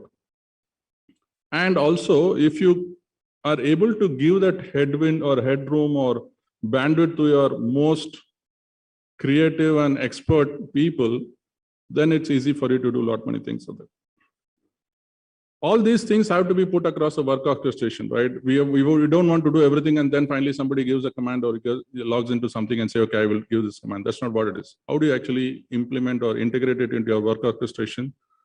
And it can be network service fulfillment, it can be service assurance, it can be customer operations, it can be billing operations, anything. Okay, this entire range, how do you actually drive all these things? And last but not the least, I'm not going to do this just for the heck of, because I have a technology and I have some set of people who are cool in doing this. I want to drive business outcomes, right? Whether it is NPS, whether it is profitability, whether it is efficiency, or whether it is going to be your employee experience, right? So with this, we were able to move a few things from transactional, because you can't look at it as a very transactional thing, right? Okay, I've been doing this for so many years. I will add 2 more things and I will do. It's a very, very incremental approach, which will not take you to where you want to be. Okay, you need to look at it from a long-term perspective in a very disruptive way, because as we heard the previous speakers, there is a lot more going to hit you.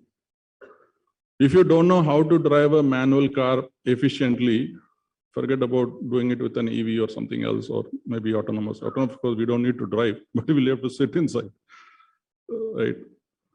So based on our experience and research which Accenture conducted across, the research was conducted about a couple of years, so just when we were coming out of the pandemic, across about 1,000 plus CXOs, cross industry and cross functions, of which about 50 communication service providers were also included.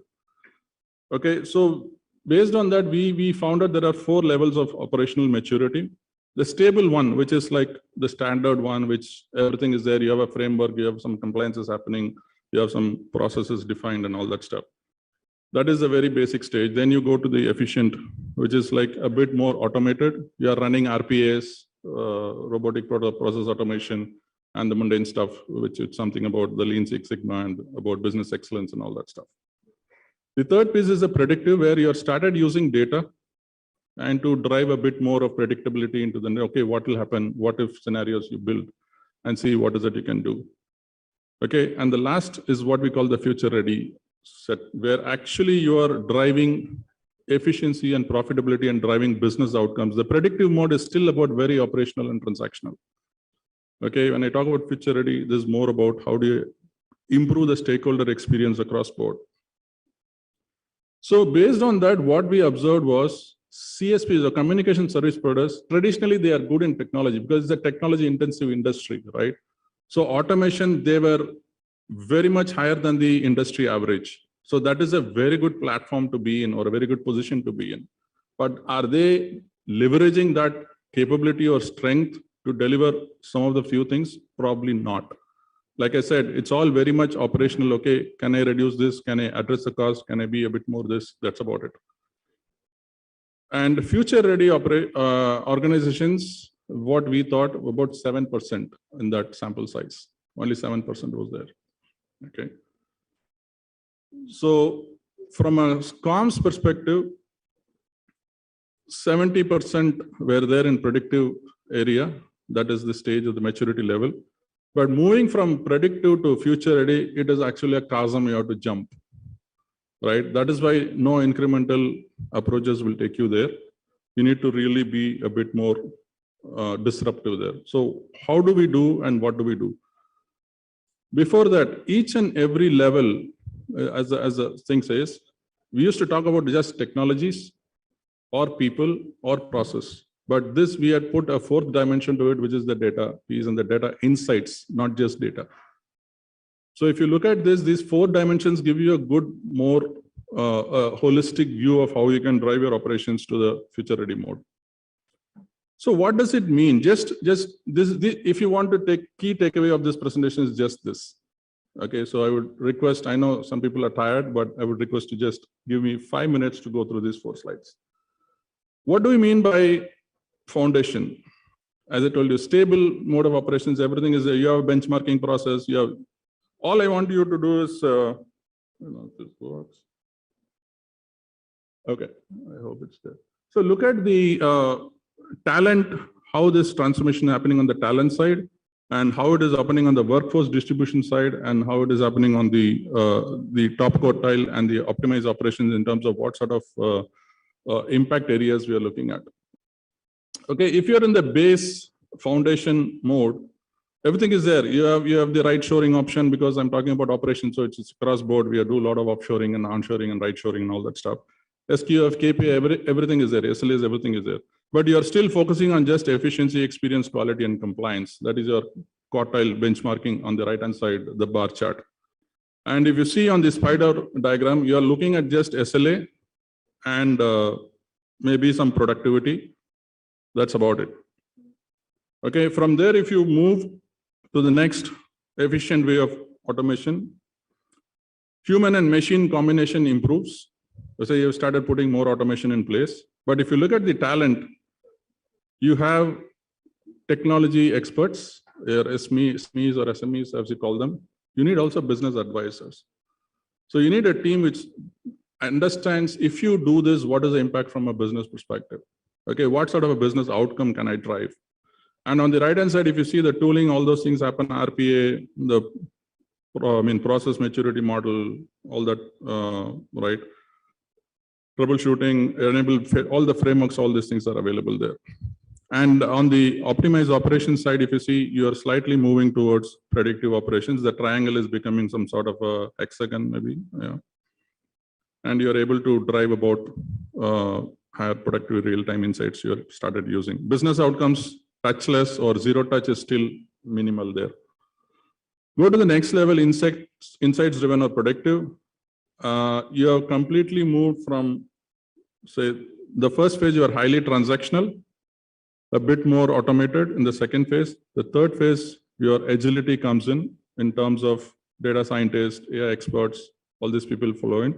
And if you see the optimized operation, that spider diagram is also a bit more wider in terms of addressing all those 4 dimensions. And you are slowly started getting some business outcomes in place. The last but not the least is and this is where 70% of the operators are today based on the survey we have conducted or the research we have conducted. Okay. And from here to jump here, it's as I told you, it's a chasm. It's not easy. You can't just do a few things and go there. But if you see this, your talent mix is completely different. The way you are looking at the optimized operations in terms of future readiness, real-time insights, high productivity, you can define all these things for yourself. Okay, I'm just giving you some generic terminologies here.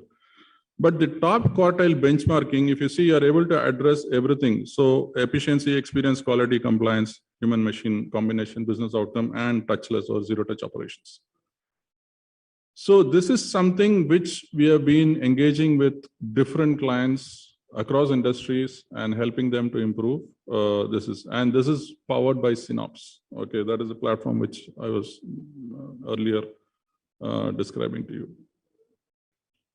So does it stop there? How do we do this?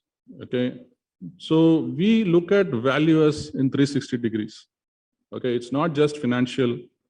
Okay, we are looking at financial is of course there, CapEx, OpEx, that is the base minimum business case you have to develop even when you go for any engagements. But beyond that, we are looking at experience, not just the client, but also the employee as well as the partner, because it's going to be a highly partner ecosystem driven models going forward, right? So each and everybody has to work towards the value you want to deliver. So partner experience is also equally important. Sustainability, of course, we have, and all whatever I'm saying is not theory, it's not a presentation. We have projects which are being measured like this today, and we'll be happy to share more information as and when required. So if you see sustainability, like everybody was talking about energy, a lot of things, these things will consume a lot of energy as we move forward, right? So how are you going to be, every corporate has got their own sustainability goals in terms of carbon credits and being carbon neutral by so-and-so date. Right, all those things gets plugged into this particular framework. Talent, of course, how do you develop talent, reskill, upskill, and also how do you do change? How do you manage attrition, right? Inclusion and diversity across board. Again, pandemic gave us a lot of lessons in inclusion and diversity, how the workforce can be completely different, where you can't even think of from where these people are coming from. And apart from that, the customer has got I want, apart from this, these are the 2-3 things which I want to drive. Custom also is available. You can plug it there. Okay, and this gets actually measured and governed in a tracking mechanism, all completely online on this framework. Right? So we call this, and we measure our contracts also TVE or total value enabled for the client. And there is a internal meet or dashboard which keeps represented. This client, we have delivered so much of value over the period of so much across industries, across function, and across clients. So how do we reach there? I think most of the things I've touched upon, just to summarize on this, you should know what you are going to achieve or what you want to achieve. Okay. So if you are clear about that, okay, when I say think big with strategy, you don't need to hire some consultants and do something. You say, look, my business is here. I want to bring this business to here at some state, right? Have that as a customer focused or as a business focused sort of an approach. From there, you can take, if you're saying, okay, today I'm operating at, I'll tell you the traditional way. I have 500 people in my NOC. If I bring them to 300, I'm good. That is a very transactional incremental approach. Okay, so you have to see, okay, if I bring 200, what am I going to deliver in terms of customer experience? What am I going to deliver? Am I going to add to the bottom line of the company? These are different things which needs to be thing, and this can be tied back to what it is. And of course, business technology interlock is very, very critical. I don't know how many of you, some of you would have done the DevOps and the different ways in which you drive operations or projects, even in system integration. You all can think all user stories or customer journeys, all these things are now new things which have come up being in an agile workforce.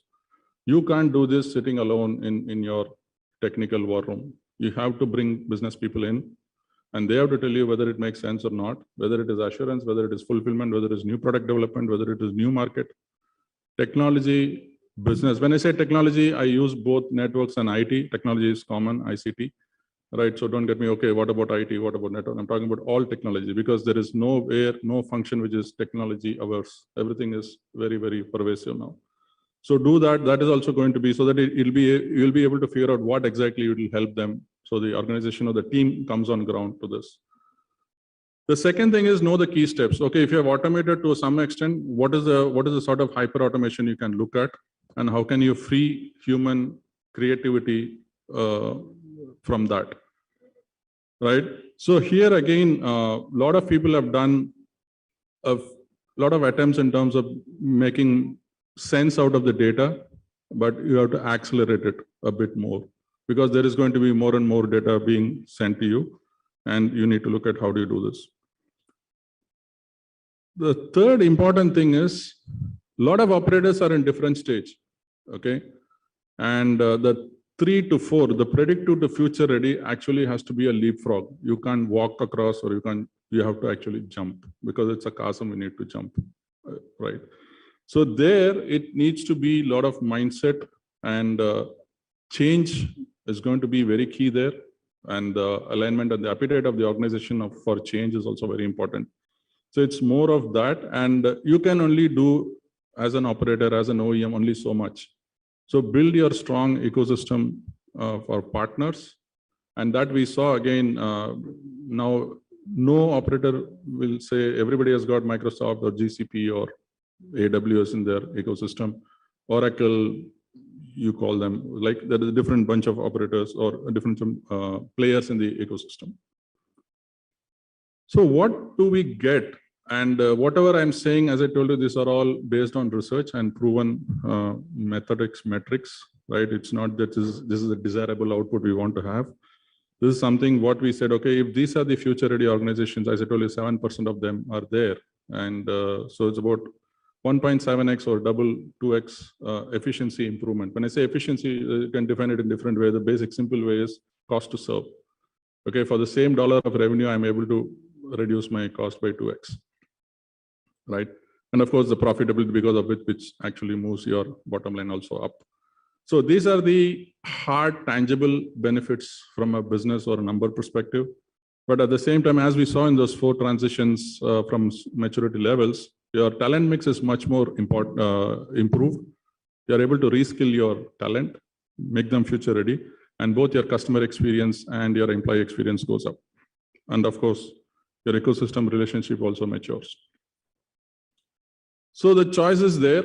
And while, as I told you, the majority of the CSPs based on their technology excellence are already in predictive stage, but they have to do more and fast because 5G, everybody is looking at it in a deployment mode. That's how it is. But at the same time, you need to bring the middle office also equally up so that you don't need to worry about how the operations are running. Will it be able to cater to my increased demand or increased technology stuff?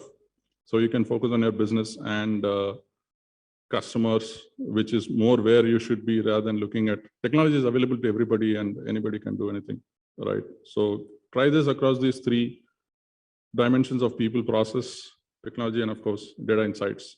So that's probably brings an end to my thing. Thanks a lot for your patience. Appreciate it.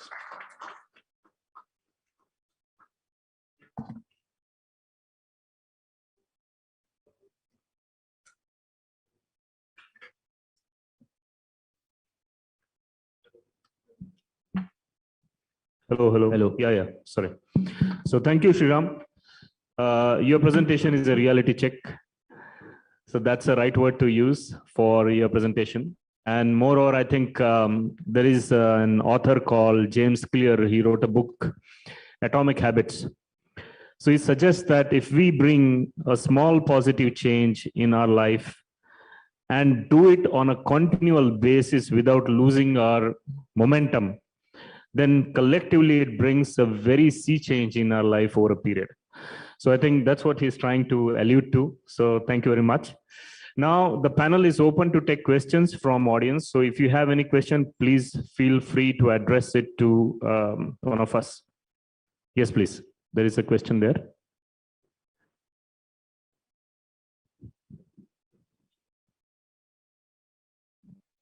Paul Dayanudhi. I'm Paul Dayanudhi. My question to CTO, his name is Robert. You were telling NOMA is already implemented, is planning to be implemented in 6G. Are you sure about it? In your lecture, you were telling that NOMA, non-orthogonal multiple access. Yeah, because one model of this is already in for 5G is being evaluated. But It's as going to be per- the next level of it is going to go in 6G. But in 6G, it is already standardized that OFTS will be the modulation. The OFTS is a modulation technique. Are you aware of it? Sure. Sorry for if I may take that. So 6G, nothing has been standardized yet, but like that indicated. Because the Doppler effect delay is minimized. Intersymbol interference is minimized with the Doppler delayed interference. That is being minimized in OFTS. That is why I was wondering how NOMA is coming to picture. Yeah, Because so- NOMA is a evaluation. I have submitted an IEEE paper on that. That's what I'm asking this question. No, you are right. But all I'm trying to say is that nothing has been decided or standardized yet. So different types of waveforms are appropriate for different types of scenarios and applications. And for places where Doppler is an issue, probably OTFS, like you're telling, is more appropriate. Will intelligent reflecting surface antenna will be the optimum solution for a 6G? That also is not cast in stone. I mean, there are different studies which indicate how much percentage gains that you get from it, but it is certainly a very promising technology that needs to be evaluated. But Now let us put very, very clearly, whatever the technologies you have mentioned is all evolving. No standardization has been done, but as I mentioned, in 2020, the IT working group put a roadmap of what should be the network by 2030. So this is the applications that we want. That has been decided. So of course, there are different, as I told you, not in NOMA, we even talk about spatial division multiplexing also. So the technology, what is going to evolve, a lot of research is going on every area.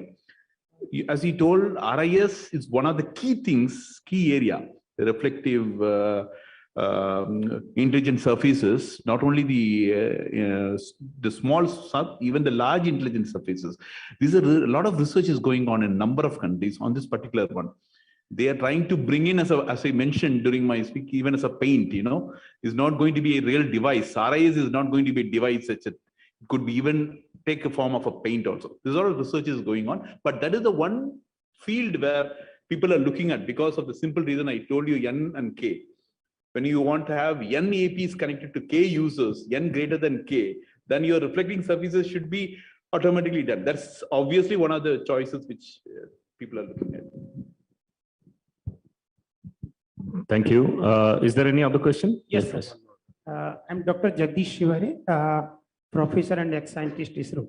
Sir, my question, we are expecting 6G by 2030 in our country. But my friends in Norway say they are using 7G and 8G and 10G in Japan. So if it is true, why we are not working on 10G instead of 6G?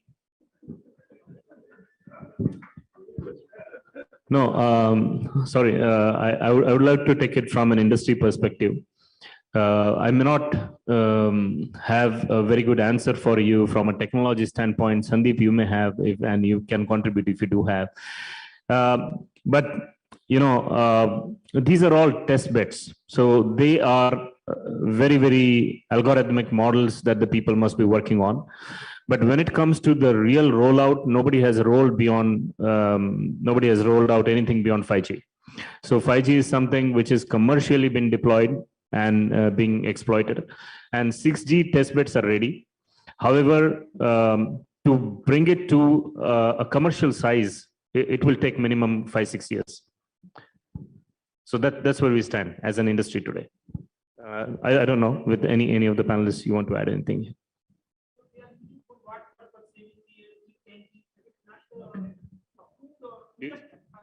No, give it to him. Yeah, sure. Sure. No. Give it to Sandeep. He wants to add something. Hi. First of all, just to address your question, when we talk about G is always related to the degree of standardization. So till now, only 5G is standardized, 6G is going to come. So whatever G that you're talking about, that might be a generation of some other technology, not the wireless. The 10G, 7G. So when you say internet speeds, that other speeds may be from the fiber and other things. This G that we are talking today is about the wireless technology generations. So G is the generation that can be, even if you look at the Honda scooters, they are launching 6G, but that doesn't mean that a wireless 6G. That is 6th generation of Honda scooters. Just to answer your question. Yeah, this is not wireless. Okay, thank you. I think it's a very good way to conclude it while all of us are laughing. So thank you very much. One more, last question. Okay. There's one more question. Yes. Yes, please. In terms of affordability, normally whenever I'm a chartered accountant, so I would put it from the financial point of view. Whenever we are launching a product, there's a market survey. We go to the customer, we understand his requirement, we understand his pocket, and then we try to do the backward working to get the financials right. I think that's a prudent way of doing it. Now in this, probably I think even for 4G, the revenue which we are getting, the ARPU of 180 rupees, is not sufficient to make it to make it viable. So what would be the ARPU or government support you'll require so that it's a viable thing? It doesn't go into it doesn't become a bad project where public money is being is the ultimate funder of the whole project. So what would be the government subsidy support you'll require, where government comes in as a financer to put in the money for the beneficiaries? So the beneficiary is paying almost 180 rupees per month as an ARPU. So I think that's the pertinent thing. Yeah, so coming from the telecom fraternity, possibly I can pick it up. However, this is the nature of this industry, right? I mean, the licenses are sought for almost 15 years, and then the money's been paid to the government. Initially, it was upfront, and then it was monetized over a period of 15 years. Erstwhile, say 20 years now, the term has come down. But nonetheless, that is the nature of this industry. It's capital intensive. And that's where you see there are very limited players who are in the fray. Moreover, all the new technologies are not necessarily expensive. The new technologies are very efficient. So the spectral efficiency of those technology is doing a lot of justice to the price resource, which is the spectrum. So I am able to do a lot more megabits of the data now in the given chunk of a spectrum compared to what I was doing in the previous generations of the technology. So similarly, with the new 6G coming in, I would actually be able to pump in more data in the given chunk. So I think that way we are already monetizing more. And why a new technology? That's a question which I sensed in the room as well. So I think the answer truly lies in our own behavior. When I drive my car, a few years back, I used to download an MP3 app and listen to the songs. Now what I do? We all turn on YouTube, it is running, and then we are driving car. So we're just listening to the music, and for which we're consuming a lot of data unintendedly on the network, I mean, without even watching it. So that's the behavioral change. I think it is driving the new technology and the consumption on the network. It's many times not purposeful, but it's happening. And with the 5G launch, within few months, since October 2022, we had seen that the data had gone up 40% on the network. So, and the tariff you see is the plan for 4G and 5G is same. However, the data has gone up, and hence the ARPU has gone up for 5G users because you're paying for the extra data that you're doing on the network. So your behavior is driving all of this, and plus the new technology as well. I don't know if you want to add. It's on. Yeah, it's on. So I just have one more perspective to it. I don't know, probably you said you're a yeah, CA or financial guy. Okay, so the government SOPs can help you only in delaying your cost investment, delaying your cost. Still, as an operator, as a service provider, you have to look at how do you monetize your technology, right? Because like 5G, 5G is a fat 4G as of now, like what Jeevan also was corroborating this. So how do you actually monetize 5G? That is going to be a thing. And for us, India is in an interesting situation because as I told you, I've seen this 2G transformation coming wherever we are today. And I don't know how many of you realized we completely leapfrogged 3G. We didn't go into 3G big time. Okay, but we did some investments, but we leapfrogged from, when I say 3G, we didn't go to the UMTS one, we went directly to HSDPA, which is like 3.5 or 3.75, whatever they call it, right? So like that, there are some advantages for being late starters. But for your question, my perspective, my view, don't take this as Accenture code. This is my personal opinion. Okay, government subs, because why I'm saying this is government subs have been given in Europe, and they have given, like, for example, I don't know if it is like 25 euros a month or something. That is the sort of fee they have to pay for the spectrum, and people can go and launch private networks, right? So that is one way of looking at it. But all these things are not sustainable, in my opinion. Government shops will only take you, maybe they can give you a spectrum, I'm just thinking aloud, maybe they can give you a spectrum holiday for a few years, but that will only address your cost part of it. But still you have to figure out what is it you're going to use the technology for monetizing it. I think that's where the crux is. Yeah, just to add a couple of things. First, from the government side, you already know, we have already brought up the 6G mission. We are going to support the right sphere, maybe in the R&D or the particular type. Yes, government support will be there. Please don't expect it on the subsidy side or anything. That's going to be the later. You need to think when the new technology rightly comes, it not necessarily be expensive, as you rightly pointed out. The entire business model will go for a toss in 6G. Mark my word. The entire business model will go for a toss in 6G because the network itself, if you see, I was mentioning a lot of networks. We are going into SAGIN network. We are the information technology. So the entire stuff is completely changing.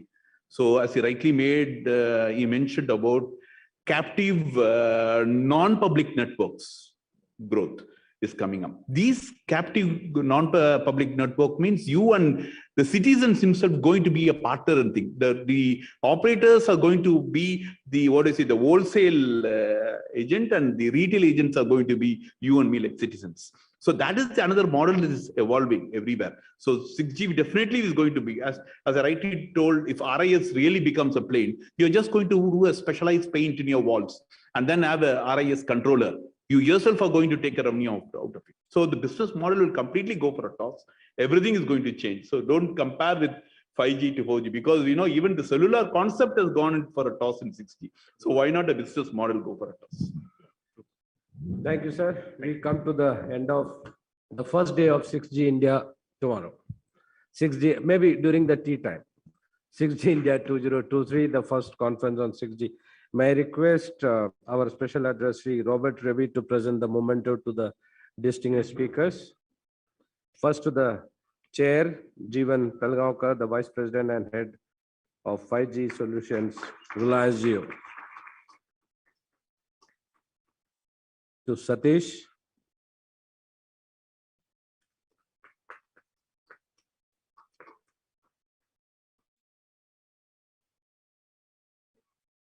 To Sriram. Both come from the same country.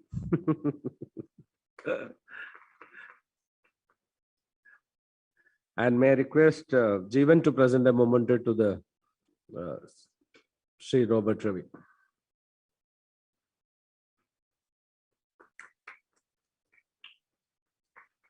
Thank you, ladies and gentlemen. We'll have a tea break and then see you tomorrow sharp at 9:45. See you. Thank you very much.